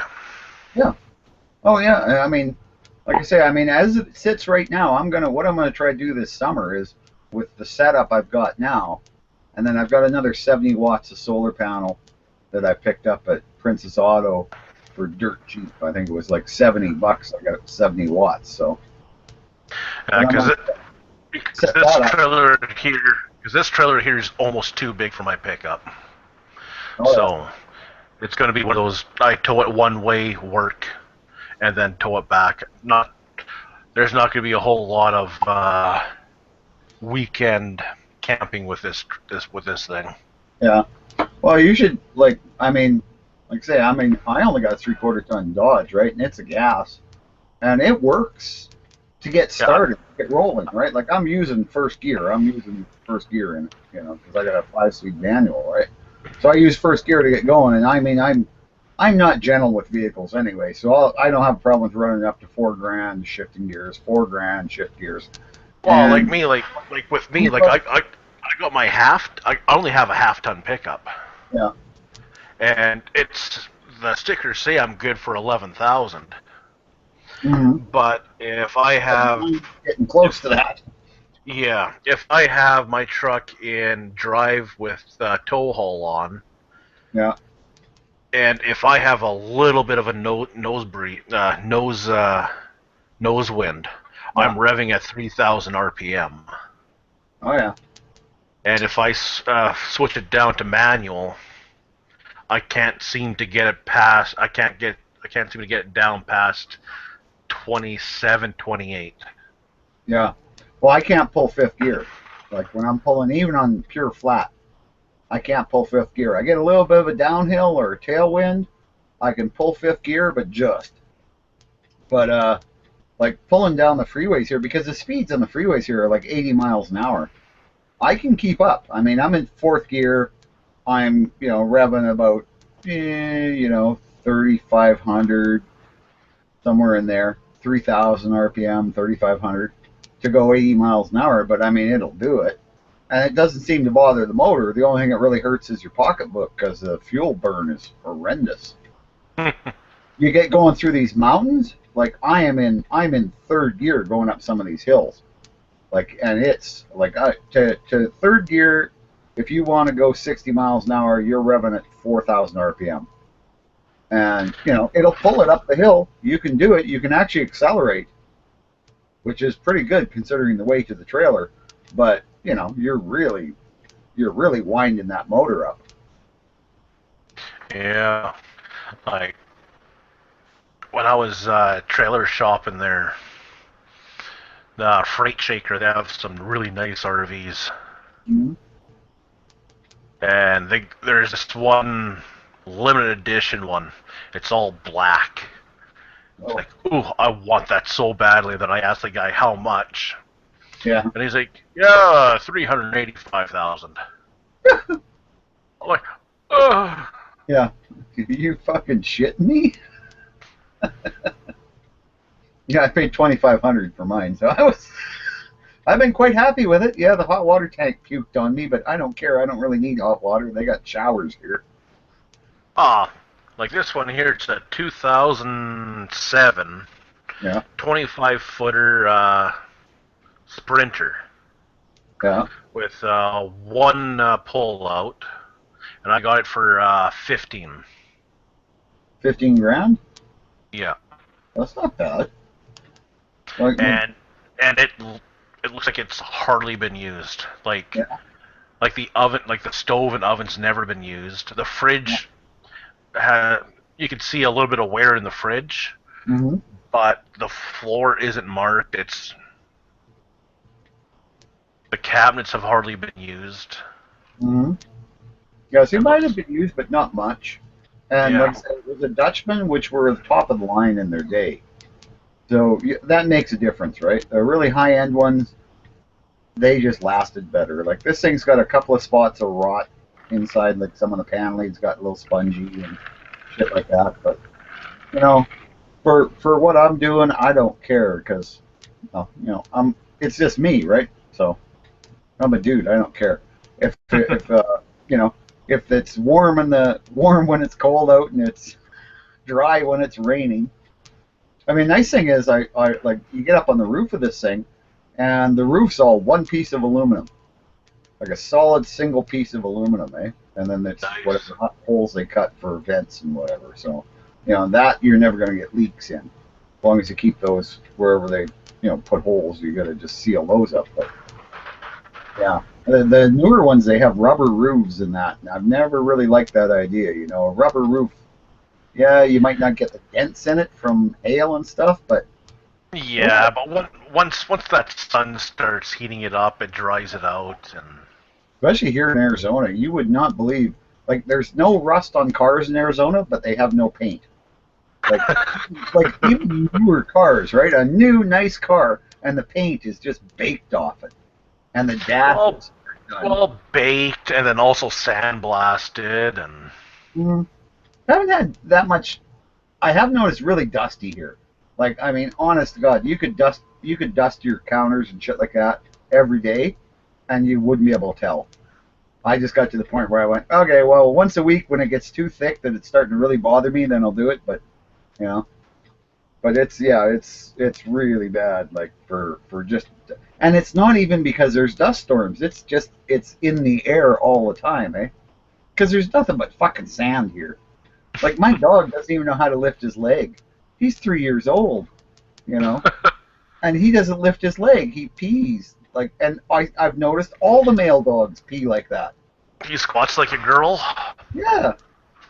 And it's because there's no trees, right? Dogs never learned how to lift his leg. I mean, it's going to be bad when we go back home. The other dogs are going to make fun of him. But yeah, actually, that's going to be interesting. I'm hoping he'll get along with my sister's dogs, because otherwise, I may have to really go off the grid and go park in a corner of my buddy's place. But he's got a quarter section, but I mean, he doesn't have trees or anything on any of his land. Oh, there's a sweetheart.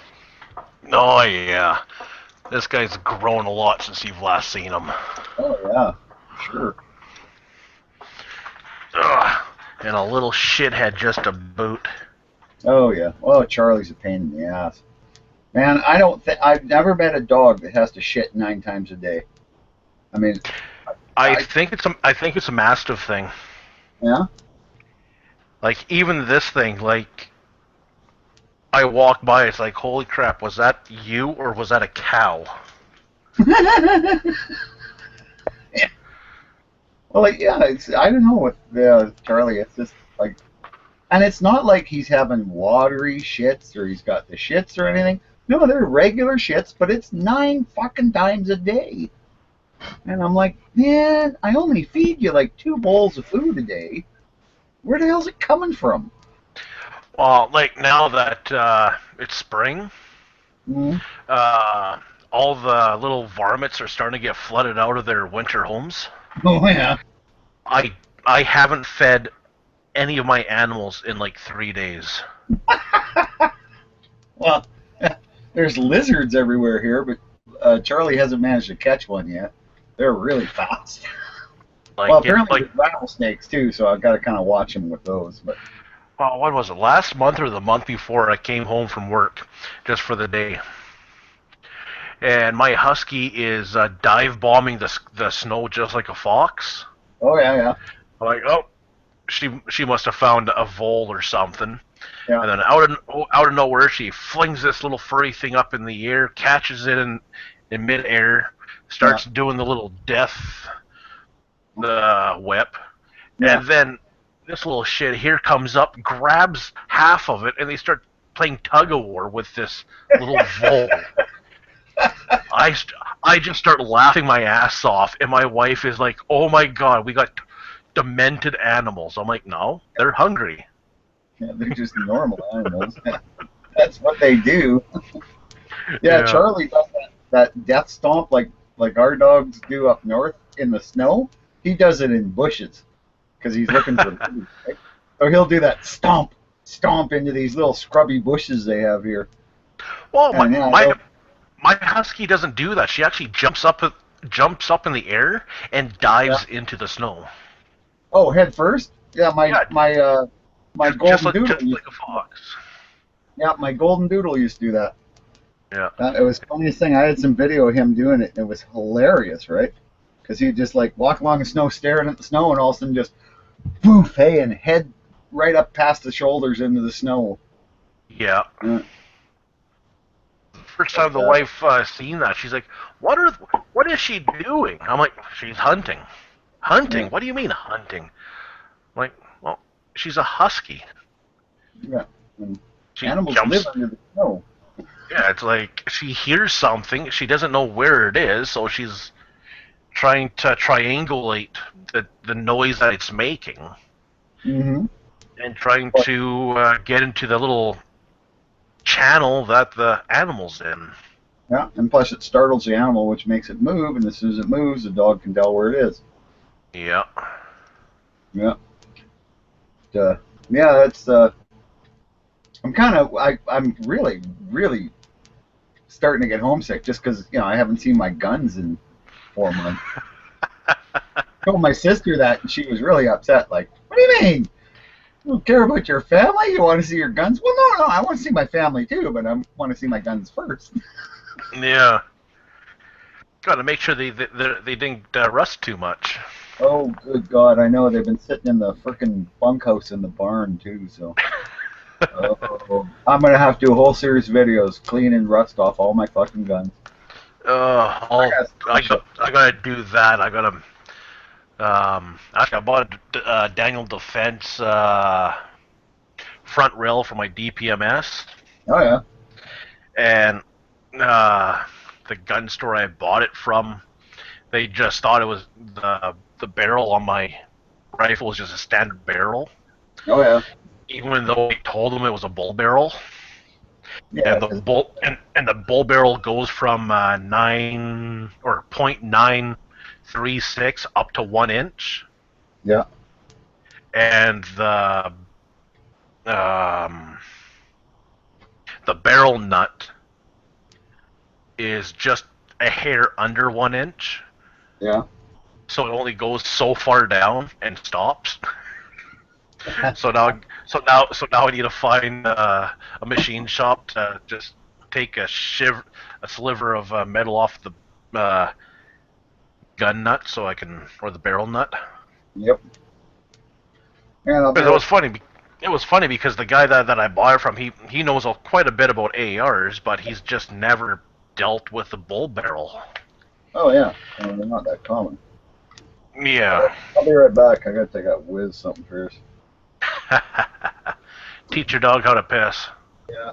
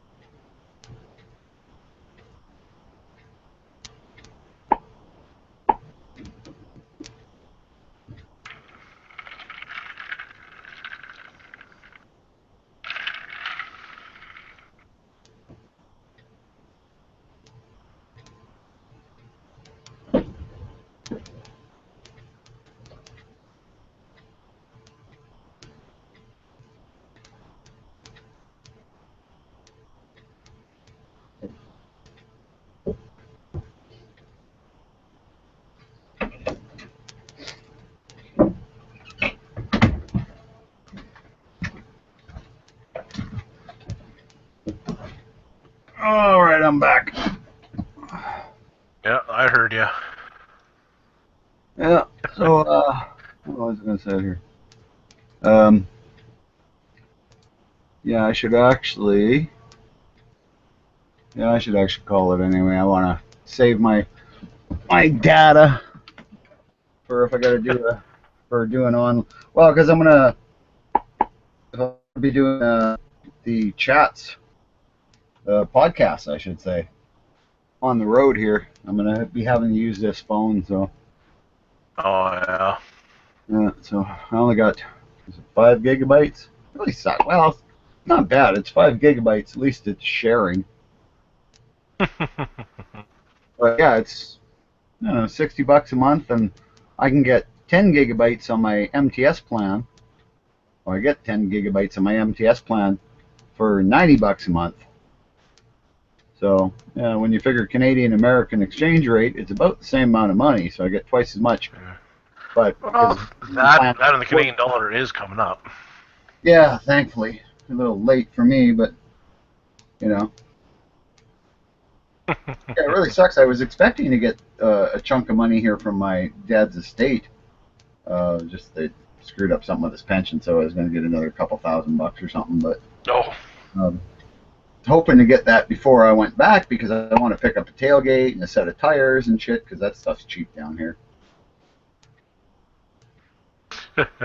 My pension, my pension is just enough. That's the nice thing. My pension's just enough. I can come down here and live and, feed myself, buy cigarettes, buy beer, shit like that. Oh, tobacco and beer are so cheap down there. Yeah, it is. Yeah. Smoke's $5 a pack. Beer, oh my God. You get 8 of these tall boy Bud Lights, which are still, they're 5% alcohol, just like ours are. You get 8 of the tall boys for $6.99. You can get a 30-pack of Bud Light, a 30-pack for $20. Oh my God, that's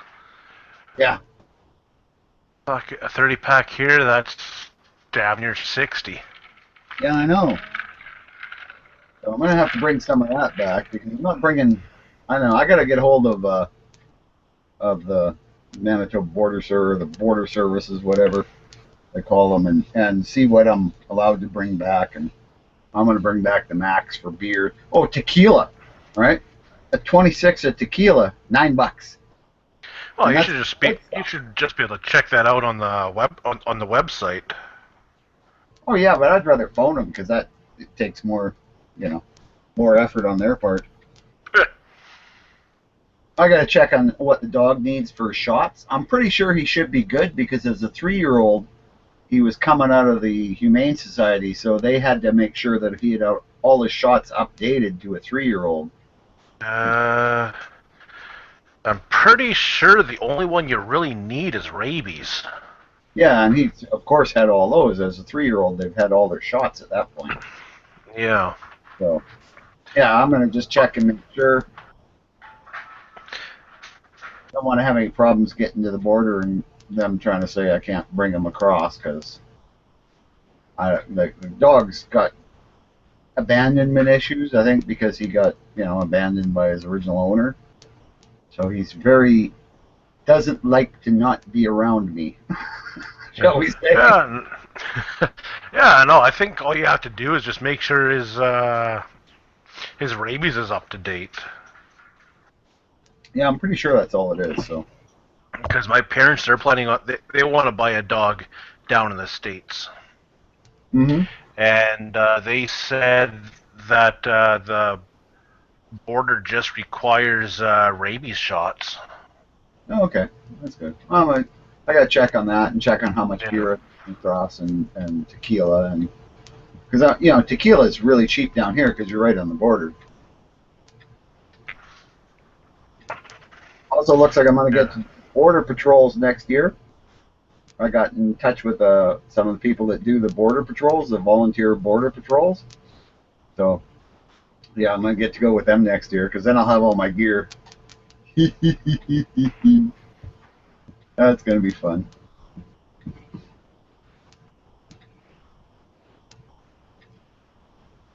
Yeah, that'll make a good video. A Canadian patrols the American-Mexico border.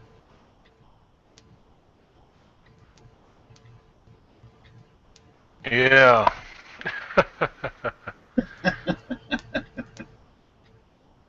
Where the hell's the wall? I thought you were going to build a wall here. So what do you have up on the Canadian border? Is there like a fence or anything? And I'm like, no. They clear about 100 yards of bush in some areas, but most of it you can just walk over. Really? Yeah. Let's see here. 7 days or 7 days or more. You could bring $800.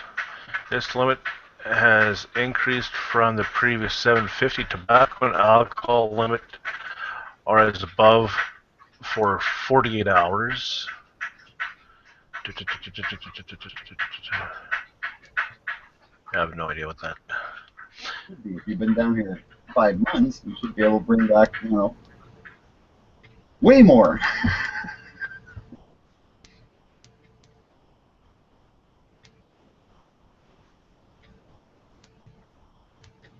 You can bring back 8.5 liters of beer. 8.5 liters. No, that's not very much beer. How much hard liquor?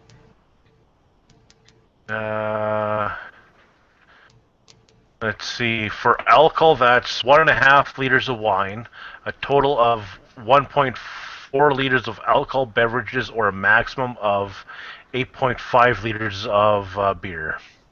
Oh. So 1.4 liters of alcohol, that is a 40? Yeah, that's pretty much just a 40. Yeah. A couple of 26s, I guess. That sucks. Wonder if I just cleaned out my, well, actually my water tank, if I empty it and just fill it with tequila. They'd never know. That's 35 gallons. Tequila or vodka. Yeah. But I'm pretty sure their drug dogs, if they search your trailer, would probably catch onto that. Oh, and I'm pretty sure they will, because we're coming back through Colorado. I want to be in Colorado for 420 for sure. Oh, I went down through Colorado? Holy fuck, is that ever cool to just be able to go into a store and they go, oh, well, you could do this one and this one, and we have all these different varieties, and here, do you want to sniff this one and sniff this one? Hey, how much a gram? Oh, yeah. Oh, shit. Yeah, that was funny, though. It was just so bizarre to walk into a store and be able to buy weed. Just $20. Oh, yeah. Fuck, that's funny. Shit. I mean, it sat you down and you did not get up. Of course, Bob go to the first legal place he can for marijuana. I was on the way. I just, That's stuff. I'm surprised you didn't come all the way across Vancouver, or come all the way to Vancouver down to Washington, bought your first stash, and then made your way down to Colorado, bought your second stash, and then over to G-Webs. Yeah. I never did make it to Texas, though. That's kind of disappointing. Next year, I'm going to have to hit Texas first. So. But, yeah, depending on who gets elected, it might be legal everywhere in America.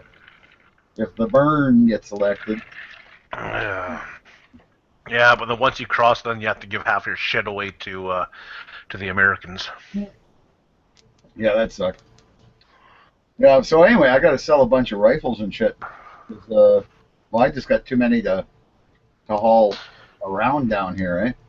Yeah, that's what we were saying last time. Yeah, so, I think I'm going to get rid of the... I'm thinking now I'm just going to get rid of 308 period and just get rid of the M14 and the Argentinian Mauser. No, I'm planning on upgrading my rifles up to 308s because I really want to get my Ruger Precision, which is 308. Yeah. You know that this Norenko I got would be ideal for a secondary for that, because it's accurate, and you got your 20-round magazines pinned to 5, and I've got like 10 of those, and like the scope rail for it. I've got the bipod for it. It really does make a really cool, like, designated sniper rifle kind of, thing. Well, like I was looking up on this this Ruger Precision. Yeah. It has a patent pending design on it that I could. That it accepts front or side and rear disconnect for magazines. So it takes PMags and AR-10 mags. Oh, nice. Yeah. Yeah. Because you pick up a bunch of AR-10 mags and, the shit hits the fan, the pin comes out. Yeah. Like it seems like a very universal rifle. Oh, yeah. Yeah, I've heard they are. And Ruger's good. Am I ever going to be? Am I going to be personally accurate enough to shoot out 1,600 yards? No, but I might be accurate enough to get out to 800. Yeah. Well, that's what I look at. We're never. I mean, I don't care who you are. Well, I guess there's a few people probably can, but very few people can shoot to the capabilities of their firearm. I mean, you can take your average 20-year-old hunting rifle, and 99% of the people in the world cannot shoot to that rifle's ability. Just because. Like with me, like my SKS, I got 12-inch groupings at 400 yards. Mm-hmm. And to me, that's damn good, and that's open sights. Oh, yeah. And yeah, you look at 12-inch, well, that's the middle of somebody's chest, so. And that's using that fucking corrosive shit. Yeah, I don't like to shoot that, because then I have to clean my gun right away. And I'm late. You know what? My one SKS, I've probably got over 1,000 rounds in it, and I've never cleaned it. Really? Yeah. Mine started to grow shit. The one time I put it off for 3 or 4 days, and I finally decided I better clean it, and it had fucking frost and shit coming out the barrel and all kinds of. Yeah, no. Yeah. Yeah, no. I bought that thing for like $185, brand new. Maybe dropped once, I don't know. But yeah, no, I've abused that thing like nothing else. Oh, they're just incredible rifles. I mean, I won't get rid of mine. I mean, I'll keep it. Like I've had it for 6 years and I've never cleaned it. Yeah. Yeah, after that one time I had that experience, I just went, okay, well, the corrosive stuff is the stuff that's put away for shit hits the fan, and you can still buy inexpensive 7.62 by 3.9. I bought 1,000-round lots for reasonable prices, and yeah, then you only have to worry about cleaning it once in a while. But like me too, like I only in all my firearms I use that fluid film lubricant. Yeah. That honey wax spelling stuff. Yeah. And yeah, it's seems to be the top quality stuff that I've been running. It also cleans wood. Yeah. Yeah. I usually any of my Russian stuff, well, most of my stuff, I mean, I'll just take and throw it in a fucking shower and run the shower hot and plow water through it and then just, give it a wipe down, throw some lube into it, and yeah, it's usually good. My shotguns are real touchy though. Those I always got to clean, especially my semi-autos. The Remingtons are like that though. No, any kind of shotgun is finicky, so. Yeah. But I gotta say, my 1100 has been really good for performance-wise. It's not crazy about target rounds. It barely cycles them, but anything that's a full power field load or anything, it's just runs and runs and runs. So, but yeah, that's gonna be. I got to get rid of some shotguns. I got to get just because I have too many. For a while there, I was just obsessed with shotguns, and I just kept buying shotguns. And I have gotten rid of a few of them, but because I had a Russian hammer shotgun, really nice double barrel hammer gun, but the hammers were so fucking stiff on that thing, and I kind of wanted to do cowboy action, so I was gonna have to cut the barrels down anyway. and it didn't look right for that. Whereas I found a really, for $200, I found Italian hammerless. That I didn't feel at all bad about cutting the barrels down on and stuff like that because it was $200. And yeah, it's been a really good little double barrel shotgun. It actually shoots slugs fairly accurately. Like out to 50 yards, you can put 2 slugs right through the center of a target. So yeah, it's been a good little gun. So that I'll keep forever. I mean, that's one of those. It's got almost no bluing left on it. The stock's all beat up, but it just looks the part, eh? For a little short-barreled 18.5-inch barrel, double barrel. And I like the fact it doesn't have hammers, I must have some coyotes outside. My dogs are acting crazy. Oh yeah. Oh, you should see the coyotes around here. Well, I've seen coyotes like within 50 feet of the RV park here, and we're in the middle of Tucson.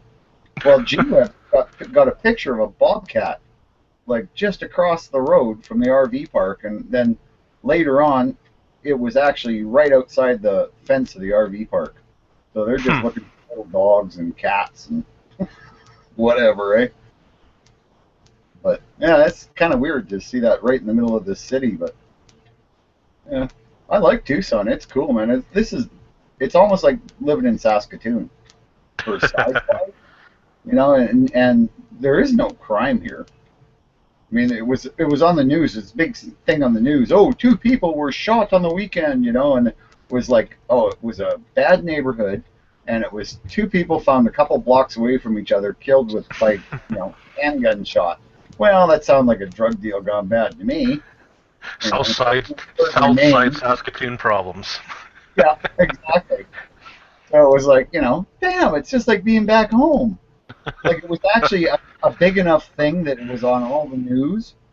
So I mean, that just makes you realize that this is something that doesn't happen all the time, eh?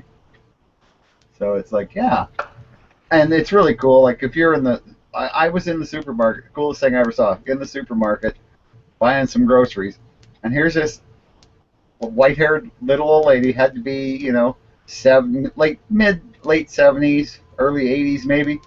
She had a handgun on her hip. With, the old lady blouse and the old lady slacks and everything, but she had a belt on and a handgun and a holster on her hip, and I thought, son of a bitch, I love this place. You should have said, "No, that is why I love being here." Yep. And then she'd be like, "Oh, you're just so sweet." Want some ribbon candy? Yeah, it really is cool here, though. I highly recommend anyone who's coming to the States come to Tucson. Yeah. I don't know. I've always kind of wanted to go visit Alaska.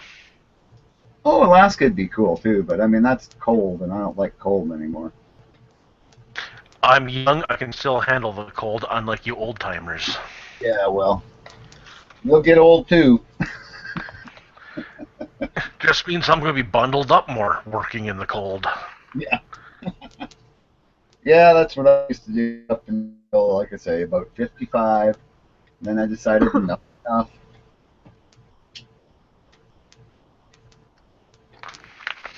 Yeah, no. I still love my 45 below. Yeah, not me. Hey, Ted.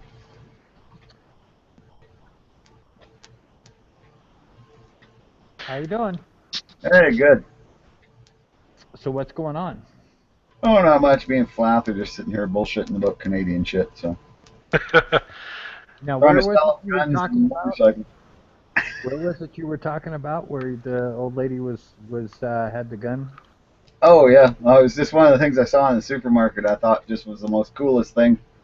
This little old, like I say, like late, mid to late 70s, maybe early 80-year-old woman in the grocery store with an old lady blouse and the old lady slacks and a gun belt on and a belt. It looked like a Walther in a. Where was this?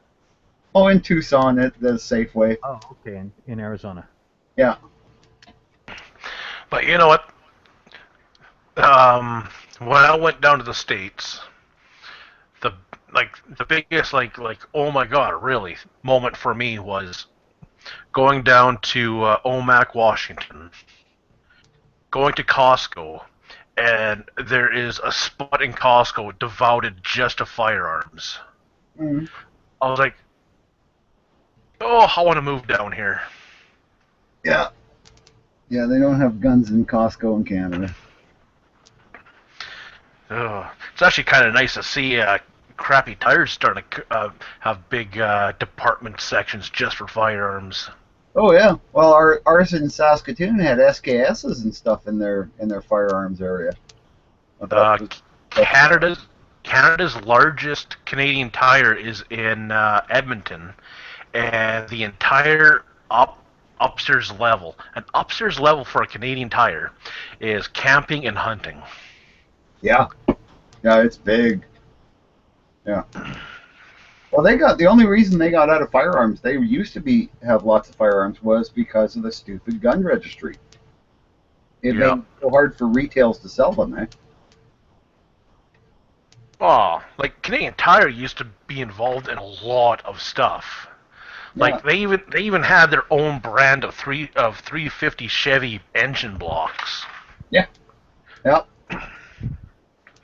Like but when I first heard that, friggin' was from an old timer mechanic that I used to work with, and he's like, "Oh yeah, no, you used to be able to go down to Canadian Tire, pick up a long block Chevy engine for like $1,000, put it into your car, go to the drag strips on the weekend, and blow it up, and you were only out $1,000, and that was for their high performance engines."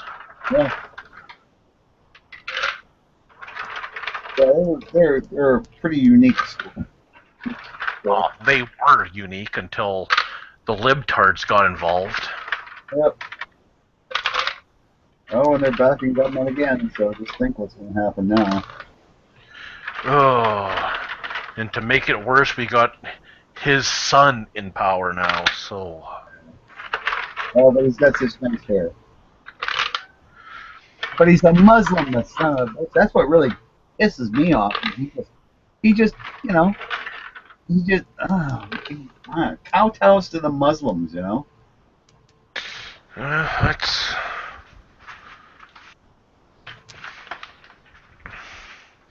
Yeah, I'm actually expecting to get kicked off Facebook anytime now because I post so many anti-Muslim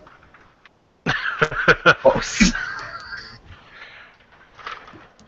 Well, I'm just taking YouTube videos that I'm watching that are, it's showing what's happening in Europe and stuff, and I'm posting on my YouTube page and going, coming to Canada soon. Yeah.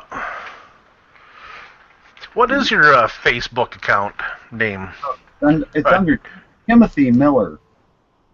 Timothy Miller? Yeah.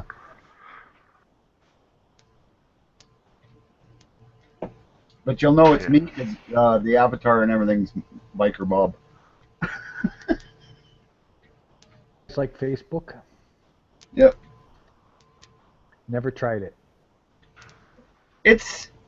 I didn't either, but in order to keep in touch with my family, I had to sign up to it. But it's actually pretty interesting. Timothy Miller, add friend. Yeah. Yep. And I should get there eventually. You broke up a little bit. You use Facebook to keep in touch with your family? Yeah.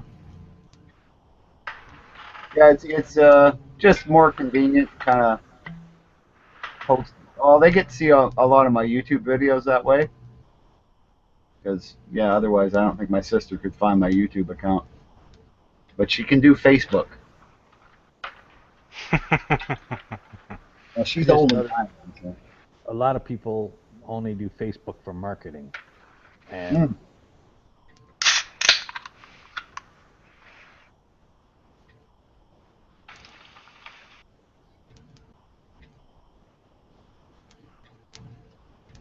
You know, sometimes I have issues with being marketed constantly. I haven't found it too bad for that. I guess I don't know whether it's just who you're contacting with. You have to watch, like, there's a lot of ads on Facebook, like, or what looks like might be an interesting story you want to hear about, but then as soon as you click on it, you realize, oh no, it's just a series of ads. But yeah, it's neat for, like I say, keeping in touch with what's happening with the family and the events they're involved in, because they do a lot of rodeo and stuff like that. So you can see my niece in barrel racing and stuff like that.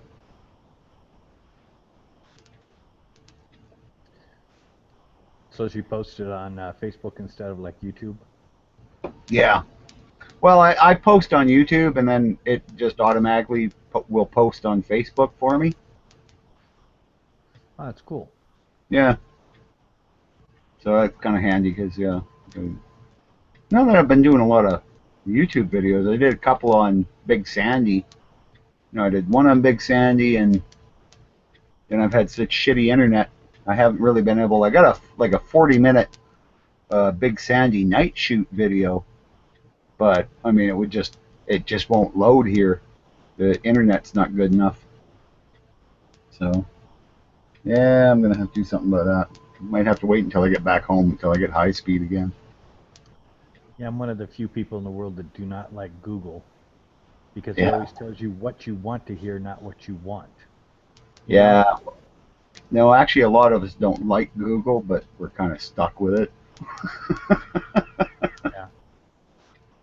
Like I like the YouTube. We started doing all these live chats and stuff on YouTube, and then Google bought YouTube, right? So we were kind of stuck. Either there was a couple of other ways you could do it, but they weren't very easy to do, and they weren't very friendly. And the Google one at least still worked. It was still kind of like the YouTube.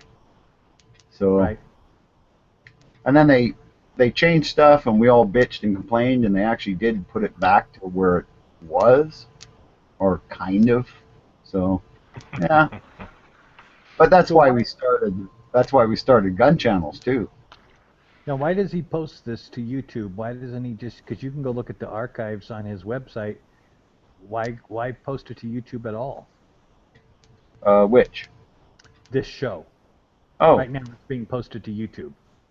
I don't know, just because to get a wider audience, and I mean, really, it's to draw more people into gun channels. The more people we can get into gun channels, the bigger we can grow it. So yeah, it's advertising, really. Okay. But would people on YouTube actually watch a 3 or 4 hour video? Oh yeah. Okay. Some will. I'm saying I don't know. I'm not making judgment. I'm just saying I. So no, some will. I mean, I've watched. It's like there's movies on YouTube. I watch movies on YouTube.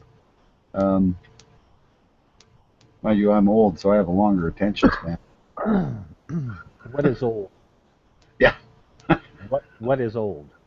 Oh well, I mean, for me, I'm 56, so not as old as everybody says I am, but Okay, well, You're I'm still right old. there, You're I'm still right older there, than me. I'm right there too. Yeah. So yeah. But what's funny was that back in the late 70s, we had the first. What we had was called community internet, and every town, every city had an internet hub. Mm-hmm. And we would go in through the dial-up, of course, into the city hub, and we had our first, our internet. And before everything took over, and we had all this wireless stuff and everything else. But I mean, I had a TI-99 computer, okay? Oh, gee. All right. So, I mean, we were on the forefront of computers and technology at that point in time. And now I've become almost with Google and all of this stuff that markets at you constantly, I've become somewhat technology resistant, which is kind of strange. Mm-hmm. Oh, I hear you. I mean, I took computer science in school, and we learned to do binary on punch cards. Oh, yeah. Yeah. Absolutely. Yeah. Oh, one of the first things you learn when they teach you binary and doing the punch cards is to make a calendar. I don't know if you remember that exercise. It was a big to-do to make your own calendar. Oh, yeah. Yeah. Yeah. And stacks of cards. And you have to go open up the vacuum chamber and stick the disc in, you know, with the forklift. Okay.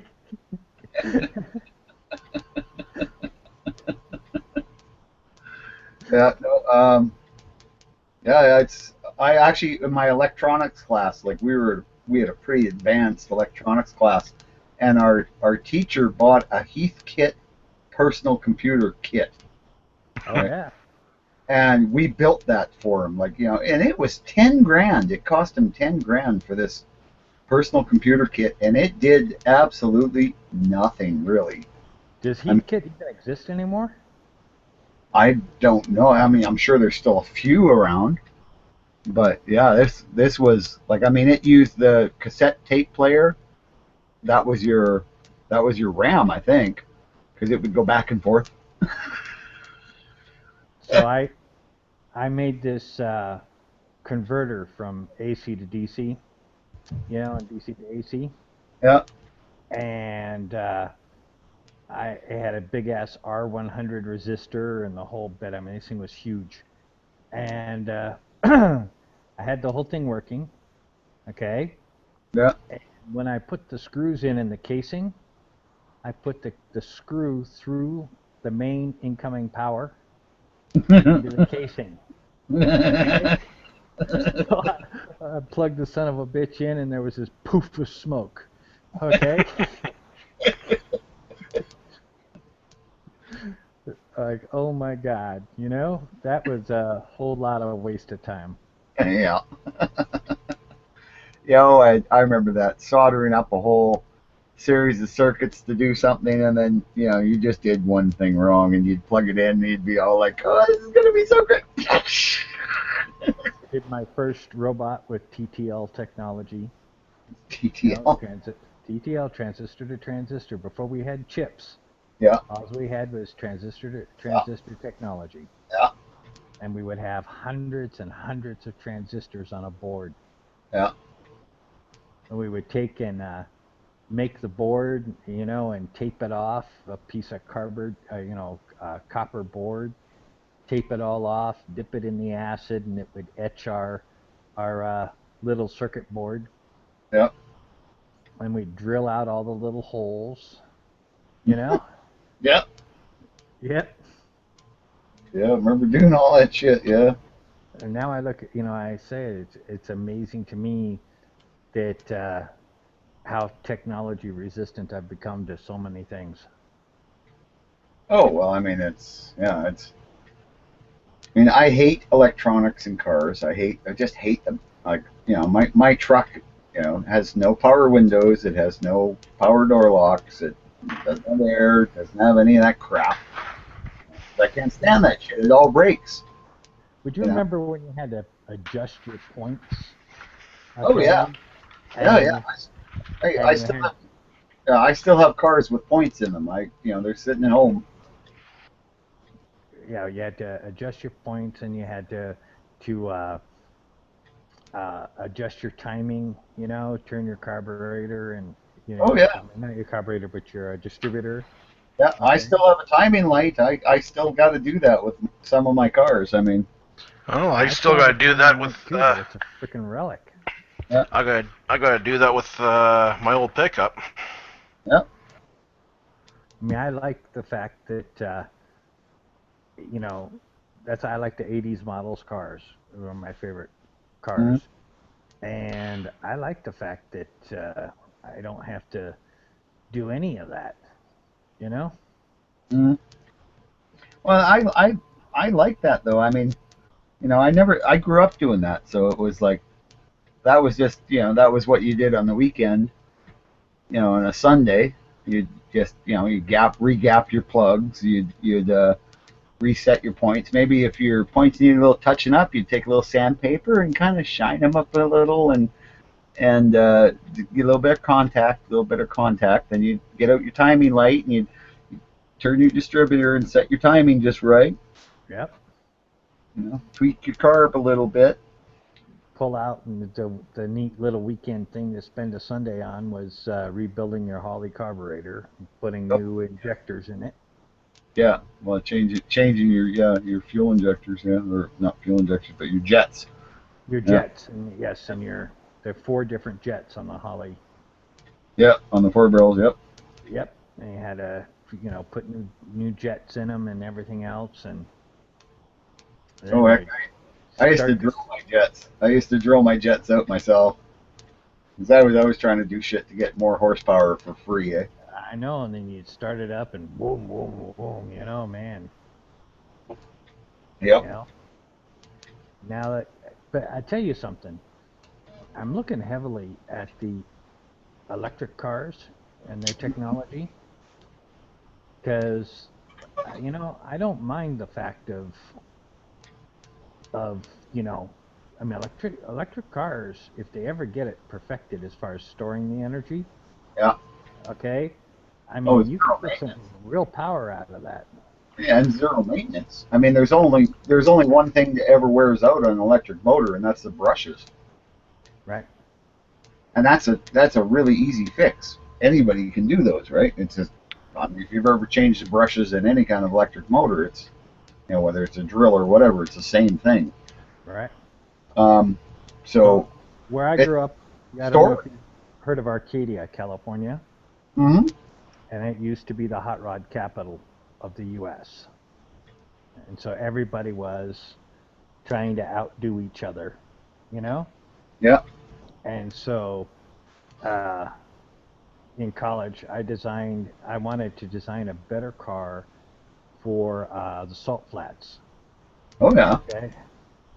And my idea was, I never built it, but it was my idea. Okay, put 2 V8s, okay, front and back, okay, because the biggest problem with the salt flats is when you shift, you get a torque difference, and that sends you off in the salt flats. You gotta have a consistent. Oh, it's like driving on ice. Yeah.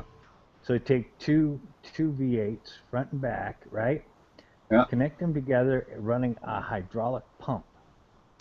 Okay, and do a direct feed hydraulic to each wheel. Yeah. Okay, so that you have a consistent velocity without any shifting or any torquing in the change of velocity. Yeah, it should work. No, but they won't allow it on the salt flats. You can only have one engine. It's a very when you get into the set of rules, you have to buy the specific set of tires. There's in order to, qualify. Yeah, it never used to be that way, but they've made so many rules. Salt flats used to be, it was the ingenuity and the inventiveness, because they were running 4-engine. I mean, the Goldenrod had 4 Hemis in it. That set the world land speed record until I think Craig Breedlove broke it with the Jet. Right. Yeah, but yeah, it's now become almost commercial, I guess. Although it's still not, there's still no money to be made doing it really. But it's now, it's like what they've done with everything, right? Something is too much fun, so they just start piling rules on in order to paper, or to I don't know what. Maybe they're worried about damaging the salt flats, but I mean, if you want to worry about damaging the salt flats, tell the salt companies taking all the salt out of it and not pumping it back, not pumping the brine back. But yeah, there's But I know, I used to want to take my motorcycle there so bad, because I wanted to break the two. I wanted to be in the 200 mile an hour club. Yeah, And that'd be cool. yeah, my bike can do it, but because I wouldn't be able to get any kind of record, it wouldn't it wouldn't fit any of the qualifications to make a record, so I wouldn't be able to break a record, but I could do the 200 mile an hour run. But they made it so unless you're actually going to break a stock class record or something like that, I mean, you just can't do it. They make it prohibitive. Yep. So it takes the fun out of it. It's not like, you ever watch that show about the world's fastest Indian? Yes. No, but Oh, yeah, watch it if you get a chance. It's wonderful. It's a very good movie. Yeah. It has a good actor in it too. Oh yeah, he is. Yeah, he's a world-class actor. And I just love the whole, I'm going to take this old Indian motorcycle and I'm going to go to Bonneville. And actually sets records with it. I mean, and does it through his own ingenuity. I mean, because I think that was a Scout, so that was a flathead. Yeah, that was that would have been a 1931 base Scout with an all-gear transmission. Yeah. I think it was, and everybody did their best not to let him go and do it. Oh yeah. They thought he was crazy. It's almost like what you see in politics today. I Yep. mean, it's like, hey, let the guy go and do what he says he's going to do. Yeah. Yeah, because wasn't that a 750 Scout engine? Oh yeah, that's all they were. They were 45 cubic inches, so. Yeah. Although he was making his own pistons, he was making everything himself because he was from New Zealand. Yeah. And no, and I mean, Indians hadn't been built for years and years at that point. Well, too many people watched Buckaroo Banzai, and That was a good show too. They thought for sure they could, break the time barrier. Mm-hmm. Yeah. But Yeah. now all of that's thrown out the window because last November, before that they slowed the speed of light down to 35 miles an hour, and then last November they were actually able to stop a proton and take pictures of it and examine it. Okay, so we do know now that based on different conditions, that the speed of light is not consistent. The photons are not consistent in their movement. Yep. So everything we know about the universe, our telescopes, everything, since we don't know what vacuum conditions and cold conditions and everything exist.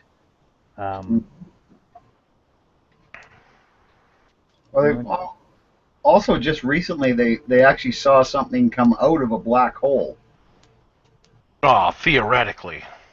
Well, I mean, they saw it in two different telescopes. One was an X-ray whatever telescope, and yeah, so they actually saw something leave a black hole, and then this great big pulse of magnetic energy come out behind it. So it's like, well, that's never happened before, and we really didn't think it could. Is that the thing we were trying to determine with the gravity waves? Something to do with that, yeah.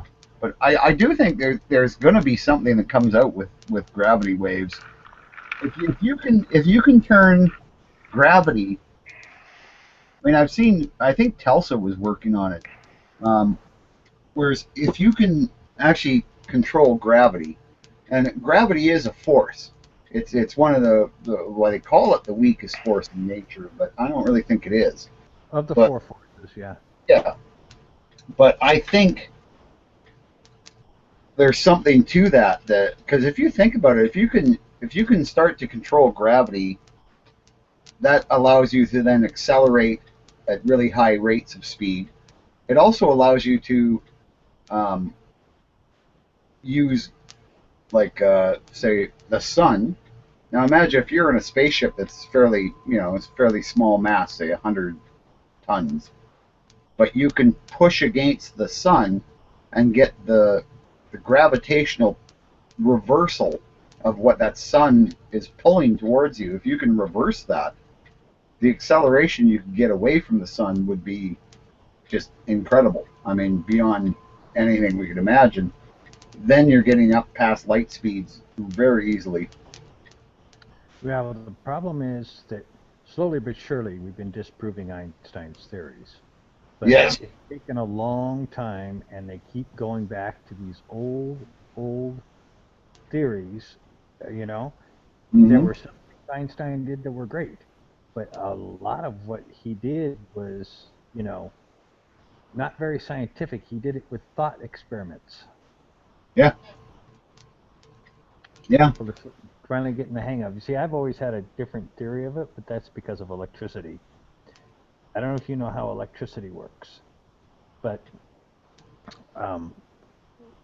electrons, okay?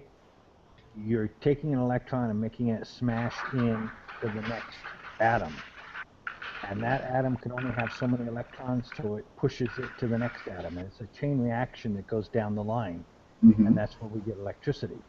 Yeah. Okay, that's why copper wire is the best for electricity, even though we're using aluminum wire now on some things, but copper is still the best because gold works better, but the free flow of electrons, okay, moves down the wire faster. Yeah. So if you have that, and we know that our body is made of electrons, everything is made, it has electrons in it, and our body produces electrons internally through the Krebs cycle in the food that we eat. Mm-hmm. Okay. Why is it that it is not our electrons moving towards the next atoms or whatnot? Okay, that is causing the magnetic force to hold us in gravity.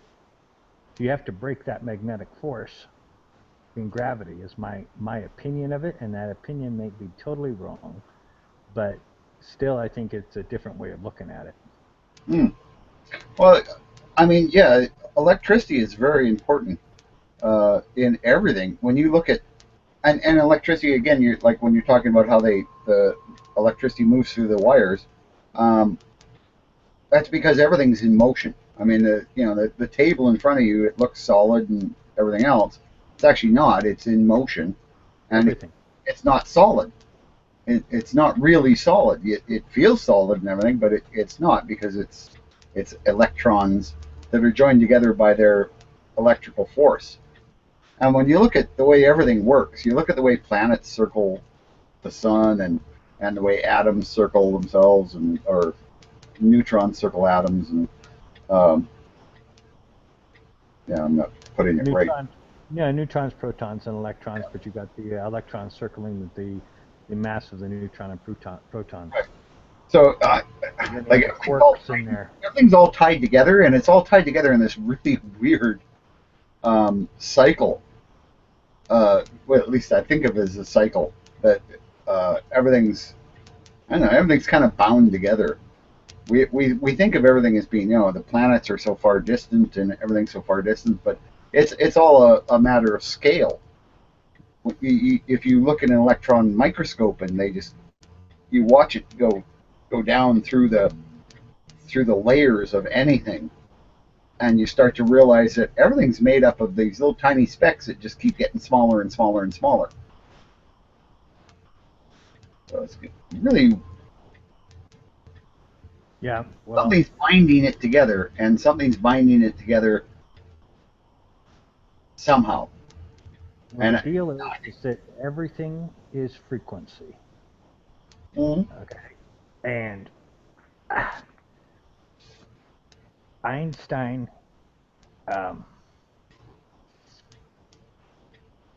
made it because he was a atheist, and he said, though, that he believed that the frequency of all the planets and all the galaxies moving, okay, and all of those frequencies combined was the voice of God. Hmm.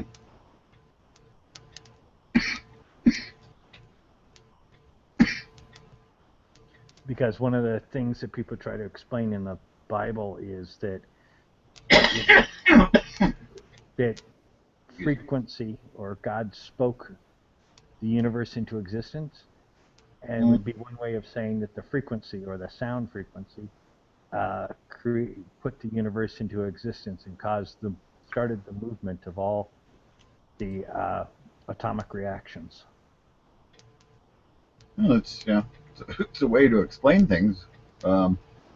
It's a way to explain the unexplainable, really. Yeah, that's way deeper than I can go. Oh, I know. No, I know. I've looked at what Telsa's done. I mean, Telsa, I think, was one of the greatest geniuses. Tesla. Well, no, Tesla. And Not the phone company, Bob. All right, Tesla. But yeah, if you look at some of the stuff he was working on, it's just mind-boggling, and he was getting some really interesting results. Correct. And that was with the technology he had back then. Now imagine if we could do those, or if somebody would start doing those same experiments now.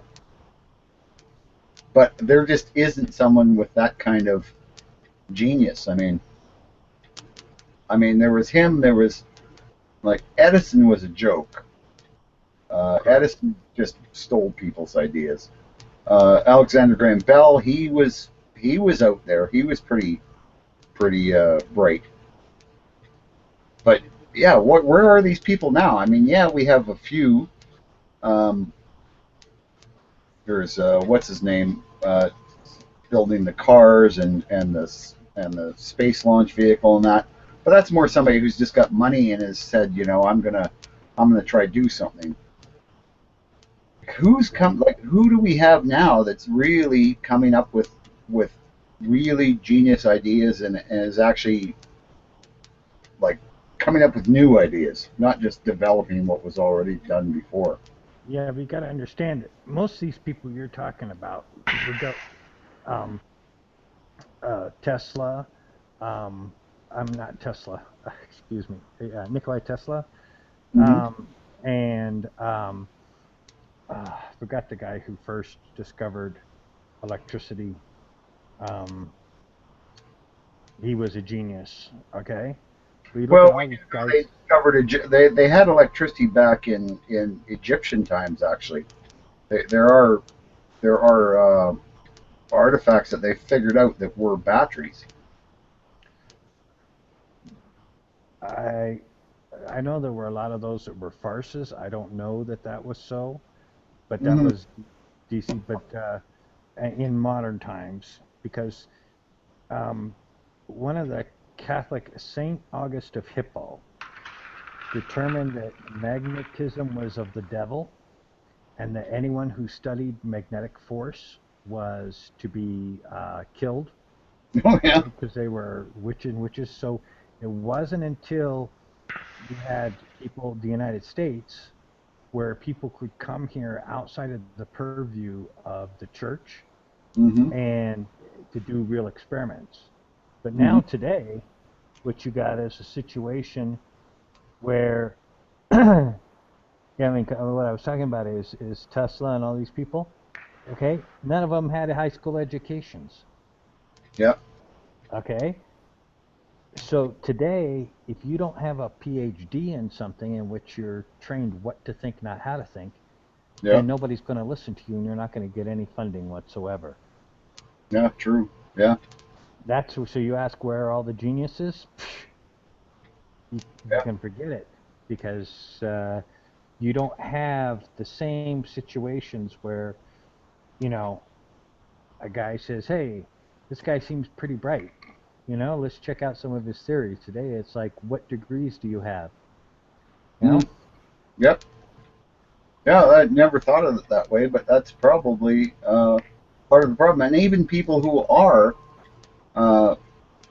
intuitively smart or like have the ideas, by the time they get through the education system, they have been trained to think along the lines of the accepted science. Correct. Yeah. Yeah. That's too bad. We need another apocalypse. Like something like, I say we just need something like another Dark Ages. exactly like a big solar flare. That's all we need. A big solar flare to black out, take all the electronics out. It's going to, number one, weed out all the kids who can't survive without their smartphones. And, you know, the cream will rise to the top.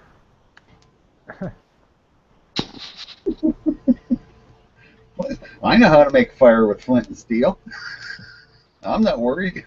You know, I was hearing about all this NSA spying and stuff in there, and all these people who are hacking people's cell phones and getting all this data off of their smartphones. And they're getting these people's bank information and everything else. Yeah. And I'm going, who would be that stupid? Come on, to put your bank information on your damn telephone. Yeah. Well, yeah, it's just idiocy. I mean, like I use my phone to text, take pictures, you know, phone people, do the odd chat, but I'm not going to do my banking. I mean, I'll do my banking on my laptop, but I do that on a secure network, and I do, you know. Yeah, no, well, that's not you driving down the street and somebody tapping into your cell phone. I mean, Yeah. on your laptop, you're in a sort of secure location. Oh, yeah. And I actually turned my computer off. I have friends that never turn their computers off. They never, like, they have, you know, high-speed wireless, so they're just computers on all the time and everything like that. I'm like, you know, so somebody's, like, in the apartment next to you can figure out that you're all on a wireless hub, and next thing you know, because you've shared your computer to share it with your friend or your husband or whatever, spouse or whatever, and everything else, you know. Well, that, you know, the never shutting the computer thing was my problem too. That's an old timer's problem. In that way back when we first had computers, if you heated it up and cooled it down and heated it up and cooled it down, then it caused the computer to die faster. And Yeah. we were in the mindset of having our computer for 20 years. Yeah. Okay? Well, today's mindset is, shit, if you don't get rid of the computer in 2 years, you can forget it. And Yeah. the way the Microsoft keeps doing their stupid updates and crap, your computer won't stay alive if you don't shut it down daily. Yeah. Well, no, I know it. Like I say, there's people who just don't. And for a long time, there was a. Do you remember the SETI program, where you could download a program that would allow your computer to look for signals in data they were getting from the radio telescopes? Oh yeah. Yeah, that was when I first got high speed, and you know, at that point I went, oh hell no, I'm going to leave my computer to run because it'll look for aliens. But you know, after a little while, I started to realize, well, wait a minute, you know, my computer's on all the time, so I mean, there's access to it all the time. At that point, I wasn't doing any banking on it because, you know, I'm kind of backwards. I only just started to bank on my computer recently, and that was just because it's way easier when I'm down here. I can do banking up in Canada through the internet. Yeah, I have 2 computers. One computer is disconnected from the internet, that I do everything that is necessary. And believe me, phew, Microsoft hates that. Okay? Keeps, you know, you got a problem, you're not connected to us. Yeah, I'm not connected to you. And then I have one computer, this one here, that is connected, you know, all the time. Wow. But it doesn't have any important information on it. You can take all you want. Mm-hmm. You're not going to get anything. Yeah, well, that's the same with this one I use. And then I've got another one I use for other stuff. But Yeah, these people who do their banking and everything on their phone. My sister does everything on her phone. She doesn't even own a computer anymore because, it really is a computer. But she was never computer savvy to start with. So, I mean, she had a discussion. Use it. I had this discussion with my son years ago when they first came out with this NSA spying and everything else. Yeah. And I said, really, I mean, how stupid are people that they don't think that people are not trying to tap into you? Oh, yeah. Of course they are. I mean, we've had the phone company, we've had this stuff forever. Yeah. You know? I mean, they've been listening to phone calls since there were operators who would plug in cords. Yeah, from party lines and everything party line. Yeah, I grew up with a party line. Yeah. So, you know, it's absolutely amazing that you get these people who are like all so shocked that, oh my God, somebody might be getting my information. Of course they are. Yeah. You know? I mean, what makes you think they weren't? What happened in the world when they weren't trying to get your information? Yep. Yeah, they used to read people's letters. I mean, that was the way they used to do it, right? Oh yeah. So yeah, it's like, yeah, well, I'm not really worried about it. It's like, yeah, well, they want to come after me. Well, they're kind of wasting their time. Yeah, that's the same with me. Yeah. I've done my stuff. Figured out by now I'm not a threat to national security. Boy, we're in trouble. Yeah, well, I got myself into only once. And that's because I had security clearances in several countries. Mm. And they're saying, why? And it was just the nature of my work. Yeah. You know? Oh, yeah. Well, I had to have Canadian national security clearance because I'd worked on the phone cables. I used to work for the telephone company up in Manitoba, and we buried phone cables that went up to the dew line. So I had to have all this national security clearance because I knew where the phone cables were. And it was, Right. Well, that was because I had a, $10 an hour job driving a trencher. Yeah, people make a big to-do out of a lot of nothing. Yep. So that was funny. I had the cop stop me one time, and he comes back with my ID. Why do you have national security clearance? I don't know. It had been a couple years. I don't know. Why is that still on my record? I still have the clearance? Well, I should know shit then. Once you have it for life. Yep. Oh, yeah. And when you're, a 18, 19-year-old kid, you don't have a clue. Yeah, I got way back when in Bush's first term, Bush developed this thing, which was more of a fundraising thing to get money out of businesses. Okay? Yeah. But he had what was called the Presidential Business Council. Okay? And there were fundraisers like once a year in Washington, D.C. and all of this.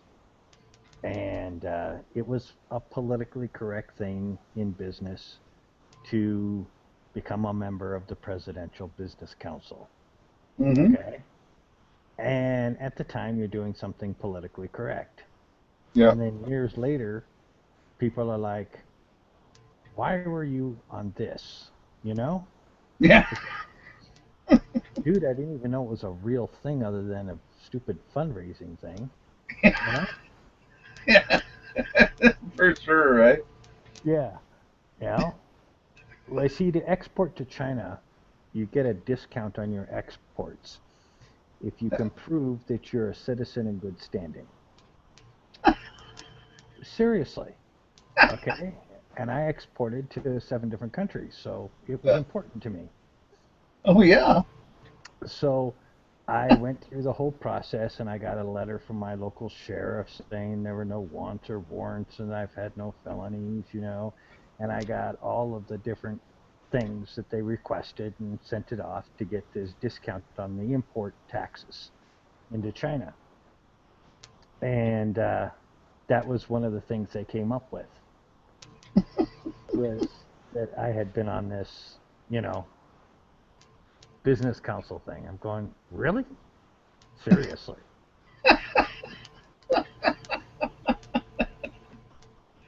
Yeah.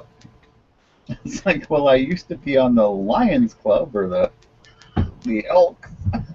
Right, but that's not part of their citizenship purview. I had to prove that I was a citizen in good standing, and that I would, to get a reduction in import tax into China. Yeah. Ah. Yeah, things, and then they'll come back and hold that against you. Oh, absolutely. And you do stupid things like to be in an airport, the tower where they tell the planes where to land and everything. Control tower, yeah.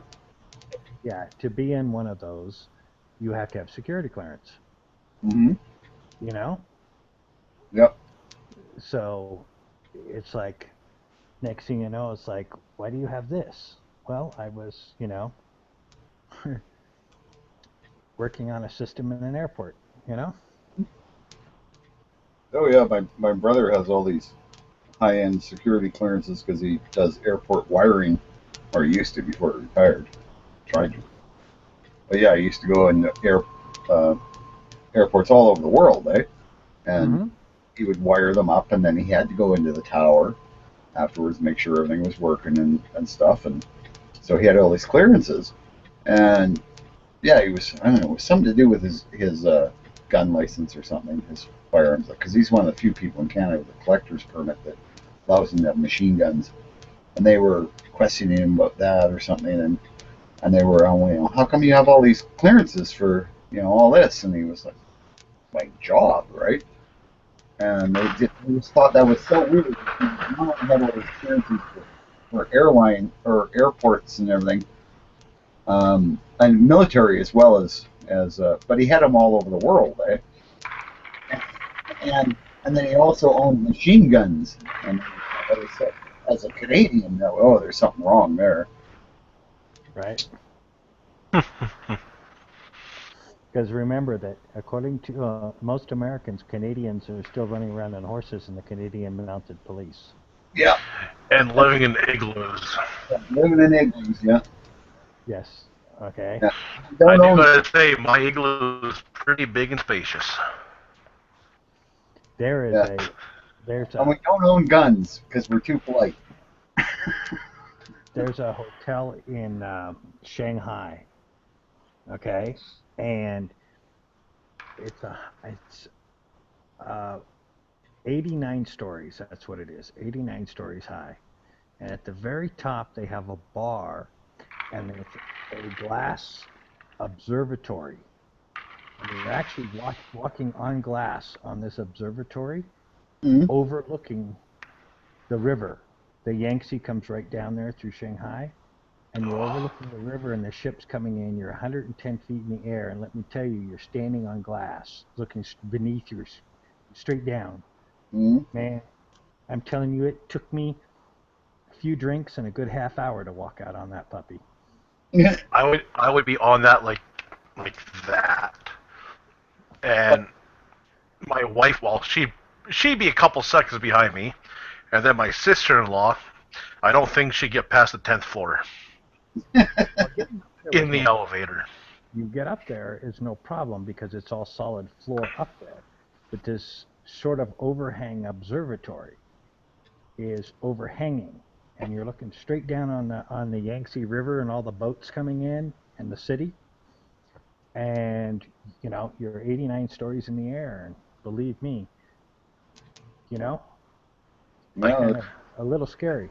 Oh, that would be awesome. Tower. Yeah, the CN Tower, you go up there and they've got glass floors up on the top observation area, where you can walk out on the glass floors. And yeah, the first couple of steps it's kind of like, I don't know, man. And once you're on it, you realize, oh, yeah, it's like the glass is really thick, and thousands, if not millions, of people have walked over it. Nobody's gone through it yet, so. Still, it's a good reason to have a couple. It is a strange sensation, though, to look down, and realize you're standing on glass, and there's nothing below you but thousands of feet of nothing. Yep. Like I said, it's still a good reason to have a couple drinks. Well, it's funny because, last year when I worked in Hope, there's an old highway that you can only get to by walking down, and then there's an old steel grate suspension bridge that goes across the One River. You can walk across the suspension bridge, but if you look down, you can see the river, and if you're scared of heights, you're not walking across that bridge because there's chunks of concrete missing, and the steel grates in some areas are like patched over by half-inch thick steel. And there's me just walking across like, oh, this is so cool, and the wife's yelling back at me, are you fucking crazy? Get over here. That bridge ain't safe to walk across. And there's a couple native guys on the other side of the bridge just laughing their asses off at her. Okay, well, I'll tell you what else doesn't help. In Japan, in China, okay, in every one of these stupid hotels, they have some Chinese or Japanese singing group that is singing old Beatles songs in English. With their guitars and everything. Okay? All right. Yeah. So kind of, it's like I'm annoyed, and it's a long ways down. You know? The last thing you want to hear is Yellow Submarine as you're falling down. Yes, sir. God. No kidding. Oh, live in a yellow submarine. Yeah. I mean, God. You know? For sure. Well, I got to split here, guys. It's good talking to you guys again. Hey, for sure. All right. Catch you later, Bob. All right.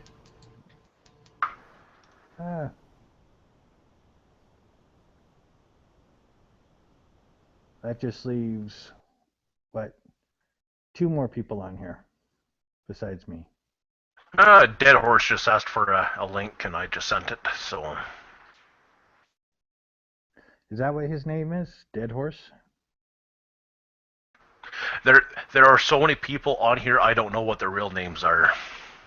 Well, of course, nobody uses their real name, but this says David, and the other says...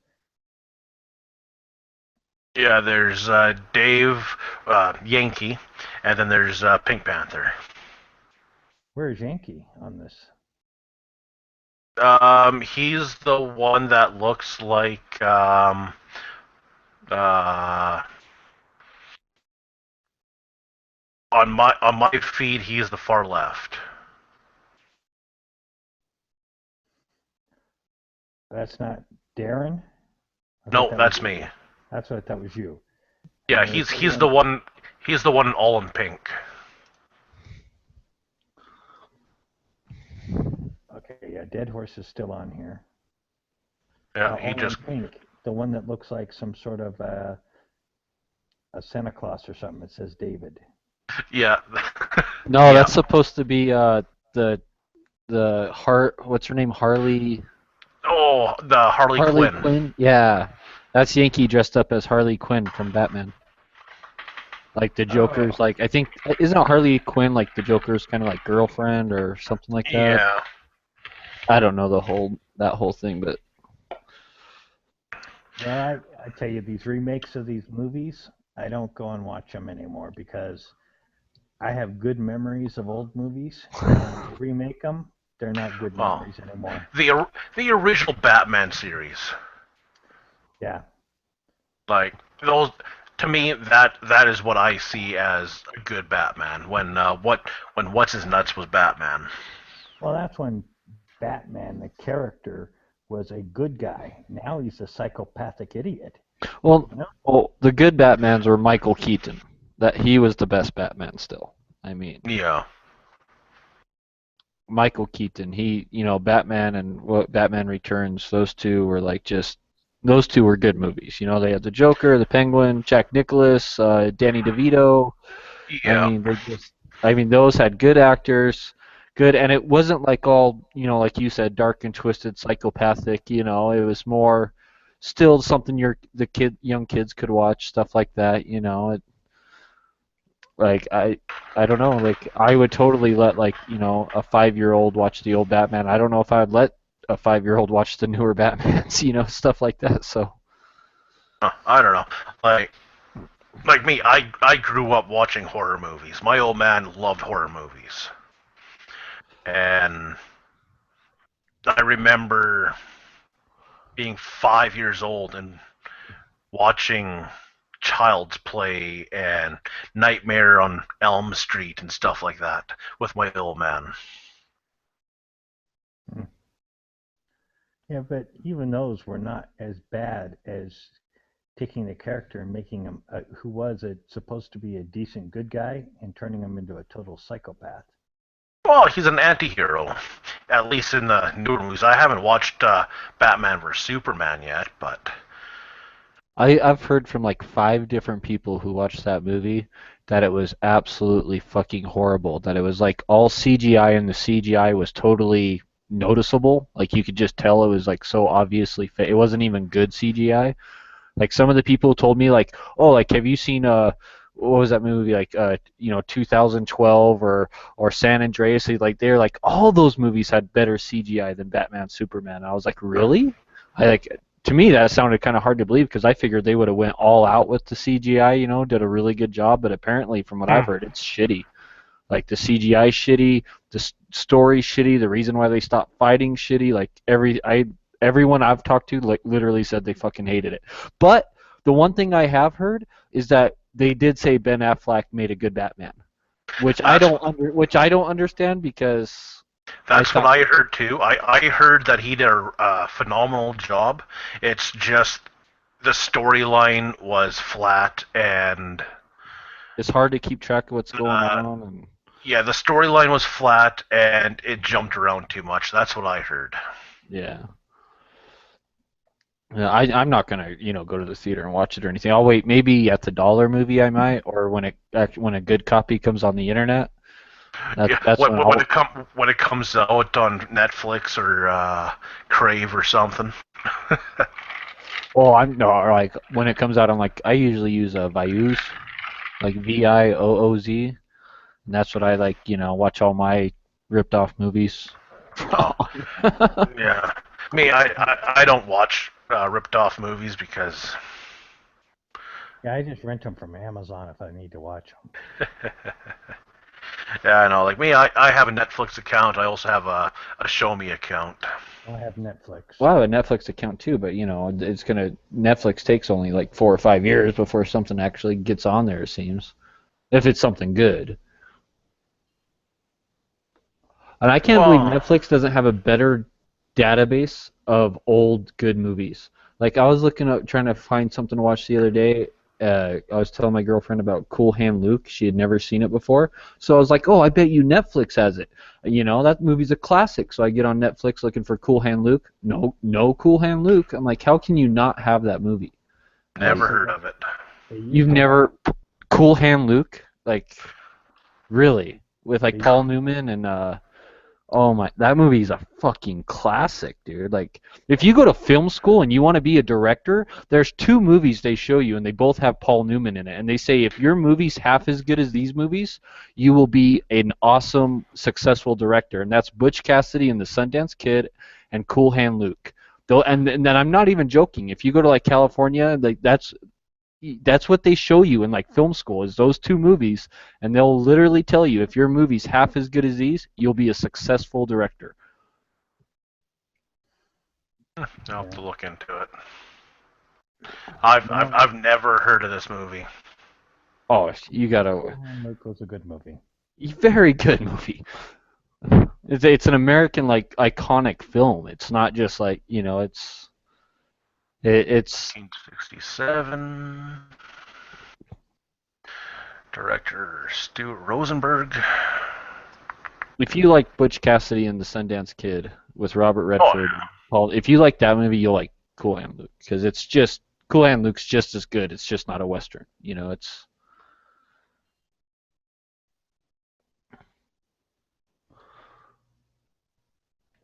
Another good movie he did, Paul Newman, was called Hombre. Hombre. That one sounds familiar. Yeah, that was a western. Paul Newman's awesome, dude. Like, I even like his ranch dressing. I mean, the wife likes his dressing too. Yeah, it's better than Kraft or anything. Like, usually that's what I buy is his dressing because like it's actually pretty decent. It's good. It's not all runny and I don't know.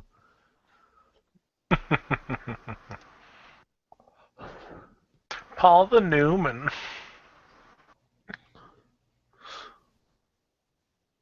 Yeah, I used to live around the corner from his restaurant.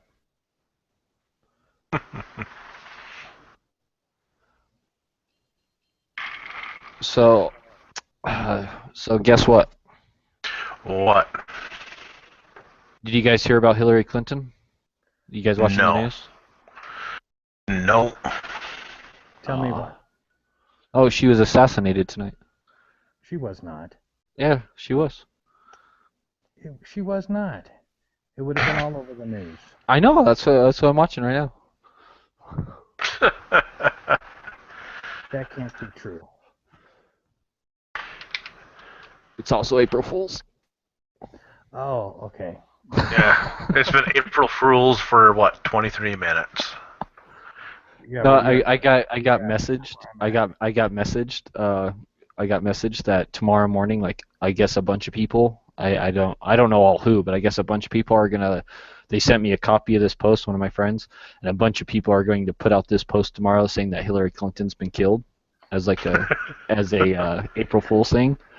I'm like, dude, no, like, I mean, come on, like, that. Why get someone's hopes up like that? I'm like, that's like so wrong. No, it's not funny. Yeah.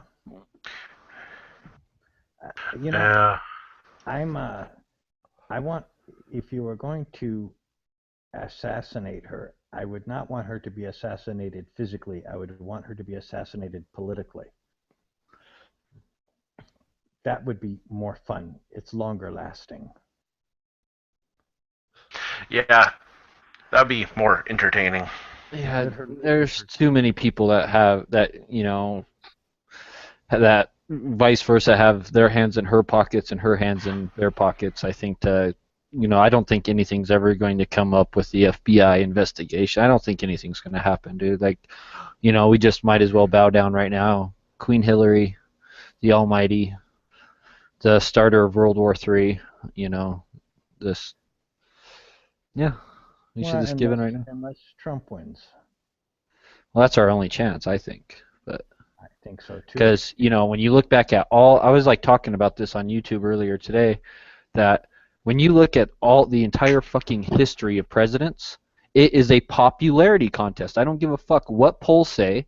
I don't give a fuck what anyone says. I don't care what they say on CNN or CBS or whatever nightly news. Being elected president is a popularity contest. That's what it is. When you look at every single fucking election, going all the way back to George Washington, they were all pop stars. Every single president was a fucking pop star in their time. Everyone knew their name before they became president. Every house, every house knew that name, and that's how they became president. And back to Lincoln, they did whistle stop tours and did off the back end of the train and all of that. Every bit of it was, Yeah, and in the local newspaper. Yep. And it's no different. And the two names, right? Like Cruz. I mean, like, come on, like, how many people know of Cruz? Know anything that he's done? Know anything about that guy really?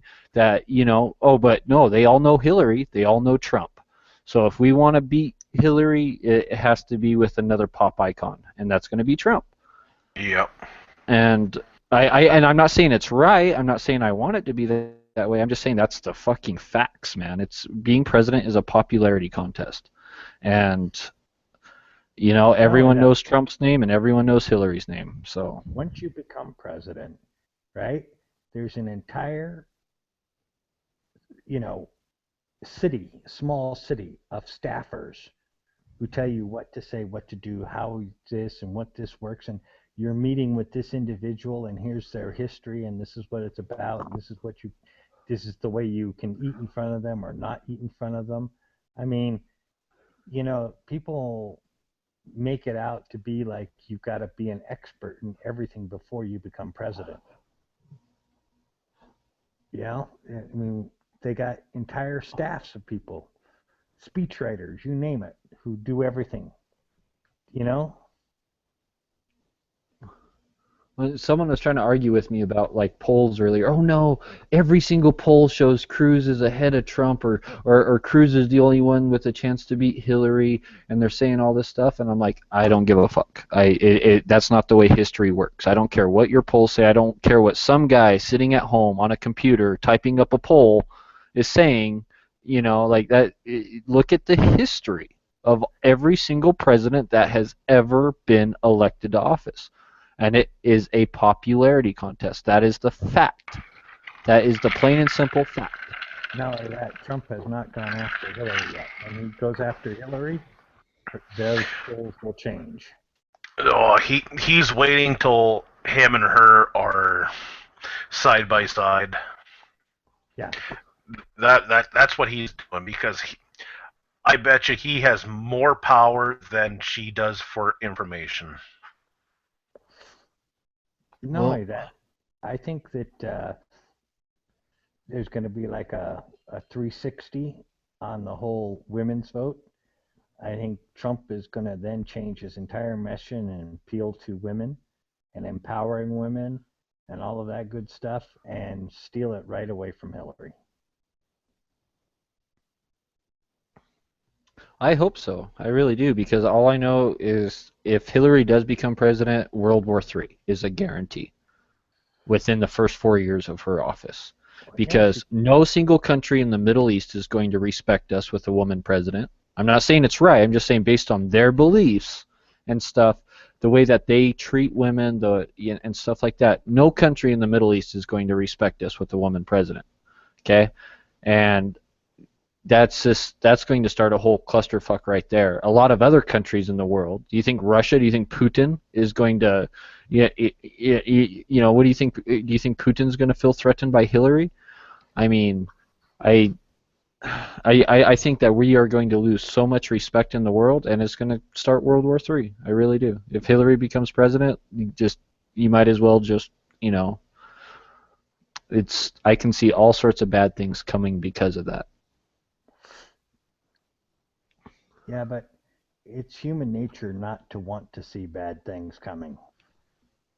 Doesn't mean there's you got to face reality, but most people don't want to consider reality, in their daily lives.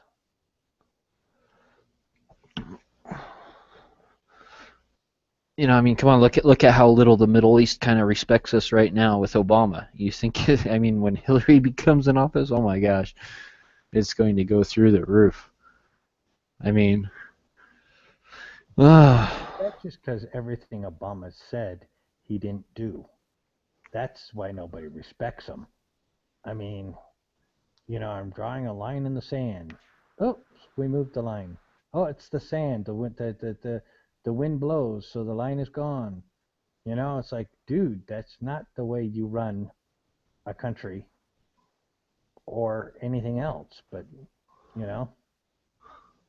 Well, what has Obama accomplished in his life compared to Trump? I mean, just compare those two. I mean, not counting Obama actually becoming president, just before he became president, what did Obama accomplish? What, he was a civil rights lawyer in Chicago? He was a community organizer. Yeah, community organizer and a lawyer. I mean, I told everyone when Obama was first running, first of all, you got to be a fucking idiot to elect a lawyer into office. I mean, like that's your first mistake is even voting for a lawyer, no matter what party they're on. You know, your second mistake is voting someone into office that was like a community organizer, and I mean just someone with really no political experience whose people are paying him to do their deeds. I mean, there's so many people that are paying Obama to I mean to get what they want. It's not even funny. But it's also the dangers of socialism. You have collectivism. History kind of proves that doesn't work, yet they keep trying it over and over and over again. And it's like, dude, it doesn't work. And just because you're doing it doesn't mean it's going to work this time. I would like to know one good thing, just one, like Obama did for Chicago, like while he was there, like one thing, like name a law he passed that really helped pass that really worked, or name something that he did that worked other than taking money from a bunch of rich people and saying, oh yeah, I'll help pass these laws, and I'll help do this, and I'll help take off these sanctions so you can make more money. I mean, that's he did do one good thing for Chicago. Leave? Yeah. He left and went to Washington, D.C.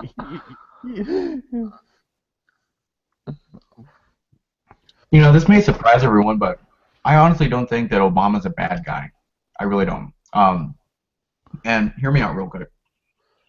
I don't feel that when he became president that he was like, I'm going to burn this country to the ground. I honestly thought that he saw a vision of what America should be in his own vision. And it just happened to be that America doesn't run like that. We're a republic, and he didn't like it. And I think he thought that he could change it, and he probably thought that the way he wanted to run things would work out better and the country would work out better. Truth be told, he was wrong. He doesn't understand how our country works. And you would think as a constitutional lawyer, he would. And I think that he had some good ideas. But I don't think that they were plausible, and I don't think that they were accurate in the way that America has always been. And I think since he tried to implement these ideas, and a lot of them were socialistic, I think he caused more harm than good. And I think that now with all the racism stuff, he hasn't done anything to divide that. He hasn't done anything to instead of going to certain people's funerals, why not go to anybody?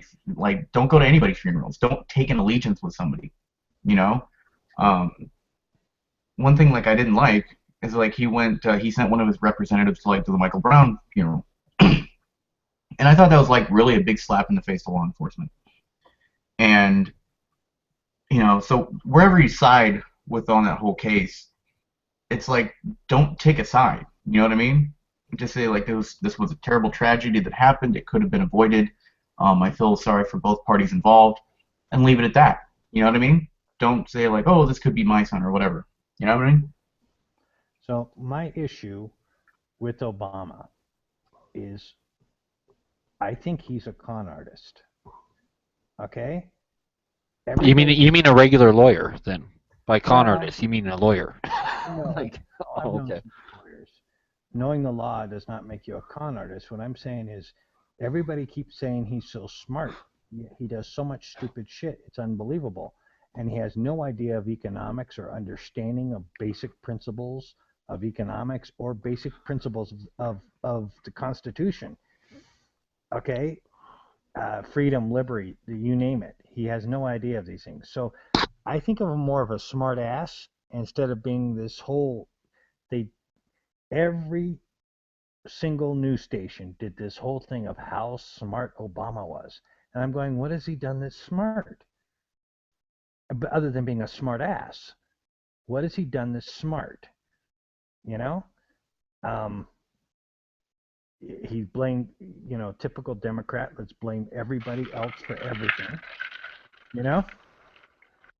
But, as a con artist, he did a great job of getting elected.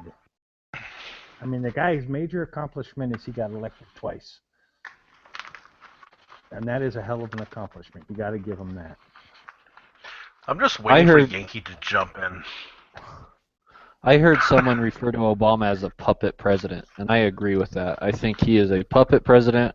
I think that he is controlled from behind the curtain or shadows or however you want to say it by, big money, by, corporations and private parties with certain interests that they want protected. And I think that's Obama's whole thing is that, he's a puppet. He gets paid, I think any leader, any North American leader since at least the 90s has been a puppet leader. Hey, is Yankee there? George Bush fought for the oil. He got paid by the oil executives, and Obama got paid by the pharmaceuticals. Is Yankee around? Because I do have a gun-related question that only I think Yankee could answer. If he hasn't popped up yet because we're talking politics, I don't think so. Oh, okay. Because I do have, he would know my gun-related question, what my fix is. And so I was... Well, what is it? I have a number of Ruger 1022s. Okay? Oh, you're... Yeah, I'd asked you yesterday this question. Yeah. Okay, and on one of my Ruger 1022s, when it ejects, okay, after you fire, it sort of like spits unburnt gunpowder out. And you can kind of get hit by this, flaming unburnt gunpowder a little, And yeah, it's your dwell time, like you need a stiffer recoil spring. Just let me put it to you that way. Okay, your bolt's unlocking, the bolt's coming back before the bullet leaves the barrel, which it shouldn't be. So you need a stiffer recoil spring, and you're good to go. Okay, so where would I get something like that? Oh gosh, like anywhere. It depends on if you want like a stock even like I think Ruger even has factory stock recoil springs in different poundages, but like Volquartsen would be, or Kid, or like I think they have kits. Man, there's so many people who make parts for 1022s. It's unbelievable. Well, should I send it back to Ruger and have them fix it, or should I just take it to a gunsmith and have them fix it?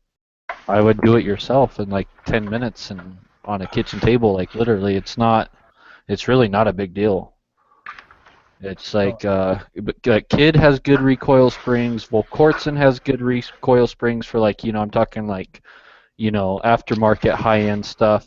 You can go to any major website like Midway or Cheaper Than Dirt or like almost any gun site on the internet is probably going to have recoil spring, and I would get a couple. I would get one in like a couple different poundages, and play with it. But if you get one, you can take it to a gunsmith, waste all this money, and you might not have got one that's heavy enough, and it still doesn't work, or you might have gone too heavy, and now you're not ejecting at all. So it just kind of depends on, and plus it depends on what kind of loads you're shooting, So. Yeah, like I said, none of my other Rugers have this problem, and this came from the factory this way. So I think it's an original damaged spring or something then. Or, okay, try this first. Do you have a buffer in it at all? I don't know what you mean. You don't have okay. Look up 1022 buffer, okay? Order one, about $1 or $2 is all it's going to cost you. Like for a Delrin, make sure you get a Delrin. Don't get like some kind of polyester or like any of the other kind of plastics. Get one that says Delrin, a Delrin buffer. Order it from anywhere, and usually you buy them in like packs of 5 or something because they're so cheap. And put that buffer in it, and that will actually stiffen up your recoil spring a little bit, just by putting that little bit of space there, like that 1/8 inch of space. Not a lot, but that might fix it right there. Just that buffer. And if you don't have a buffer, you should have a buffer so it keeps your bolt from beating itself to death against the receiver. That's something that really every 1022 should have. So just order some buffers, like a 5-pack, put them in all your guns, and chances, and there's a good chance that might fix it. And then if that doesn't fix it, just order a pound or two heavier spring.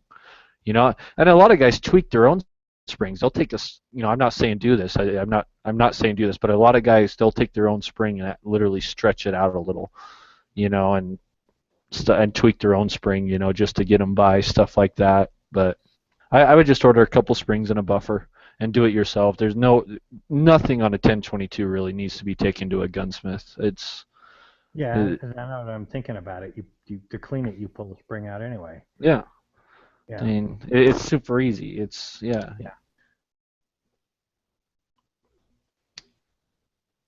Okay, good. You've got the answer. Well, I've built a lot of 1022s. So like that's what I was really into 1022s before AR-15s. Like that was the gun I was really into building, customizing, stuff like that. So I've built a 1022 that costed me over $1,000 before. So cool. Yeah, this is a 1022 takedown. I love those stupid things. I've never played with the takedown. I've never even shot the takedown one. So I want one, but I've never even had a chance. And are they a breeze to clean? You know, it's strange. I actually we were on a chat the other night, and one guy popped in, and he's all like, "What are y'all talking about?" And we were all talking about like politics, and he's like, "Oh, I'm so sick of hearing about politics." And I was like, "Well, I'm kind of worried about what country. I'm sorry, I'm kind of worried about what direction the country's going to go in the next 4 years. Like, it is kind of a big thing to me." A couple of Supreme Court justices involved here. Huh? A couple of Supreme Court justices involved here in this next election, which may change gun rights. Absolutely. You know, if you look at the Heller decision, it was only like a 5-4 decision. That's only because America's lost its balls. See, I firmly believe 100 years ago, if the same talk was, going on, that people would be being hung for treason. People would be like marching, to their capital or whatever, and whatever type of person was like, "Oh yeah, I'm going to take away your guns," they'd be like, "Oh no, you're not. You're swinging from the branch." America has lost its balls. That's all there is to it. That's why we're being attacked on our own soil now, and I'll be back in a bit. Yeah. Absolutely. Yeah. No. Like there was this guy. His name's like John Fritzenheimer or something like that. But he was saying that he was going to go and arrest like members of Congress for treason, and obviously you can't do that now. But he said that according to the Constitution, you could. Yes, you can. You can. There was a sheriff. There's actually a warrant out for Obama's arrest, or like there was a sheriff who got a judge or something, and I think I heard it was either in Arizona, maybe Nevada. I can't remember, but I think it was Arizona. Like some sheriff there or something actually got some kind of warrant or something to go against Obama. Like, and this was back when he was first running for president. Sheriff Joe. I don't remember. I just remember hearing something like in the news, warrant for Obama's arrest, and then you don't hear about that anymore, like nothing, But apparently there was some sheriff that actually got some judge to sign a warrant for Obama's arrest. I remember hearing something about that. Yeah, and I heard about it too, and then it just disappeared out of the fucking news, It's like, well, here's the thing. Like, it's only news until somebody finds out that they can't do it. I mean, yeah, technically, if somebody violates their oath and violates the Constitution that is, in charge of the presidency, you have that right. What? Yeah, and that's the military's job. Actually, that would be like our head general, his job to go in there and remove them from violating their oath. But our military is just the generals and the leaders in our military are just, I don't know, pussyfied or something. I don't know, I think some of the great generals we read about and hear about, I don't think they would have put up with that shit. Well, also, I mean, and unfortunately it has a lot to do with money. And I was talking to my buddy about this. He's like, "You really think you're going to have a 4-star general who probably makes over $400,000 a year say like, no, I'm going to go and flip the guy that still keeps my nice house in Charlotte and my bills coming in?" Well, and that's the problem with all America is they're too pussyfied. They're too worried about not being able to watch Netflix tonight because they might spend a night in jail, or they're too worried about losing their house or doing this or doing that. I mean, they're like, oh no, I can't miss my New Jersey Housewives TV show tonight. To do anything about it. It's just not the generals. That's all of America, man. All of America. Yeah, the only people that are doing anything are the people that are already pretty much living out in the streets, that have nothing to lose. And you know what's even sadder is like once you start talking about that stuff, you get put up on somebody's radar. And it's like, why? That's not illegal, No, man. Like, why is it so wrong to if you take an oath of office and you violate that oath of office and you go by our Constitution, that's treason, and that's you can be executed for that. But we just all of a sudden nowadays let every single politician almost get away with shit like that. I mean, how many politicians have literally violated their oath of office? Like how many? And like nothing was ever done to them. I mean, the Second Amendment was put in for a reason. It's I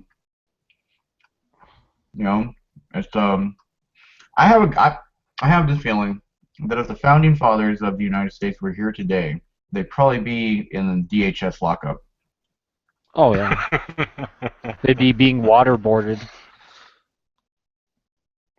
Like, where are your subordinates? They'd be considered like radicals and terrorists and all sorts of shit like that. They would not recognize the To country. be fair, they were terrorists. No, against the British. Hell, the original Texans who took Texas were terrorists. But now, if you write Trump 2016 in chalk at a college, you scare the shit out of people. God.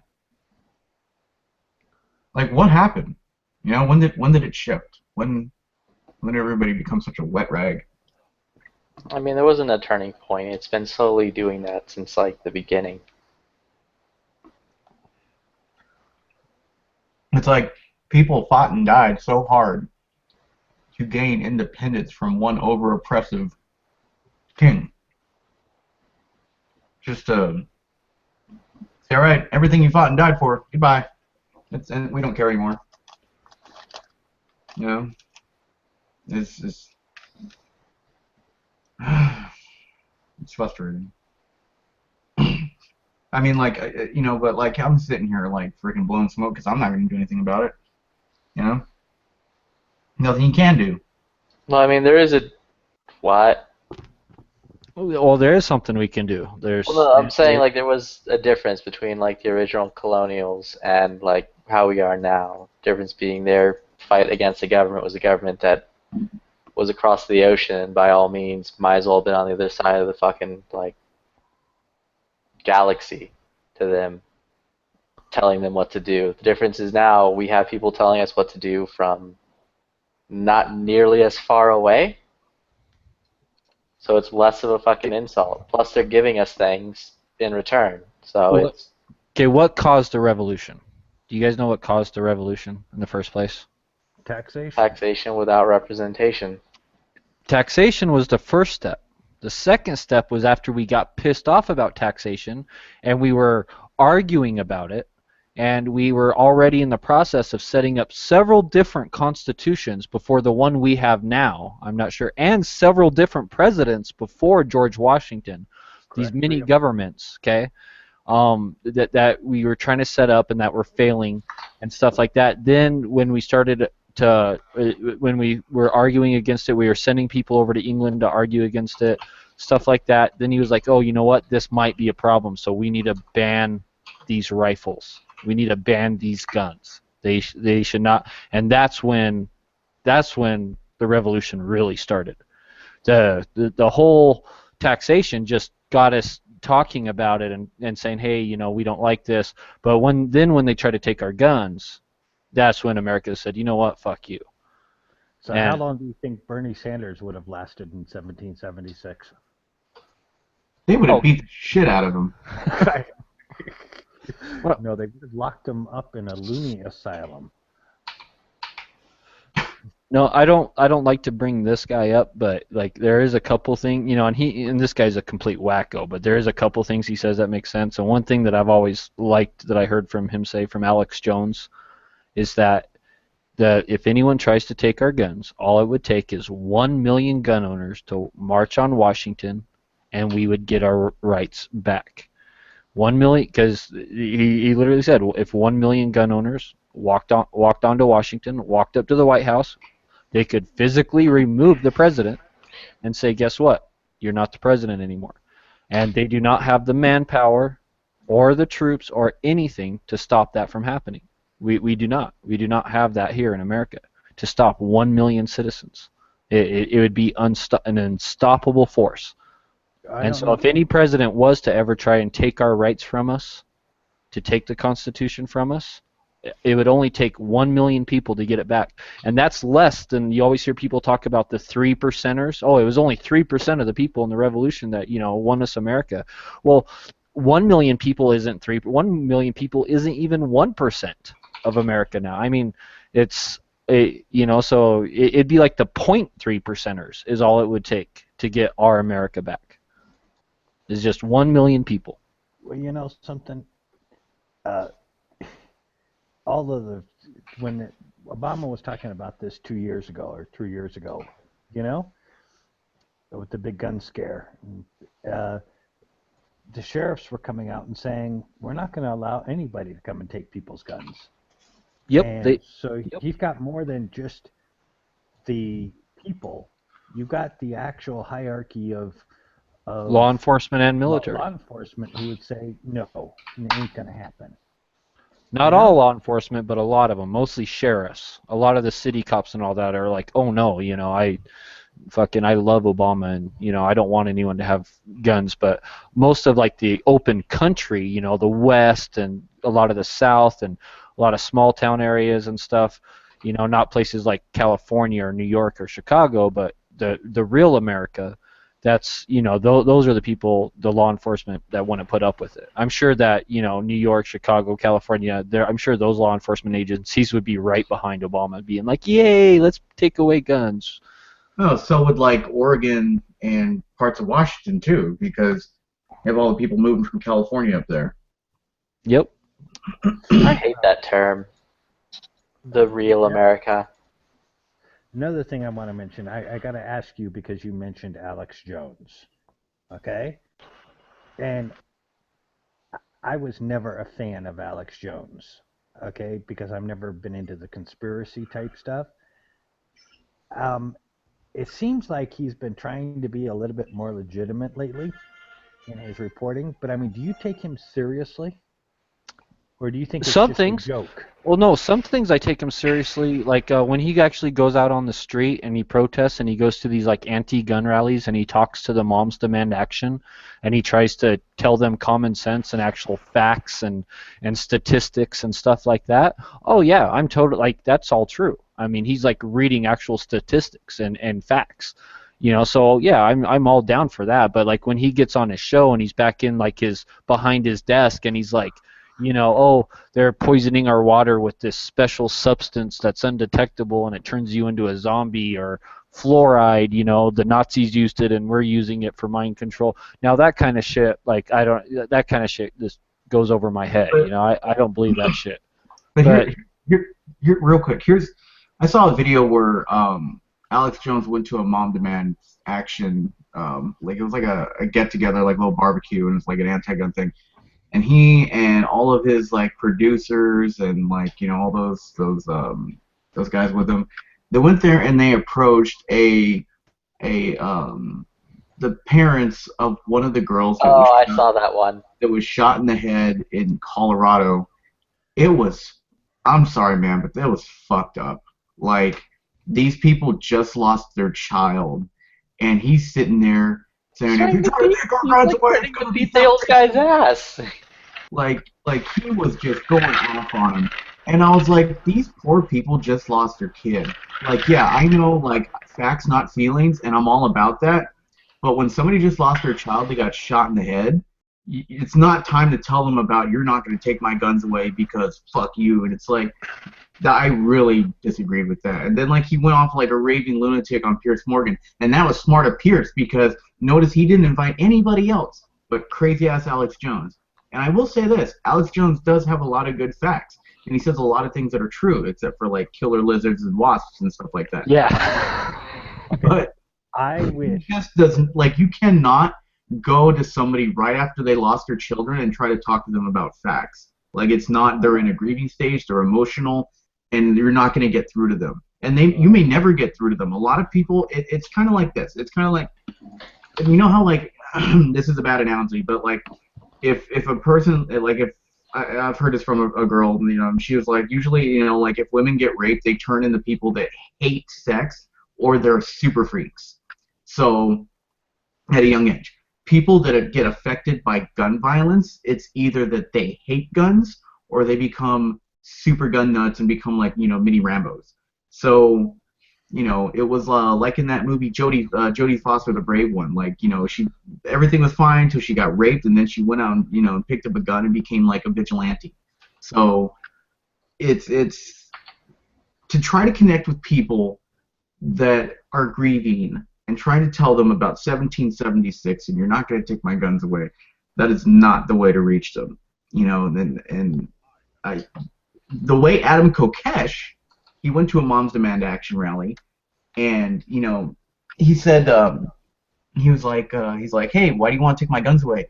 And then he was all like, oh no, it's like, we're just against this gun, we're against that gun, but we don't want to take your guns away. He's like, no, you're not against guns, you're just against guns. He's like, no, yes we are. He's like, no, you're because who are you going to call to take away my gun? People with guns. And he's like, so you're okay with people getting killed? And then they were like, no, we're trying to stop that. We don't want people to get killed. We want to take away the guns so people don't get killed. He's like, so what happens if I don't give up my gun when you guys want to come and take them? Those people are going to use guns to take away my guns, and if I don't give them up, they're going to kill me. He's like, now think about that for a little bit. And then they're like, no. And so when you go to, like, you know, things when people are not freaking out about, you know, stuff like that. And, you know, yeah, they should have freaked out about that. They lost their kid. I can only imagine what that'd be like. You know, I hope I never have to experience that. But, you know, like, right after Colorado or Sandy Hook, I would not buzz over to any of those places and sit there and try to talk facts about gun violence with them. You know, they just lost their children. And unfortunately, some gun owners, they don't think about that. And rightfully so, because sometimes, like, we're just so mad because when we look at it, like, I remember I was getting my car worked on and I saw Sandy Hook on the news and I was like, oh shit. Because I was like thinking, one part, I'm like, I know what they're going to come for tomorrow, but then I was thinking, like, wow, that really sucks for the families. But then I, like, the thing I remember Yankee put out a video after this because a lot of people were saying it was a conspiracy and stuff like that. And, like, he was all like, you know, this is not a time for argument, this is not a time for, like, any political talk, this is a time to let those people grieve. And he's like, to the people of the conspiracy stuff like that, he's like, get the F out of my channel. He's like, because I don't have time for that. And, you know, rightfully so, man. Like, so after these things, like, you know, take a couple days, then put out, like, a statement and on that. And that was the NRA's mistake after Sandy Hook. They didn't say anything about it. And then when they came out about it, it just seemed very cold, you know. And it took them months to say something. And then before that, you already had all the dust settling by all the anti-gun stuff. So, sorry, I didn't mean to rant, man, but I just had to put it No, that's a good rant. But everyone needs a rant once in a while. I wish Piers Morgan had interviewed me because I have an answer to his question. He consistently asks the question, why does somebody need an AR-15? And my answer is very simple, okay? If an AR-15 makes you feel safe and secure, people who feel safe and secure in their daily lives are more psychologically well-balanced and well-adjusted. So to have more well-adjusted and psychologically balanced people, they should be allowed to have AR-15s. I mean, it doesn't matter. The key that thing would have is, set Piers Morgan up. I'll agree with that. Piers Morgan wouldn't have fucking shut up about anything, because it was all about him believing that was his ticket to getting actual ratings. He didn't give a shit about the cause or any of it. But he kept asking everybody. He would go over and over and over. Because that's the easiest thing to ask without, like... And people the would easiest thing quote to all say, these all statistics trying to at sound him, smart. and he would ignore the statistics. So I'm just saying the emotional answer was that people... I want an AR-15 because I want to be more psychologically well adjusted. Well, the person that really shut him up was Ben Shapiro, and he said like it was awesome, man, because like he was like here's the Constitution. He's like, and I'm tired of you standing on the graves of dead children. He's like, how dare you? How dare you? And he's like, well, you can keep saying that, but that doesn't change the fact that like and then he's all like, the government would never come for your little AR-15. And he's like, I had some relatives that believe the same thing, and that's why they're ashes right now in Eastern Europe. And then Piers Morgan was like, he didn't say anything. Like you can't, like he proposed facts, but Alex Jones was sitting there, I have these documents from the CIA that say that, fluoride. And it's He was also like screaming about how he wanted to fight Piers Morgan. He's like, I'll fight you right now. I'll beat the shit out of you until you agree with me. It's like, whoa, what the fuck is wrong with you? What I would answer Pierce with his AR-15 question is I would tell him that having an AR-15 is not having a sense of power. It is experiencing and escaping from a sense of being powerlessness. So that's the difference. Like these guys want to make it seem like it want to stereotype us as if we have an AR-15 that we have it because we need it makes us feel powerful or in power or something like that. But no, it's basically having an AR-15 makes it so we're not, powerlessness. Like it makes it so that we can, defend ourselves. It gives us a feeling of not being a victim. Like I don't have to be a victim. That's how I would have answered them. I mean, because they like to stereotype us. Oh, you have an AR-15, so you must be a baby killer or a murderer or a really bad guy. You must want to kill someone just because you have an AR-15. You must fantasize about it. You must hope someone breaks into your house just so you can shoot them. No. We have an AR-15 because if someone does break into our house, we don't want to be a victim and we don't want to feel like we're powerless to do anything against them. Right after Sandy Hook, I was walking into my gun range and I had my AR-15 because I was building one, and I bought a bunch of lowers. And keep in mind this was in California.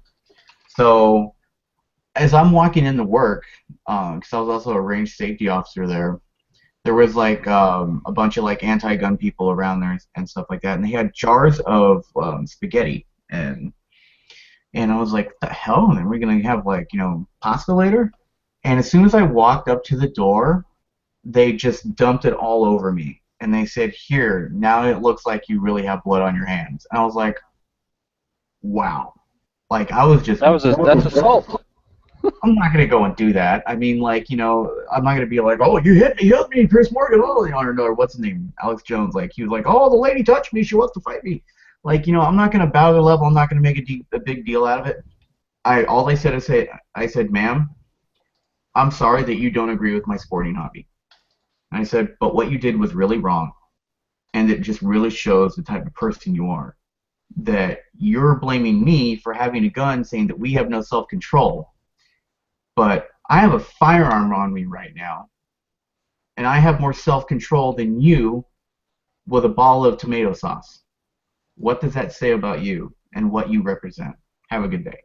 And I just walked in. So then she continued to babble on. Oh, baby killer, oh, you just want your Rambo, you want to be. And I was like, whatever. And those are the people you can't win over. Those are the people that have already made the choice in their crazy lunatic leftist mind that, And here's the thing. I used to be a registered Democrat. And, now, I register Republican. What? You openly admit this? Yeah, I'm fine. I don't care. I'm just joking. You know, No, he's just a little like shy over He it came- himself because he's. He upset came that to the he's not age an of asshole. reason. well, here's what the thing. Like when I was younger, when I was like a kid, I was really liberal. But then, the older I got, the more conservative I got. And I think that's a lot of people. You know. Well, that's the problem right now with the Republican Party. Is I always been Republican. I mean, I campaigned for Reagan. Okay. My thing was about the Republican Party stood for physical conservatism and constitutionalism. Okay? Now it stands for the religious right and all this other garbage. And the problem is although as a physical conservative and as a constitutionalist, okay, I'm also socially liberal though. Okay? I think people should be able to do what they want to do as long as they don't harm other people. So this whole thing of, I mean, come on, Roe versus Wade was what?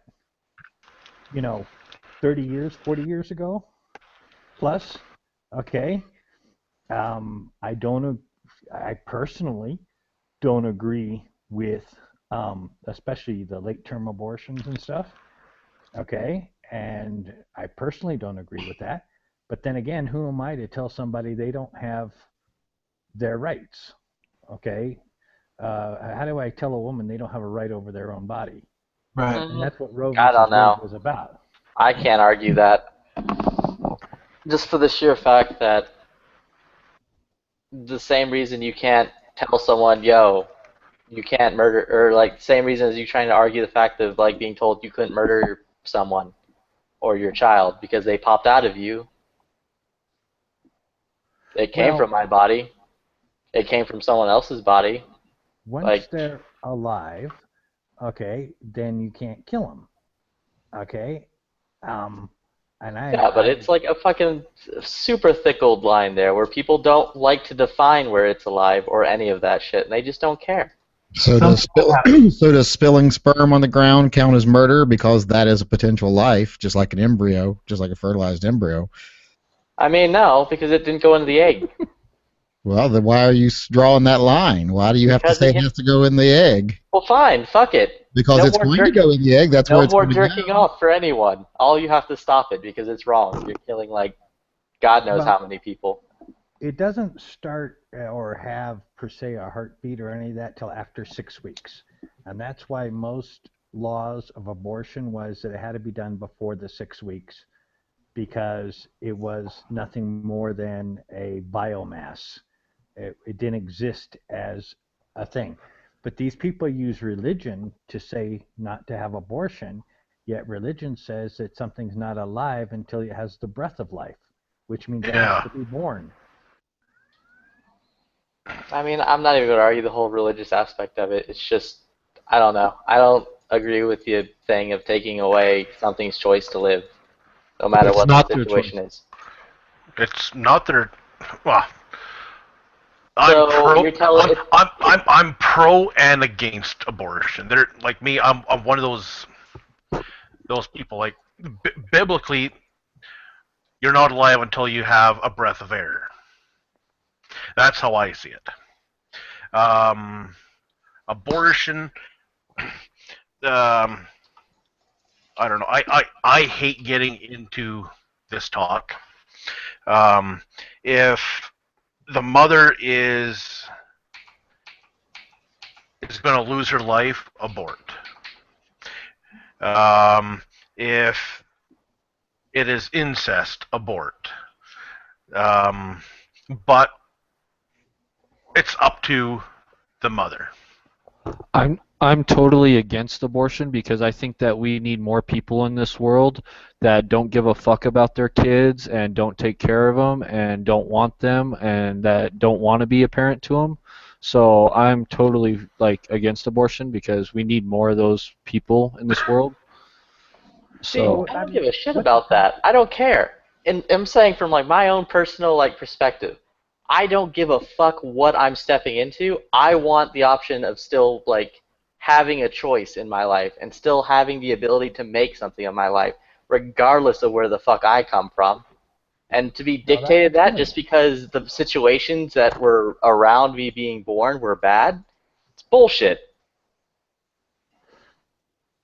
That wasn't per se the issue I was trying to get into. The issue I was getting into was about the Republican Party no longer representing its founding information, okay? And that was physical conservatism, okay, and constitutionalism. Now we have, I mean, the only people who try to tout that spend more time being really stupid because they don't know how to use the internet, like Ron Paul. Go use the internet, dude. Look up the Federal Reserve. It lists all of their assets.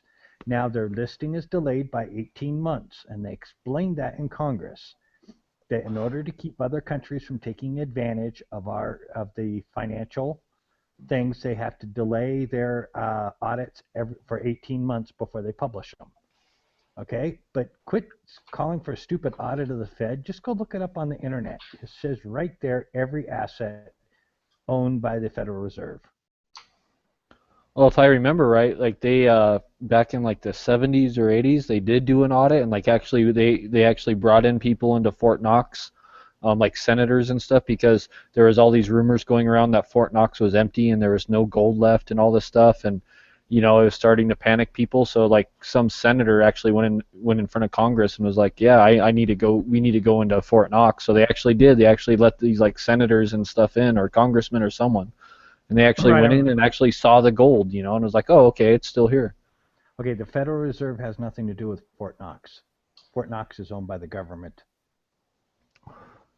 But Fort Knox isn't run by the Federal Reserve. I thought that the gold in there was our reserve. No, it's not. Okay, understand something. That the Founding Fathers wanted no bank. Okay? So historically, every bank made up their own currency. And by fiat, the United States said that all the currencies you make up will be called the dollar. Now, the way banks worked, even when they did it with gold, is they did this thing called fractional reserves. And that means that if I have $100 or $100 of gold or whatever, I can loan out 7 times that amount. I can loan out $700 to other people because it's fractional reserves. All right.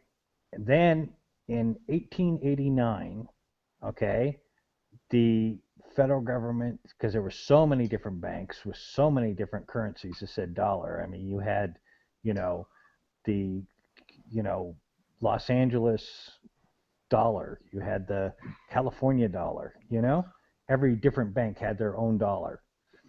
So they said in 1889, they said it was called the Gold Standard Act, okay, and they said that you had to actually have the reserves in gold, okay?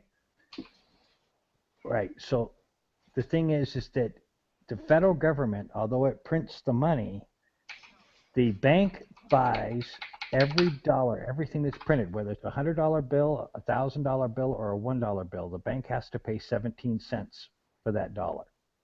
Not 17 cents a dollar, just 17 cents for that piece of paper. That's what it costs the government to print it. Because the United States government does not make dollars. Now, in the Constitution, it said the United States is responsible for coining money. And that is one thing that the federal government still does. So a bank has to pay the face value of every coin. They have to pay a penny for a penny. They have to pay a quarter, 25 cents for a quarter, all the way up. But for dollars, they only pay the printing cost, which is 17 cents, no matter what it says on the dollar, because that is just the government printing money to give to the banks, and the banks create the actual money through fractional reserves. Okay, 17 cents is ridiculously expensive, I want to point out. What? 17 cents is ridiculously expensive. I'd like to point that out. Well, that's what it is. I mean, that's what the banks pay. So when the banks get it, so you hear a lot of this about banks wanting to go to electronic money only and go away from having coins and from dollars is because the banks have to pay for that. A dollar only lasts 18 months, and it has to be replaced because of the wear and tear on it. Okay, so they have to turn that back into the Federal Reserve, and they have to buy new ones. The bank is stuck constantly repurchasing this printed currency.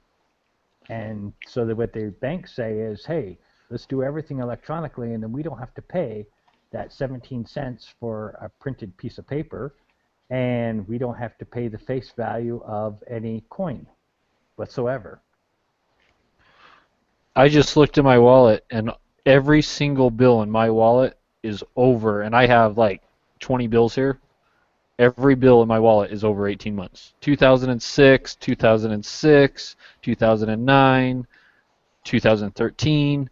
Like every single bill here. Like I have, so like every bill in my wallet's over 18 months old. So I don't know, where they're replacing them every 18 months. Well, they say that's in overall generality that they're replacing the currency. Yeah, but like with electronic banking now, a bill can actually go longer between being replaced. Right, because people don't use hard currency too much.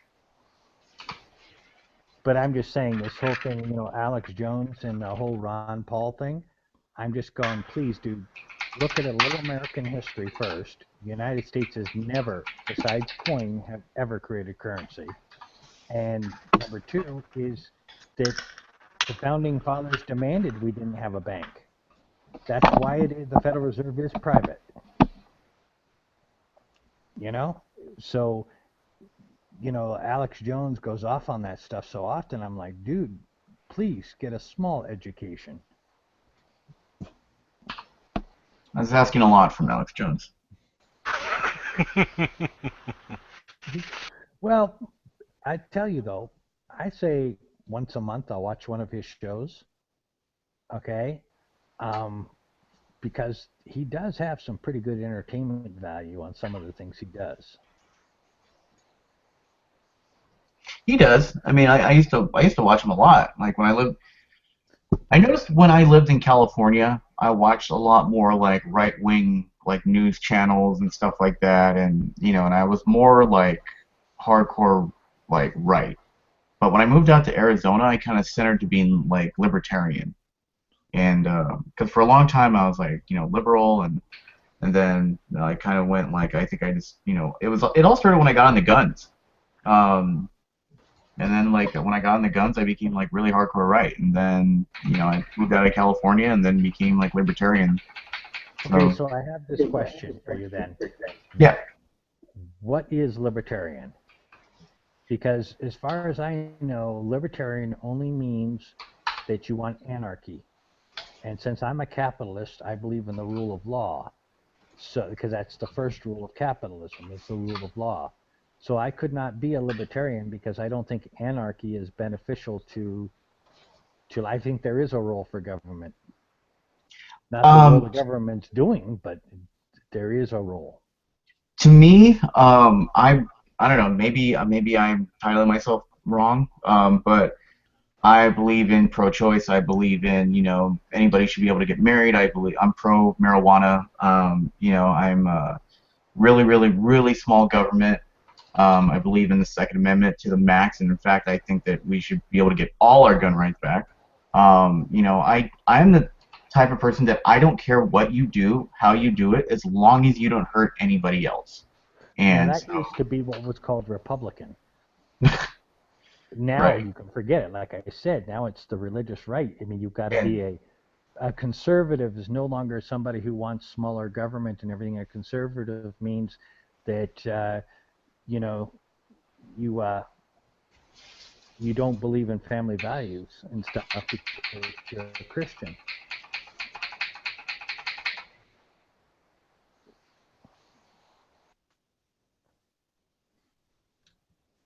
sorry, Flippy was banging on his board.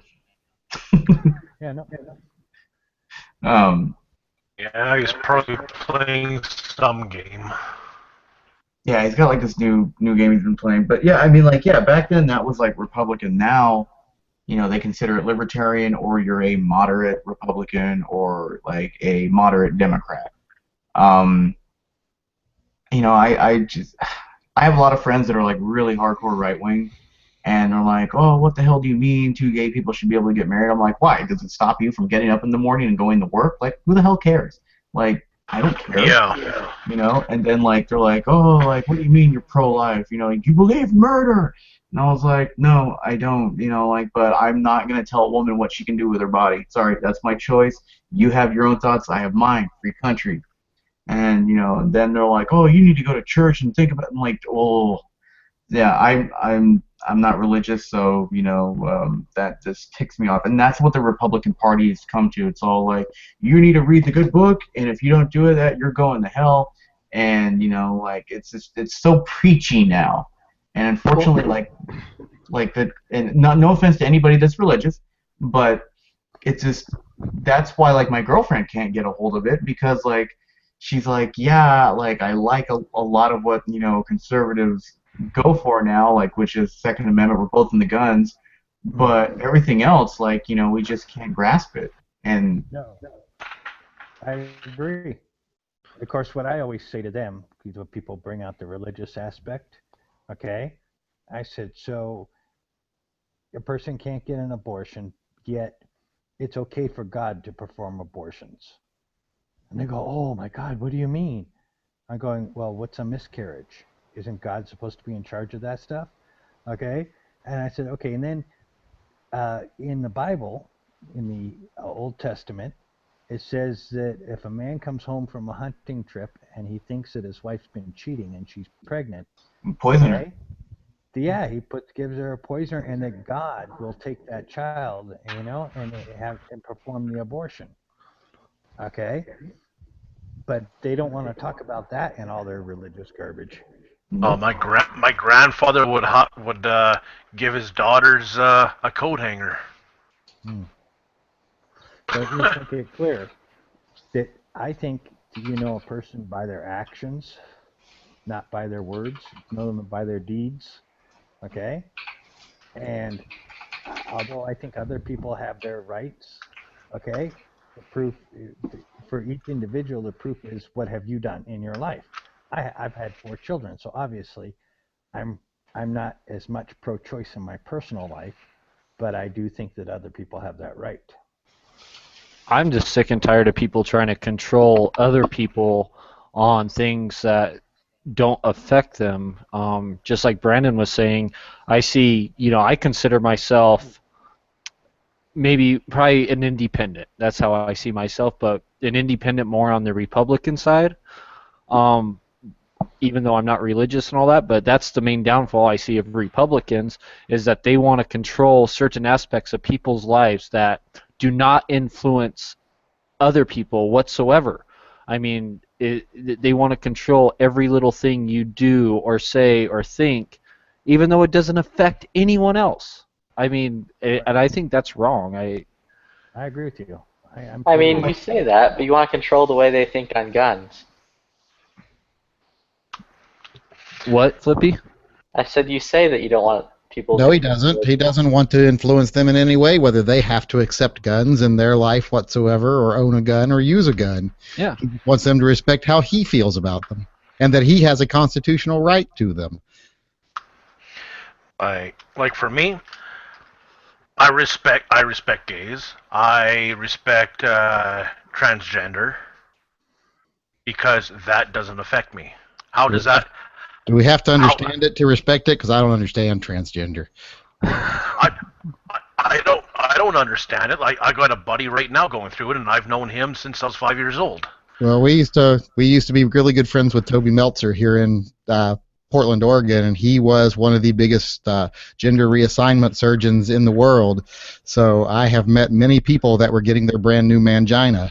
And I still do not understand the whole thing. I mean, I have tried to wrap my head around why these people will go through agony of surgery, torment of changing their lives, and affecting their families to basically become lesbians, because 90% of them are heterosexual when they go from male to female, and they still like women when they become a female.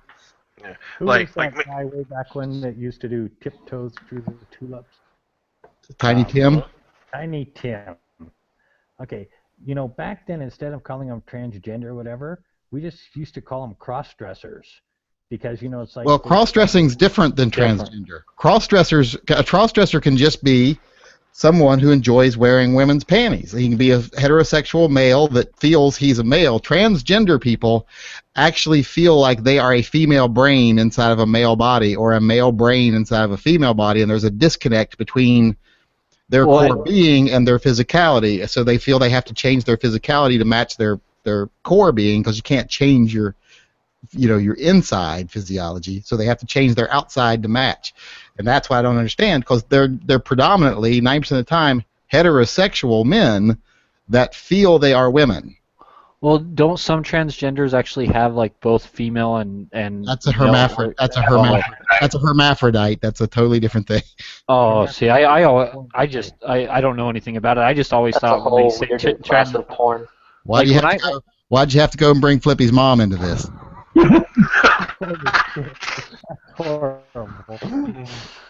mean, I hear the word transgender. He paid great money from the circus, and then all those Japanese businessmen came by and kept calling me their boy, and it was weird. I had to call them uncle. But like, I just ignored what he said. But like me, I don't care what other people do to themselves. I don't care what other people think. It's just I have a right, and I want you to respect my right as long as I get the chance to respect your right. I agree. Well, like I told somebody in California once, this guy was one of the protesters at the gun club. I was on my way leaving work. I came out. They hit you spaghetti sauce as well? No, I didn't get. No, those people left, and it was a new batch. So, and I could tell that the guy was obviously gay. You know, and he came up. He's all like, "I don't understand why you think it's okay to have," just like going at me and berating me. And I said, "Look, if you wanted to march up to our courthouse right now in support of your gay rights, I would march right next to you because those are your rights. Okay." Nobody should tell you who you could marry with. However, exactly. Would you march next to me for my Second Amendment rights? Probably not. You have a good day. No, why? You know, that's the whole thing with the gay rights movement. Okay, in gay marriage, is how stupid are these people? Why on earth would they want to get married? Jesus Christ, I've been married for 32 years. Do you know why? Because they have the same right to be just as miserable as the rest of us. Okay, that's why. That's right. And the one party has the right to lose half their shit. Okay, that's all I was asking. I was saying. Like, it doesn't bother me. Like, I firmly believe they have just as much right to be miserable like the rest of us. So if they want to get married, go for it, man. Like, I'm all for it. Y'all are a bunch of marriage haters. I've been married 23 years, and I'm happier now than ever. Y'all are doing you got lucky. Well, I heard that it gets better after 20, so. I mean, I've been married 4 years. That's because you've been in the garage for like 5 years, Yankee. Well, it was good for 2 years, and then the third year was rough.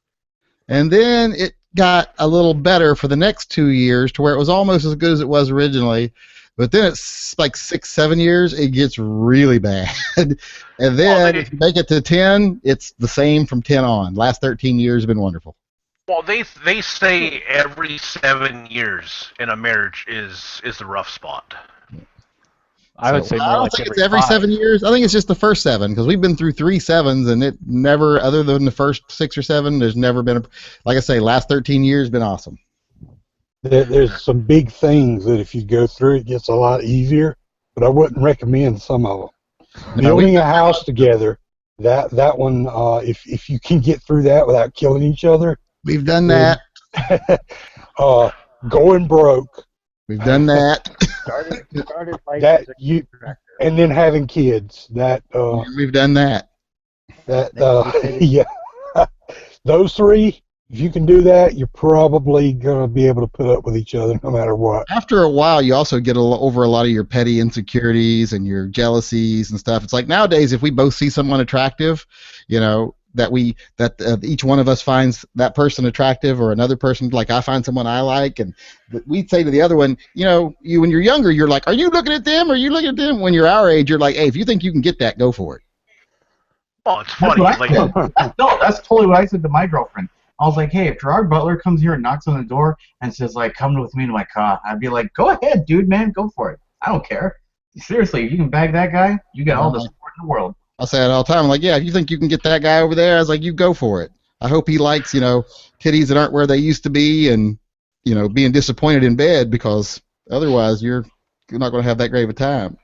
it's funny. Like me and my wife, like we'll go to Best Buy, and my wife, she's a bit of a geek. She loves WoW. She loves computers and stuff like that. So all the little geeky salesmen like flock around her, and I'm like, whatever. It's kind of funny watching them hit on my wife, and then I sit back. I'm like, yeah, she did marry a real man. And then what happened? I was going to say, was that her first husband? Yeah. No. I'm her first and only husband, hopefully. My parents split up for like... Does she introduce you that way? Does she say, hey, this is my first husband, when she introduces you to people? Because that's not a good sign. Sometimes I introduce her as my first ex-wife. Just say, yeah, say your future ex-wife. My first future ex-wife, and then she hits me, and say, this is and my then I future laugh. ex-wife. My parents split up for like 10 years, but it was only because like my dad went into like undercover narcotics and it became an ass. But just say, this is the mother of the children she claims are mine. Yeah, those statistics are pretty scary, aren't they? No. Well, me and the wife, we've been married for almost 3 years, so it's kind of funny. And like you guys were saying, like building a house together, that's a pretty big strain. Yeah, it is, especially when you're trying to finish someone else's fuck ups. Yeah, I was going to say, I started career-wise as a contractor, and in the contracting school, they said if you do a kitchen remodel, find out which side of the divorce you're going to get your final check from. And another thing you live through is once you go through like the death of your spouse's parents, that's a big thing you go through because they become total raging crazy people for a while. Oh yeah. I only have one of those to worry about, so. I married the youngest of 4. I met my wife, what was it, 2 years after her father passed away. And yeah, her mom, I don't know, I think her mom still has another 20 years left in her, so. Yeah, my wife's mother's going to outlive us all. Mine probably is too. She's so damn mean. Yeah. I've only got one more in-law, and he's got Alzheimer's, and he's in a care facility, so I'm not thinking he's going to outlast us. So we have my mother, but I always say, you mean your mother? And when I get called on that, I'm like, you should have read the marriage contract a little closer, because if we ever get divorced, I get the kids, and you get my sister and my mother. That's funny. luckily, my mother is crazy. Yeah, we're not trying to get married anytime soon. Like, we've only been together, my girlfriend and I, for like 2 years, and we brought it up, but I don't know, the way we fight sometimes, I don't want to rush into anything, and then we're like locked in a hole together. You don't want to rush into My anything. wife and I, we've been married now for 4 years. We got married after dating for 2 months. Holy shit. Yeah. 4 years is a trial period, though. Yeah. It's fun. You guys 4 years?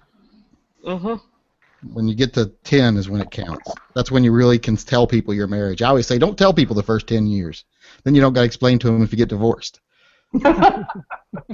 Well, But believe me, marriage does have a lot of benefits, and if you think about it, you can understand why people fight for those benefits, because there's nothing worse than working for a hospital and watching people tell, well, watching administrative people tell someone's partner of 10 years that they can't go into the hospital room because they're not legally married, or someone from the bank coming to someone's home after their spouse has passed away and telling them, no, you don't have any survivorship rights to this property or to their insurance or to their pension or to anything, even though you've been with them for 30 years. It's kind of disgusting, and so you can see why people fight for that. yeah, I can see that point.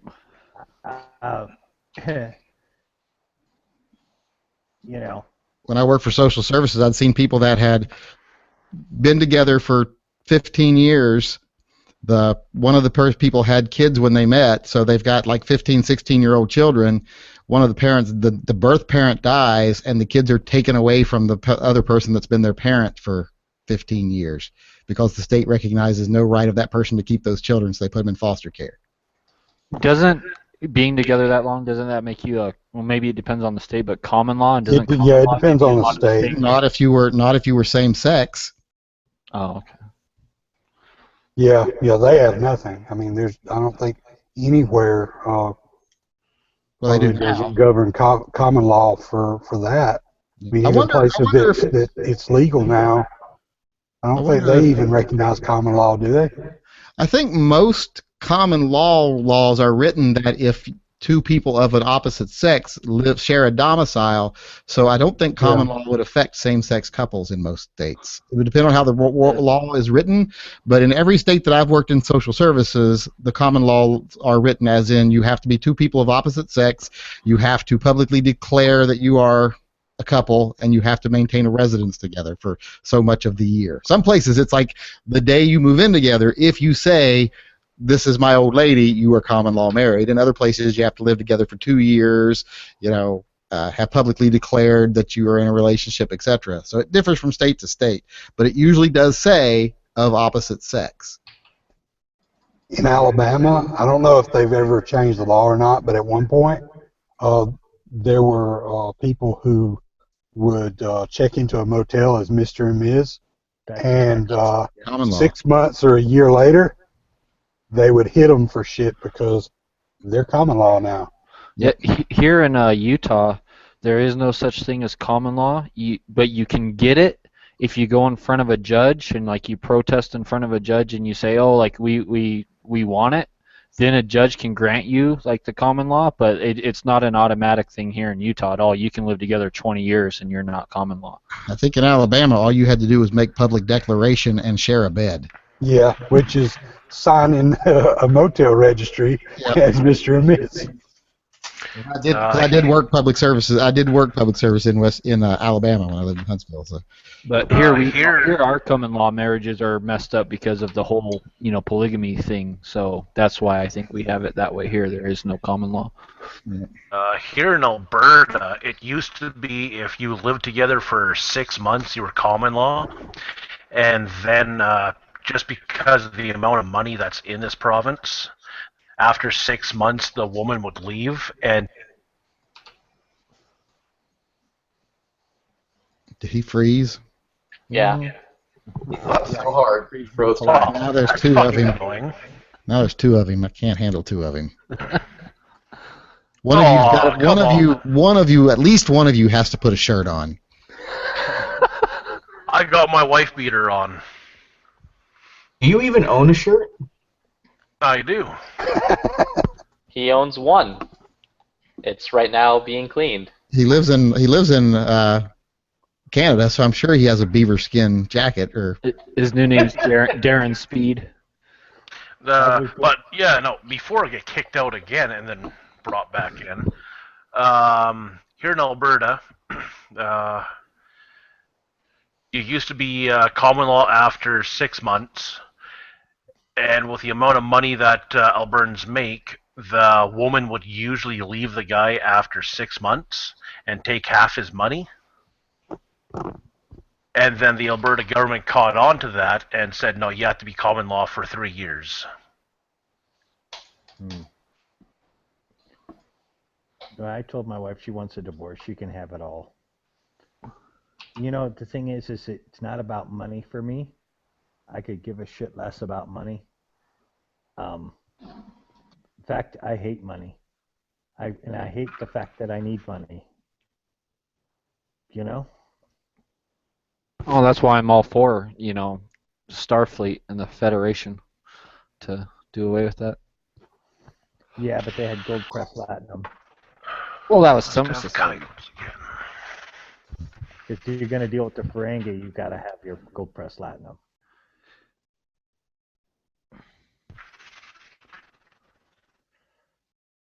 You know, like I said, I had an interview when this was first going on, and one of the person out of the blue asked me what I thought of gay marriage.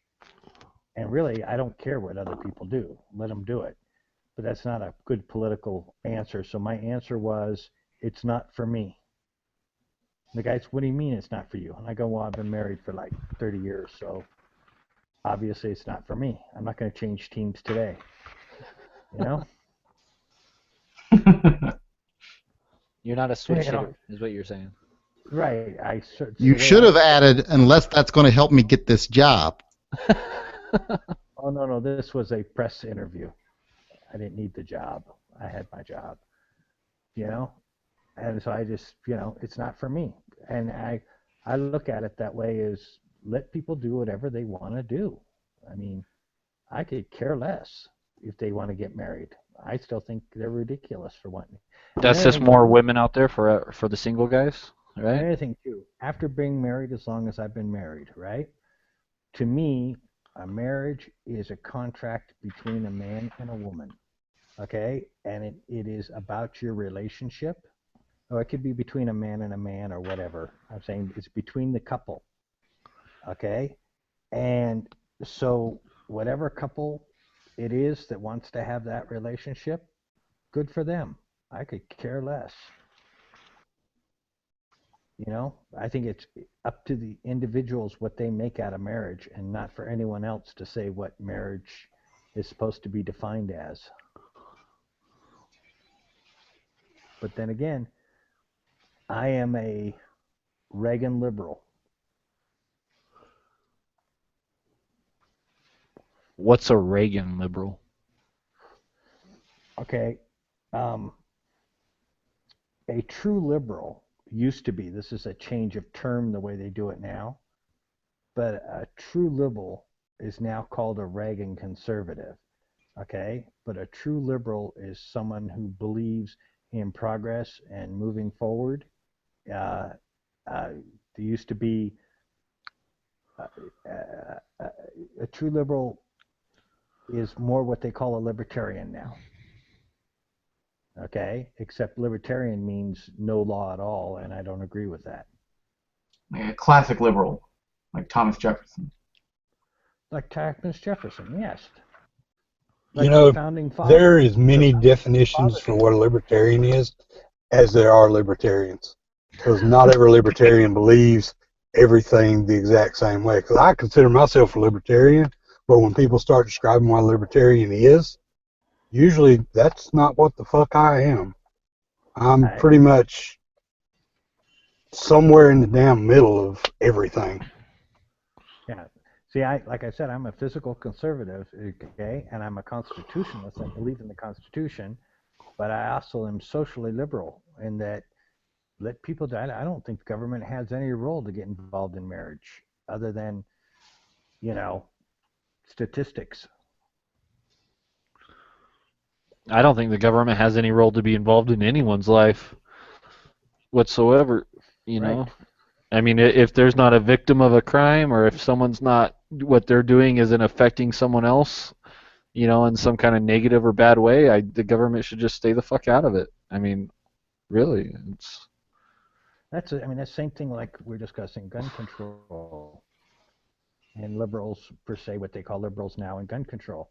And you have to say, how is me owning a gun, okay, affecting your life?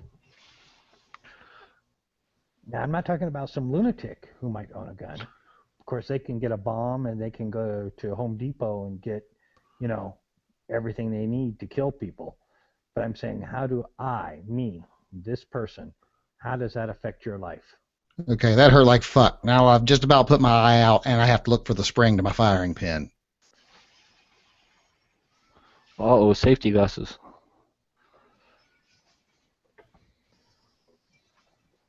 I totally get what you're saying. Yeah, it's I've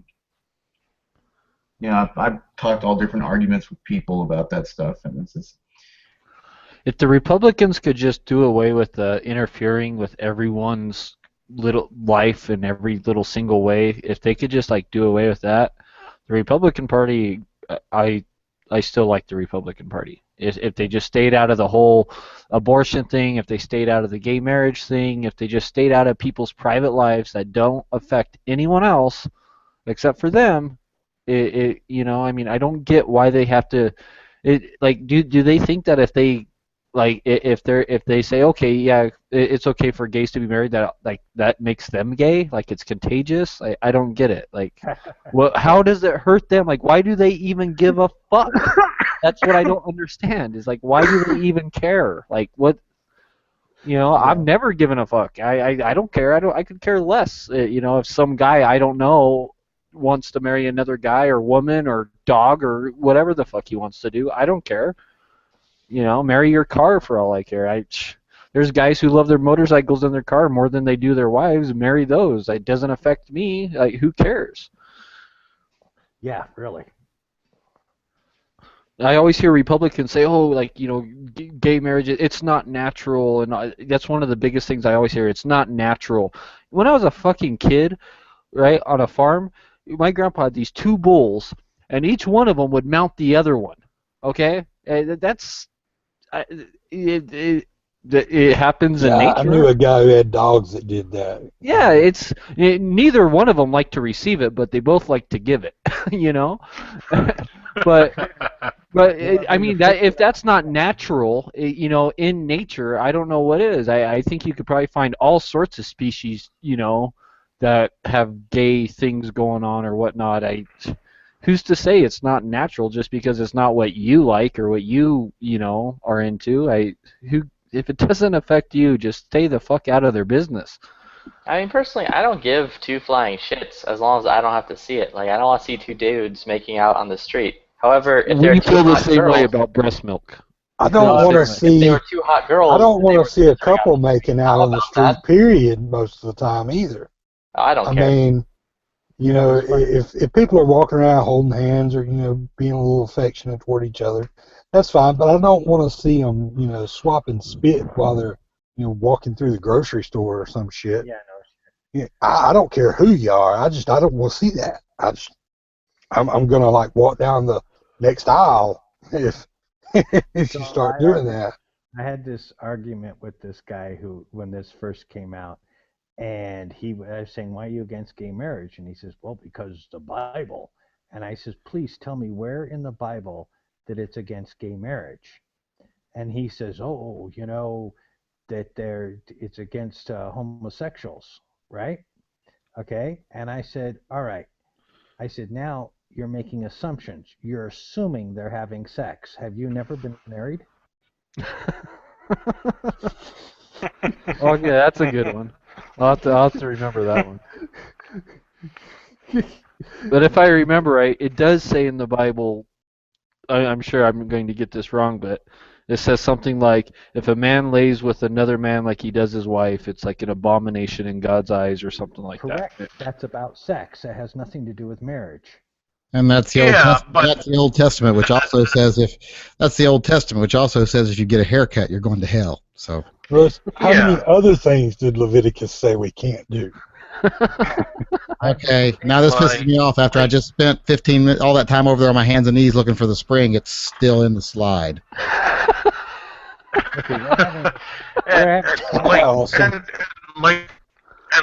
Like it says, that was the Old Testament. Is that not why zombie Jesus came back to life and after he died?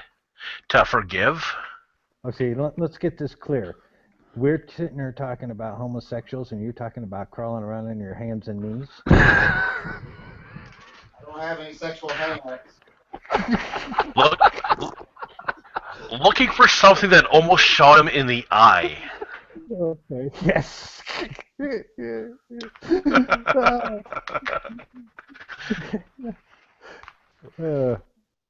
One, I don't have any sexual hang-ups, and two, my number one rule is not in the face. But the eye is acceptable. I don't know about you, but eyes are on my face. Well, you just said it tried shooting you in the eye. Right? Like, where else are the That is too funny. You know, like, what's that one saying that it's like, I believe that a gay married hippie couple has the right to defend their pot plants with like an AR-15 or like that saying? Like, I'm all for that, man. Like, dude, Right. they're allowed to. They should be allowed to do whatever the fuck they want. If you're not hurting anyone else, go for it. I'm Canadian. I could grow it. I don't need to defend it. Well, I am waiting. We can grow it. We can grow Especially it. if I, In Oregon, they can grow especially, it. They can grow it in a house. Especially if I have a gecko, I'm allowed up to 3 plants. I am waiting for them. They just did the first FDA testing and proved that marijuana is good for women's breast cancer. You can actually, it might even be a cure for breast cancer. The FDA study, but all the other studies they haven't done any yet. So I'm waiting for the FDA studies because when I was in a lot of pain and stuff, I considered marijuana as, because I didn't want to get addicted onto a drug. But my doctor went through everything and pointed out there's no studies that prove that any of it works for anything, even for pain management.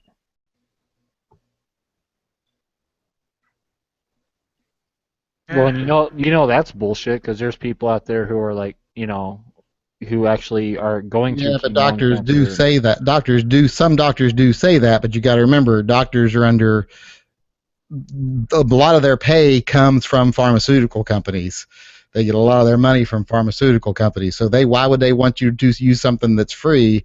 Our doctors here are hospice doctors, and they're top of the industry into the marijuana as treatment. And they're like, yeah, all the studies point to it being very beneficial.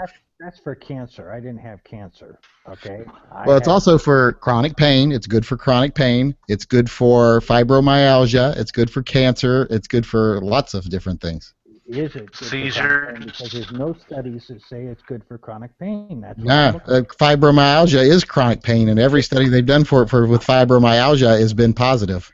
There's tons of studies. There's just nothing from the FDA because the FDA. Well, the FDA is federally banned from making a ruling on it because they're not allowed to make a ruling on it because it's a banned substance federally.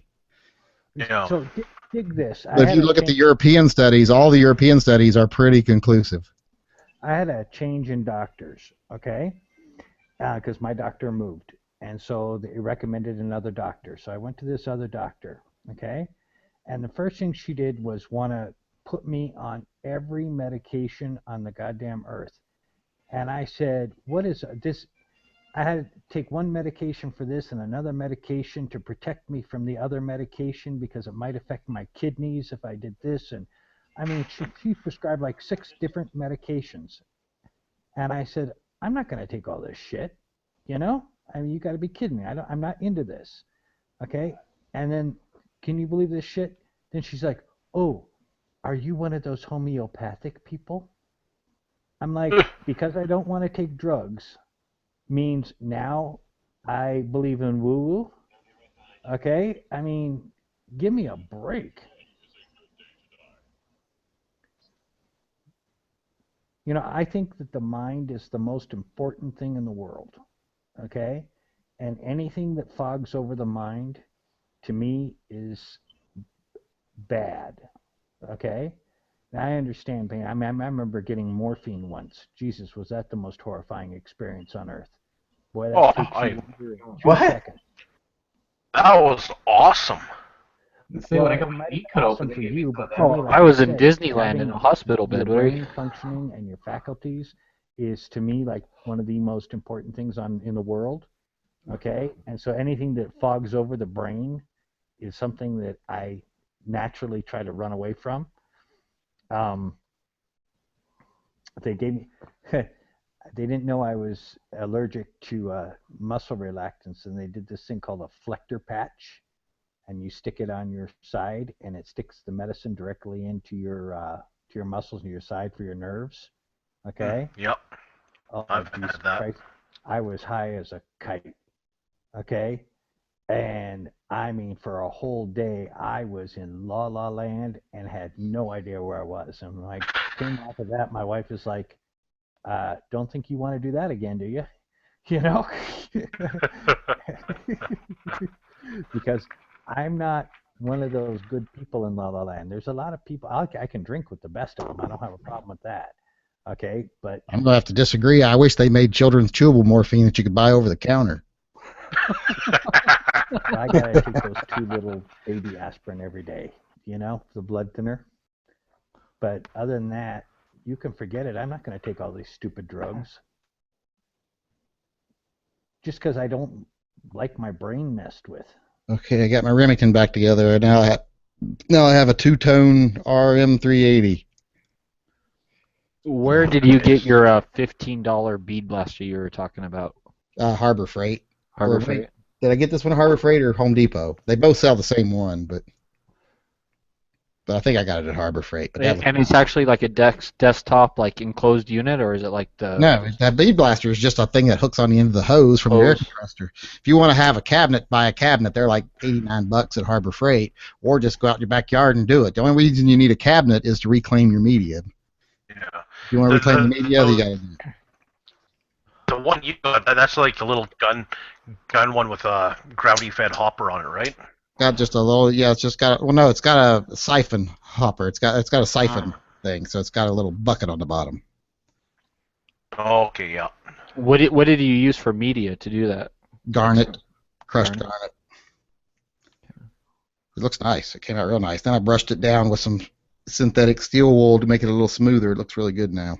Yeah, you inspired me to go buy one of the cabinet bead blasters because there's a couple guns I would actually kind of like to do that too, that have a pretty rough finish and would probably clean up nicely.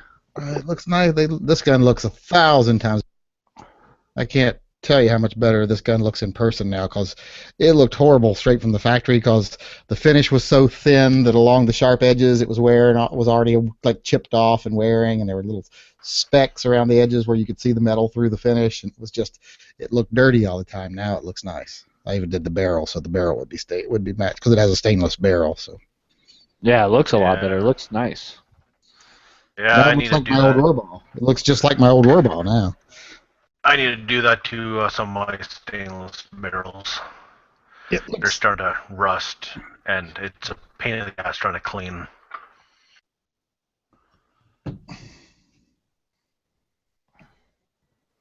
Yeah, it did look nice when you did it.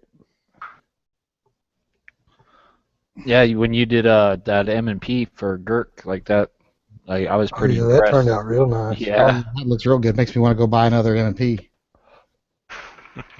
Now in your video you said that they I knew that they melanited the M&Ps, but you said that they put a black finish over it.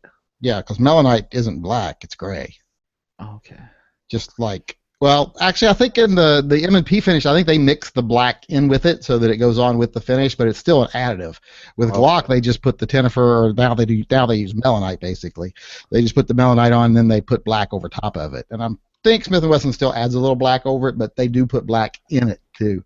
But the part that bonds to the metal is not black. So I think that's one of the reasons the M&P slide came out so well, because it's still got the melanite penetrates the surface of the stainless steel a few microns, so when you bead blast off the black, you still have kind of a surface treatment on the metal, makes it nice and silky feeling. Okay. Yeah, I was gonna say that looked like a really nice matte stainless. I really liked that M&P the way it looked. It's really nice. It turned out real nice. I should just tell B. Girk I need him to send me the frame So I can make sure they mat together and then just keep it. I was tempted to file his firing pin off on the end just because he didn't disassemble the slide before he sent it to me. You just send that in a different package like 2 days later. I just put it in there, but file a flat spot on it, so the first time he needed to use that gun, it would just go click. A dirty pool, man. I'm playing the new Star Trek game on my phone. I don't usually play any kind of phone games or anything like that, but since I like Star Trek, and I had to try it out to see what it was about. I can't play games on my phone. I can't figure them out. My son will be like, "You just move the phone like this," and I'm like, "It doesn't. It's not fucking doing anything." Oh no, thank God this one's not like that. You just hit a button with your thumb, you know, and it seems pretty like simple. If I can figure it out, I know you can. But it like has every Star Trek character from. I did play Star Angry Trek. Birds. I liked Angry Birds. I remember the first Star Trek computer game back in the 70s. And of course, nowhere near. You know, you had to plot out your course and you had to put in your coordinates. And you had to be careful about who you would pick up or rescue on the way because Klingons would fart in an airlock and kill everybody. Yeah.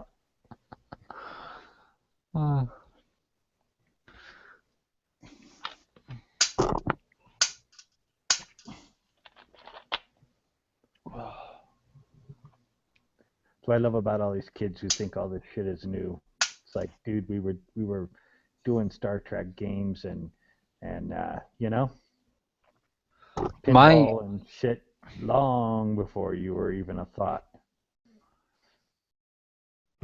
When I was a kid, when I was about like, I don't know, probably 7 or 8, we literally would like get a couple cardboard boxes. We'd search for cardboard boxes and we'd literally like draw buttons on them and like sit there and like in like, you know, a lawn chair with these cardboard boxes and pretend that we were like, you know, flying. Like we used something called an imagination, you know. Well, that is why I bought an acreage. So when me and my wife do have kids, I can kick them out and they can fuck around on the acreage. Yep. Bullshit. We used to the way my grandmother parented when I was a kid was once the sun came up and you had breakfast, like in the summertime when the kids are home, you went out, you did your chores because you had chores, you know, to do. Like I had to go out and get the eggs, and I had to let the goats out and stuff, and my sister let the pigs out, and so we had different things we did. But then once you were done with your chores, you were not to be seen again until lunch, when she would serve you lunch on the back porch at the picnic table. And then you were not to be seen again until dinner. You did not spend the day in the house. You were not allowed in the house unless it rained, unless we had a thunderstorm or something. Well, the houses back then weren't large enough. Oh no, we had a big house, so we had a big old farmhouse, but we weren't allowed in it in the daytime. Kids weren't allowed to be in the house in the daytime. They were supposed to be outside playing. Yep. Now, like around here, like around here back in, well, let's say up until about the 70s. The houses are about 700 square feet. So that was your bedroom and your kitchen. Not our house. We had a big 2-story farmhouse out in the country with 176 acres, so we had plenty of room to run. But my grandmother was like, "Get the fuck out, and you can come in when it's time to come in for dinner." And then you came in, ate dinner, you know, took a bath, whatever. see, not anymore. Now you got to make sure your acreage has good cell phone reception so they can sit somewhere and play on their cell phone while they get a fucking sunburn. See, now my youngest son is all for us buying acreage out in the country. He's okay with it because when we go out to my mom's, out where I was raised, you know, we have barns and chicken coops and a tennis court and an archery range, and he loves it. My 17-year-old is not enjoying it, does not enjoy it at all. Doesn't get any cell service out here. I'm like, yeah, I know. Yep. I was like, guess what? When I was your age, I didn't get cell service out here either. Oh, like hell. Like for me. That's funny. They didn't even catch that. Like for me growing up, like I think I'm one of the youngest guys up on chat right now. And I remember, like, we didn't even have street lights. The rule was, as soon as the sun went down, you came in. Oh yeah, there's no street lights out in the country. We don't even have paved road. Well, we had street lights. I mean, you had to pay extra for them out in the country, but we had a dusk to dawn light over on a pole by the barn. Yeah, well, that's kind of what we have is like that. But the electric company will put them up for you. Yeah, but, you pay like an extra 10 cents a month or some shit. Yeah, they came and set the pole and put this big old. It's like a street light, but it's like almost bigger than a street light, and it was just a big dusk to dawn light up on a pole next to the barn. Now my grandfather did that so in case we had to go out at night and do something with the animals, we could see without having to have flashlights. Oh, like me, like I never grew up out of the country. I grew up in at the time it was a small town, and they never had streetlights. My road wasn't paved until about a year after we moved, and that was like in 2003 when that road was paved. Out where we lived, I had to literally ride my bicycle for about 6 miles before I hit paved road, and then I had to ride the paved road another 5 to 7 miles before I hit town in any direction. So, like where I bought this acreage, it is 8 miles down a dirt road, and then another 4 miles to the closest hamlet. And then if you wanted to go to the next town, it's another 20 miles. See, I could live like that again easy. I could easily live out in the country, especially nowadays when you have internet access. Because all the time when I talk about moving out of the way, they're like, "Oh, it'd be so much trouble every time we have to order something, to go to the store or pick something up." I'm like, "We got fucking Amazon Prime. We just buy it today and get it tomorrow." Yeah, it's easier for me to order something online than it is to go to town and buy shit. You like go to for the me, store for like groceries. You go once a week. I mean, how often do you go to the store to go groceries? So, yeah, see, we would have to start doing that because I'm an everyday shopper. I go buy the stuff for tonight's dinner and tomorrow's breakfast. I don't keep a lot of crap in the house other than long-term food, stuff that's, like frozen. I have a freezer full of a half a side of beef, and I have, lots of freeze-dried food, lots of buckets of beans and stuff like that. But as far as like the stuff we actually eat from day to day, I do that shopping daily. Like for us, like when I go out to work, the wife goes into town every 2 to 3 days. When I come back from work, we go down, hit up Costco, and we buy 2-3 months worth of pork and beef and chicken and seafood and stuff like that. Well, she goes in town more when you're not there because she's got to see her boyfriend. But like when it comes to vegetables and stuff, the wife will still go out and buy her vegetables every 2 to 3 days. We grow ours, so. Yeah, I didn't know. We only have like 3 to 4 inches of topsoil around here, so we can't grow a lot of good No. vegetables. In winter, you don't grow outside. Too much snow. It's like shit. The snow just was melting off today. Okay, you grow indoors. I don't have the house for that.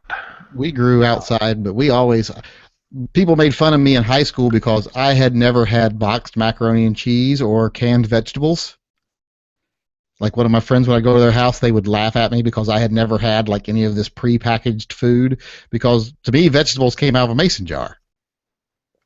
And that is what I want to go back to. I want to start canning my own fruit. I want to go and start canning my own vegetables. I hated canning. Hated it. I mean, I'd like eating canned food, but I don't. I mean, the stuff we canned, but I hated the process of actually canning it because I was a little kid and I wanted to be doing something else, and my grandmother made me help her can. You know what? Like when I was little, helping my grandma and my grandpa, I love canning. Canning salmon and pickles and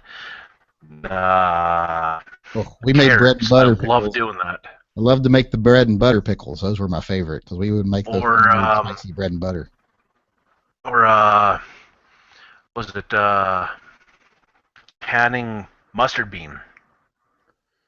See, I love Mustard bean? pickled stuff, and that's one thing I love about Russia. They pickle everything, but nobody in my family and my wife does not like any pickles or anything pickled. So Oh, I have to go out to a good restaurant to get anything pickled. The only two things I like pickled are herring and cucumbers. Oh, pickled fish. Oh, no, pickled I love my canned salmon, but pickled olives. Oh, pickled herring. I love pickled herring. Oh, it's Pickled pickled herring or pickled trout. Oh no. It's awesome. No, I love it. no. I hate I'll eat it every now and then here, and I get yelled at. Like, Stinky stuff out of the house. I want nothing to do like me, I like going down to the grocery store and buying my canned sardines and oysters and stuff like that, but that's about it. Herring or oh no. Oh, Kipper snacks. Oh, I love those things. Like, I don't eat any candy or chocolate or anything. Oh, I So love when I go to the store, I buy like a couple cans of the Kipper snacks, and Yeah. that's like my candy, man. Oh, Oh yeah, I like those. I love the Kippers. I have probably 20 cans of Kippers in the cabinet in there. I can only eat them at night after everybody else has gone to bed, and then I have to rinse the containers out and take them out and put them in the garbage outside. I don't eat anything from the ocean in any way, shape, or form. Why? You just don't like fishy don't stuff, like- or? Nope, don't like fish or fishy stuff. Imagine me traveling in China, in Japan. Yeah, that's all seafood. Yeah, Oh, if I had one food to live off of for the rest of my life, it would probably be like crab or lobster or something. Like, oh man. I just say Nah. nothing from the ocean, please. I'm not a big seafood fan. I will eat king crab legs, like stow crab legs. I like stow crab legs. And I like some fish if it's prepared right. Like I like a halibut if it's breaded and deep fried. Oh, But a as far as just Halibut is not fish, according to the Japanese. That's chicken of the sea. exactly. So I like that. And I like Long John Silver's, but otherwise I'm not a seafood fan. I don't eat shrimp. I don't eat lobster. I don't eat, any kind of like fishy fish and but I love kippers, so They used to say nothing from the ocean, but I could have chicken of the sea because it's chicken. yep. That's what they used to say. Because I always had to. When you go to those countries, you always have somebody who is your host. He takes you around. For all your business meetings and everything. The company will send a person, and they'll take you to all your meetings, and they'll take you to dinner, and they do everything, and they'll sit there and say, take you to a restaurant, and they'll set up ahead of time in the restaurant everything. They'll say, no, to this person, not this, don't eat this and don't eat that, and only serve them this. It was kind of nice. Yeah, no, like me, I love my salmon, lobster, crab. Yep. So you Like probably, even imitation shrimp. crab salad. so you probably love it like I do when people. Oh, So you probably love it like I do when people say something to you. Like when I say I don't like Korean food, they'll be like, "Well, you've just never been anywhere that know how to make it." And I'm like, "I'm pretty sure they knew how to make it in Korea, and I didn't like it." Wait a second. Wait a second. Like, wait a second. You have never had Korean barbecue? I have. I didn't care for it. It's just beef, Yeah, but it's not the way they prepare it. I don't like it. but you cook it yourself. No, you don't cook it yourself. If you don't cook it yourself over there. Yes, you do. A Korean barbecue is they put a like a hibachi in the center of the table. That's if you go out to a restaurant or something. It's not like you can have Korean barbecue. It's just sautéed barbecue, and it's not. I don't like the flavor of it. Oh, okay.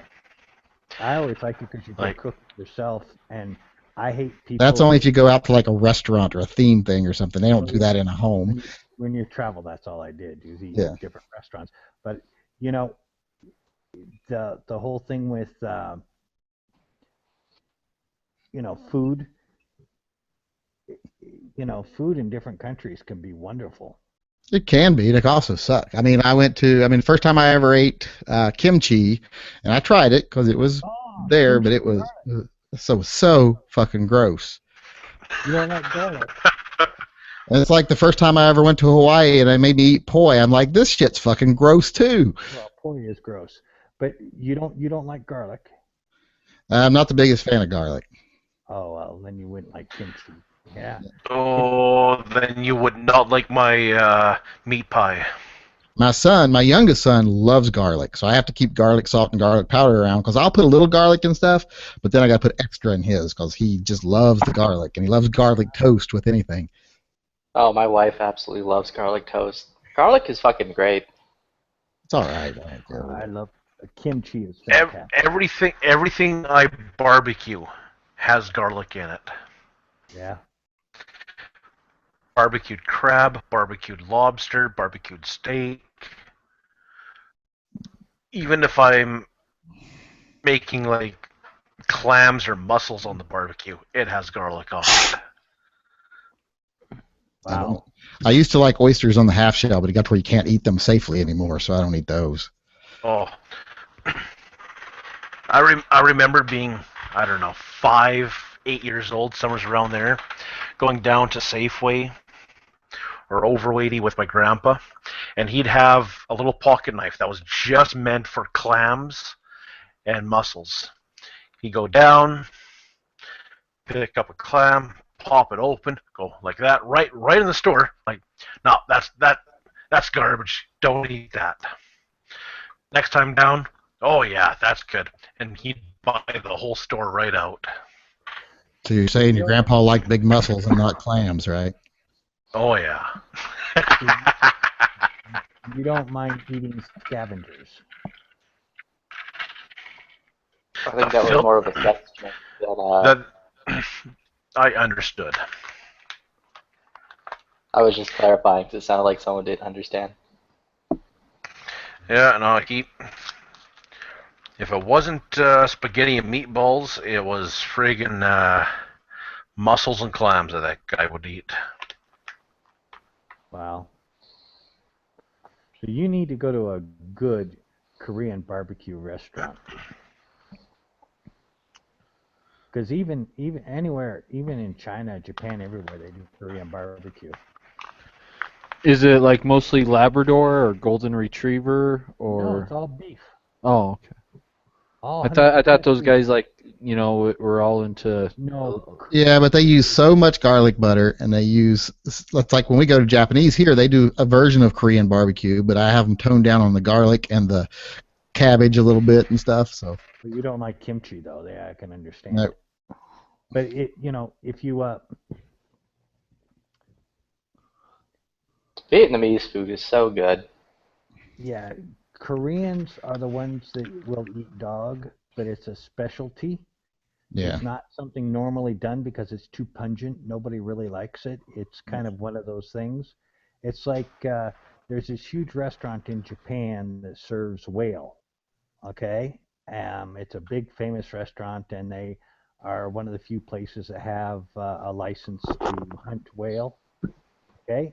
And everybody will tell you it's a great novelty. You go and I had whale to say I had whale, but everybody pretty much tell you it tastes like shit. Every time I go there and hear that, I think of Crocodile Dundee. You know, he says, yeah, you can live on it, but it tastes like shit.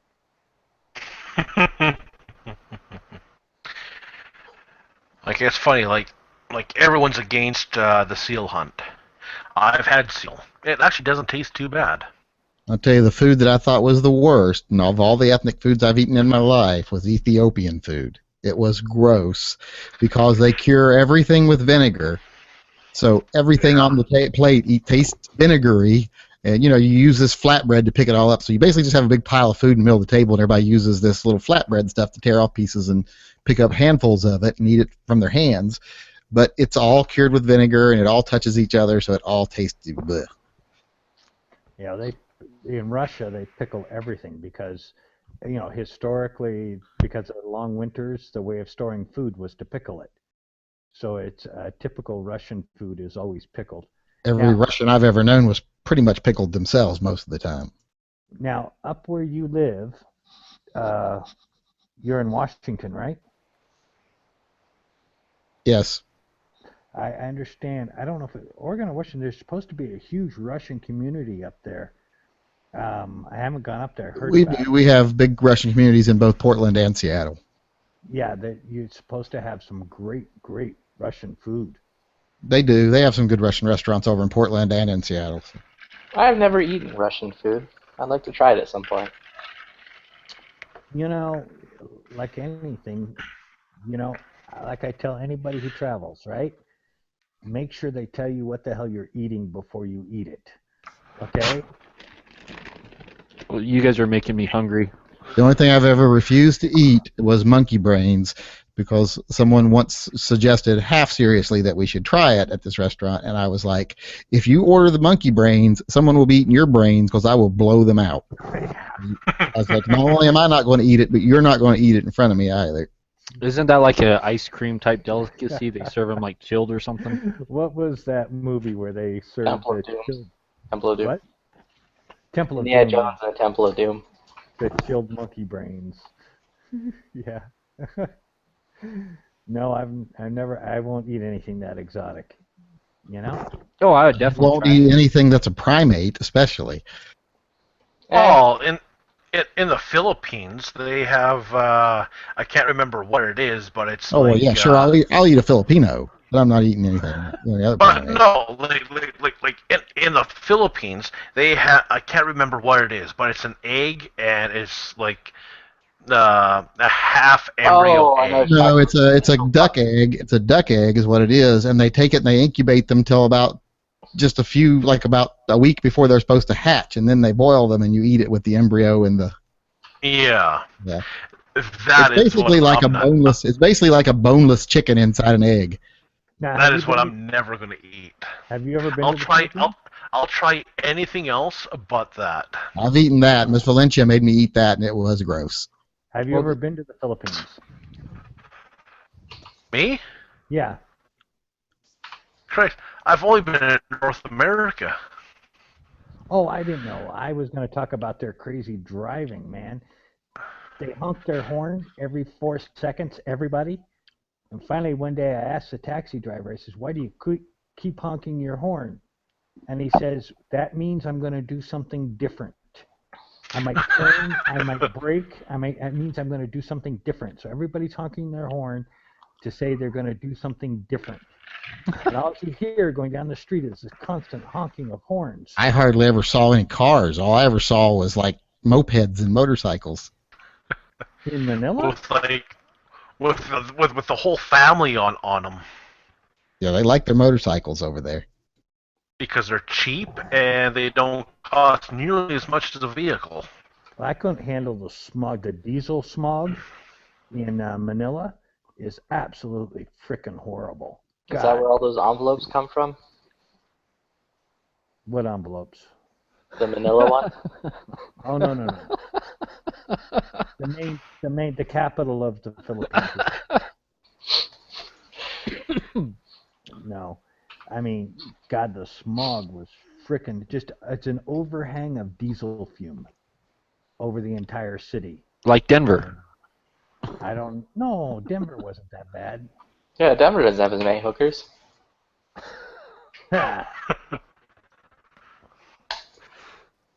Denver, the lost dinosaur. Now that Yankee Marshall's here, I can say whatever the hell I want, and it's all Yankees' fault. So, because he's the one who introduced me to this channel, so anything I say or do has to be completely his fault.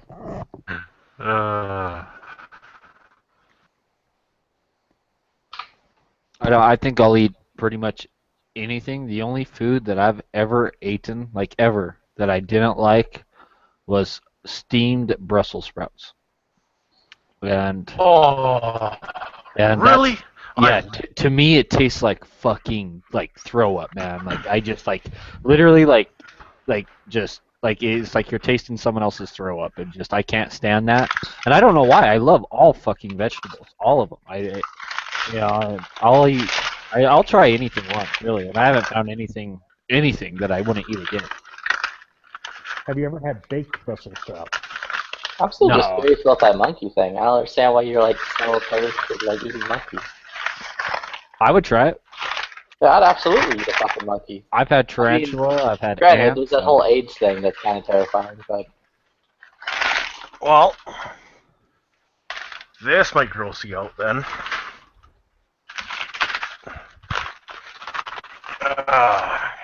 Just remember, in some places in Africa, like they eat their loved ones when they die because they think that's how like they. Well, I don't know if they still do it, but they would eat their loved ones when they would die. Like if their dad died, they would eat them, and that's how it was like their dad would like live on and become part of them, and so a lot of cannibalism was actually like not killing someone and eating them. They'd wait till like when a family member died naturally or something, then they would eat them. It was like a sign of respect and honor. I can't believe that. Is that true? Yeah, it's totally true. That's the April Fool's thing of today.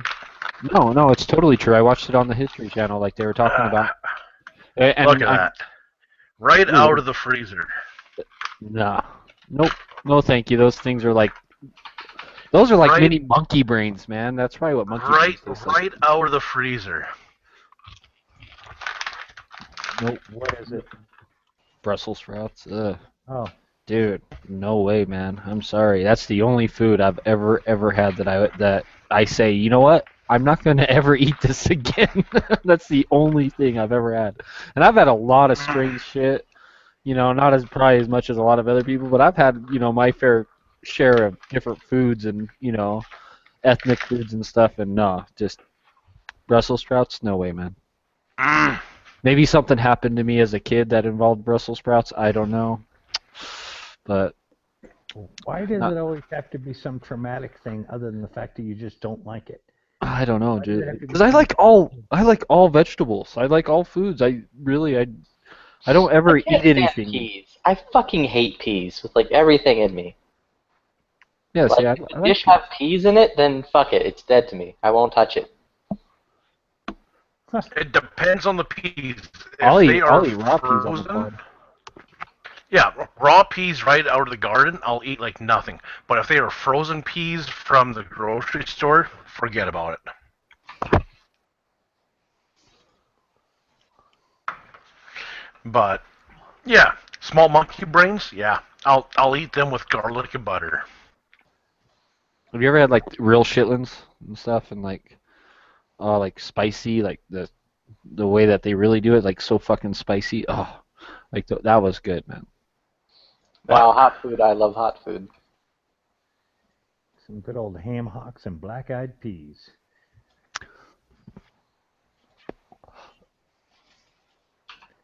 Yeah, we wouldn't eat that shit either. Like carp, I won't eat carp. Like I know that there's a lot of people here who fish and eat carp. Fuck no, man, I'm not eating that shit. I used to hate fish. Like as a kid, I couldn't stand it. Now, like I just super don't care. I'll eat fish. What I hate is when people cook fish in their house. You're gonna cook fish, go out on a barbecue. You don't stink your whole fucking house up with fish. Well, it depends on the fish. Right. But still, go out and barbecue it, man. Stink up the neighborhood.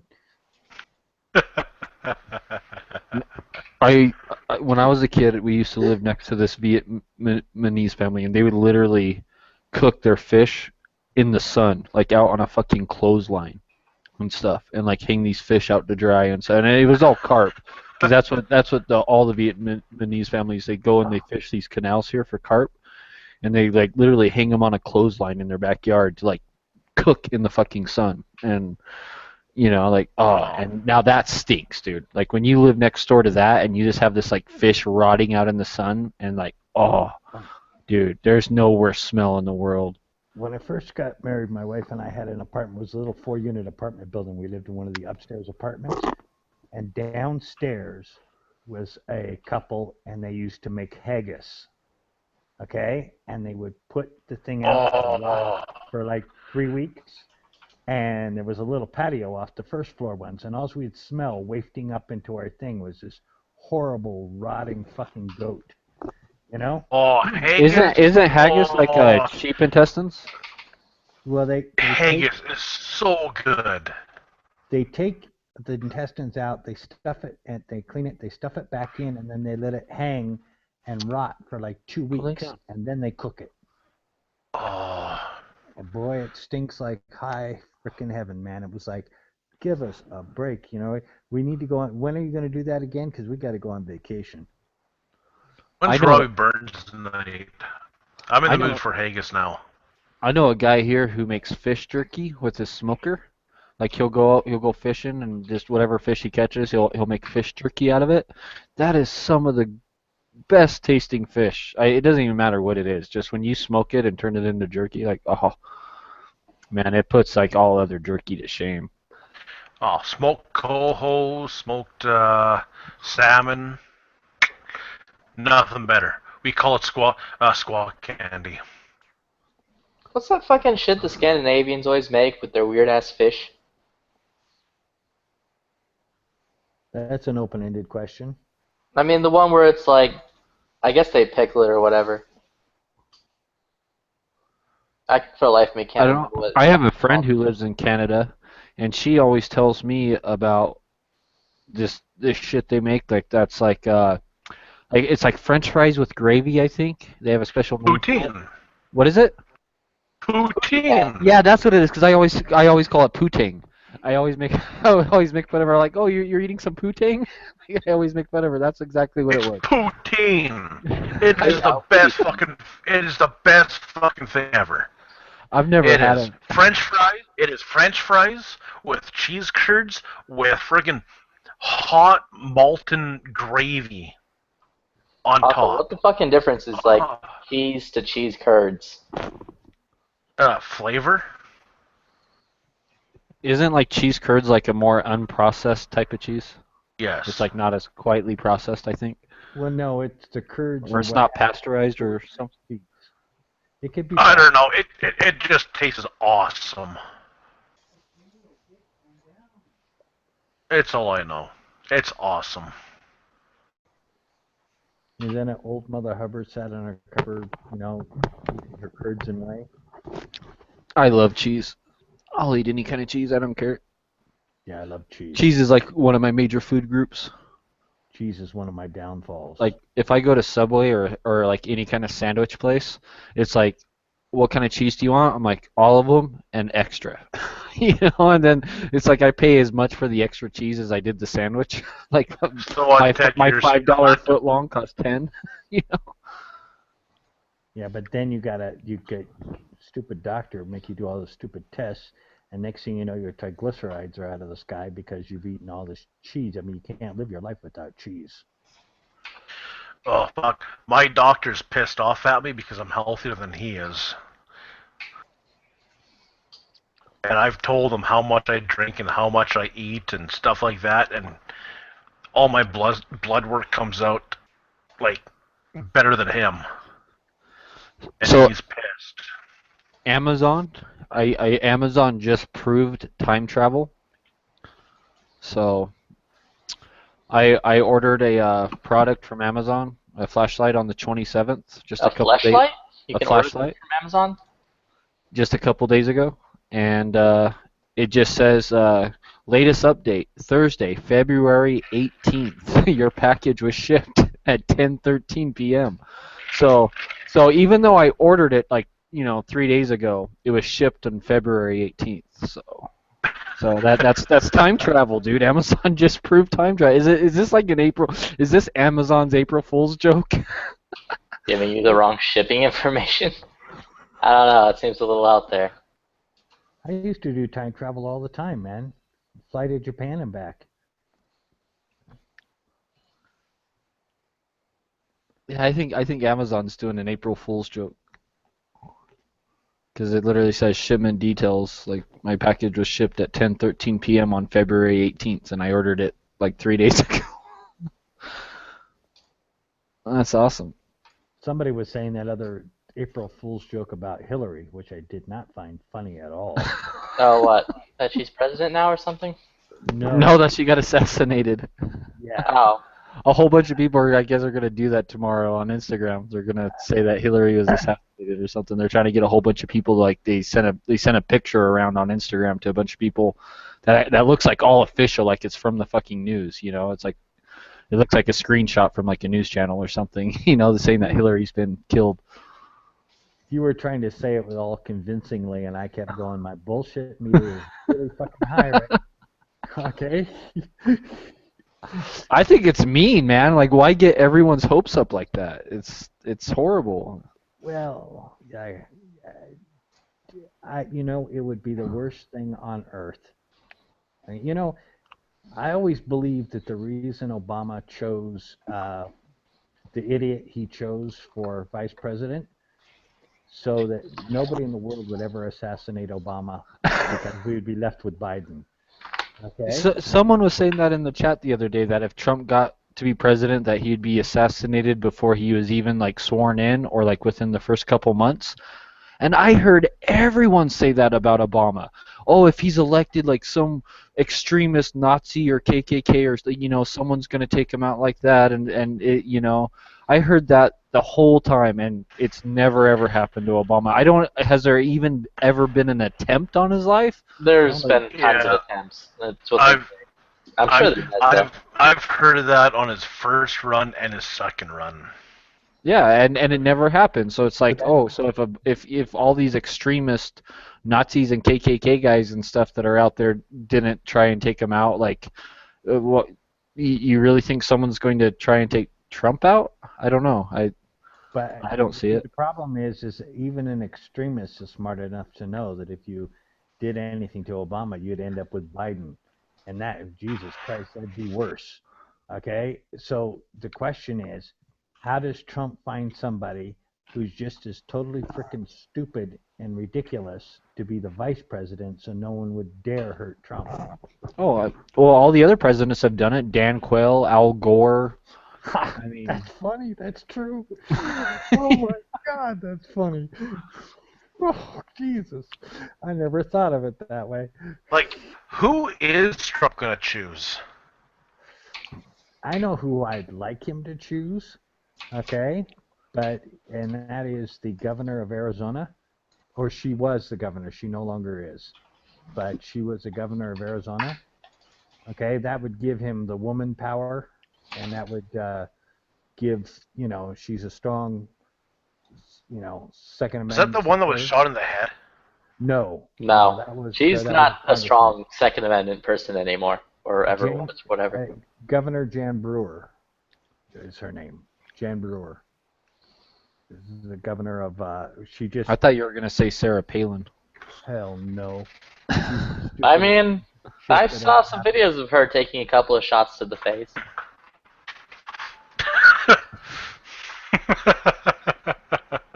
Okay, first, I'm curious to an extent of what you meant by that, and then secondly, once I thought about it, I don't want to know. Please. I'm pretty sure you can find that on Pornhub. You could figure that out real quick.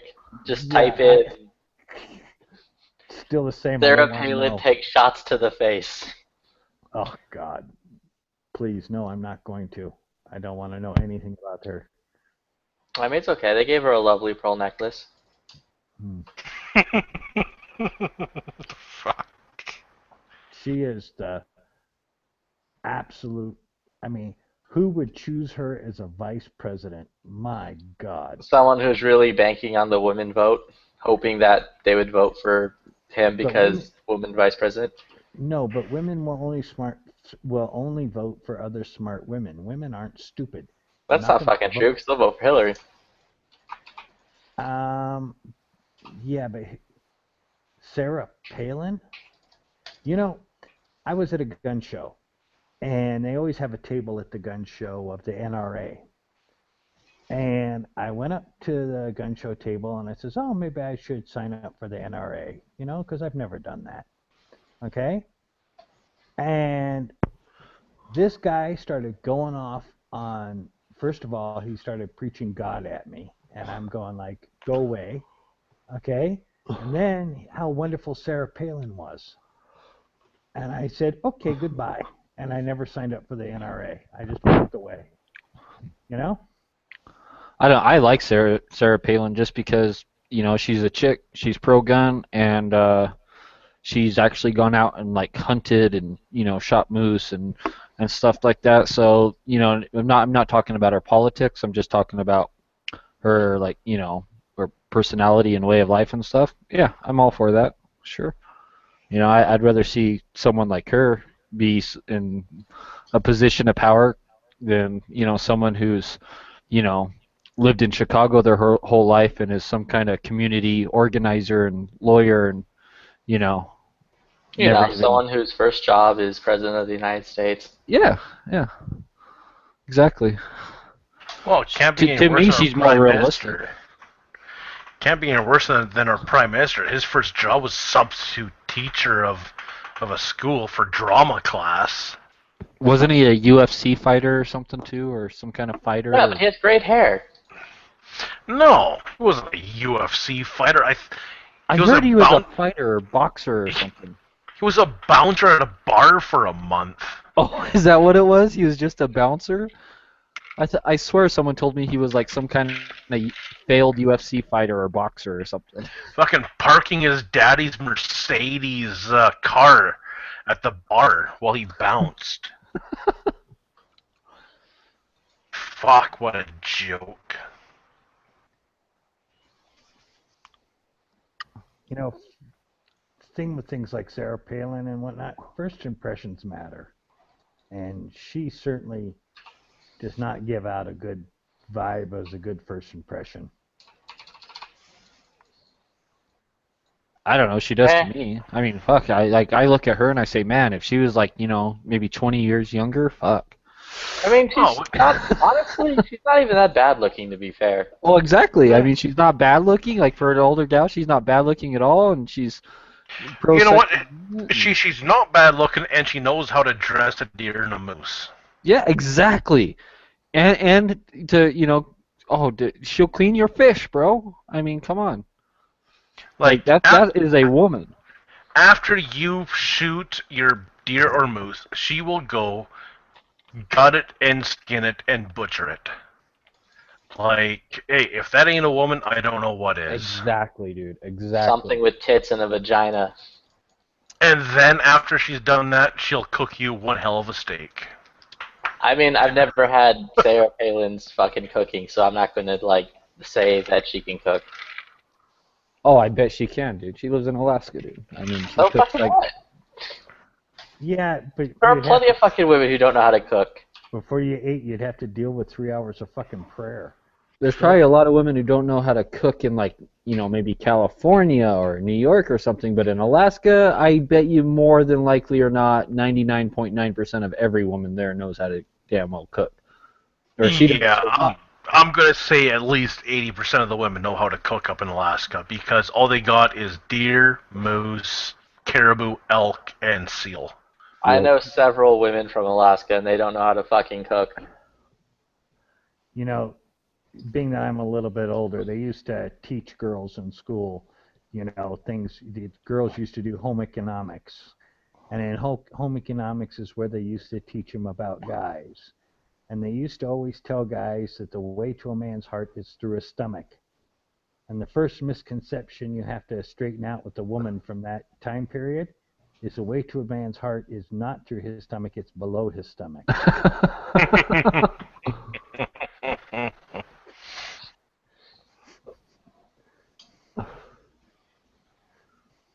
That was probably my favorite class in school.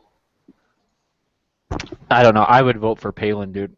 I think we'd be... I'll tell you what. I'll just go out and say it right now, that if Palin would have became president instead of Obama, we would be in a lot better position than what we're in right now.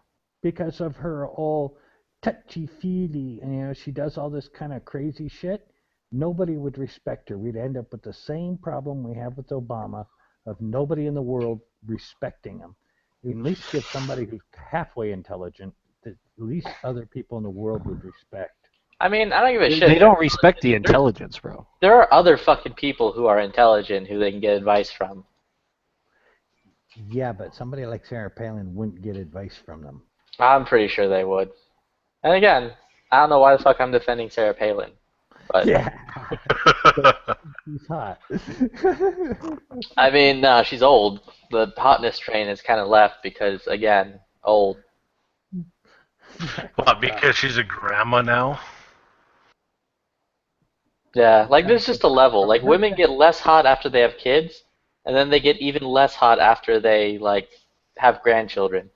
Because she's a grandma only means from her neck of woods that she's more than 20 years old. That is not true, dude. That is not Flippy, that is not true, dude. Do you know how many women who don't even come into their prime until they have kids, and then that's when they'll start losing weight and stuff like that? Oh no, dude. Like, have you ever heard the term MILF? Well, I mean, they have to at that point because they there is a lot of women that go from an ugly duckling to a swan after they have their first kid. Yes, exactly. Exactly. And no, that wasn't the comment. He was talking about grandmas, not mothers. No, I said both. I said women get less hot after having children, then they get even less hot after having grandchildren. But what I'm saying is, you know, I agree. Women can get much hotter after children. Okay, but you know, in Sarah Palin's case, you know, the I mean, they get all super like thin and whatever, but it still is not going to fix their vagina. What's wrong with that? You just asked the doctor. Fucking baby shot out of it. The thing's slightly bigger than a football shot out of it. Hey, Flippy, is that why you don't have kids yet? Yeah. Wait, well, that Flippy, and I don't feel like throwing a bunch of money in a hole for no good reason.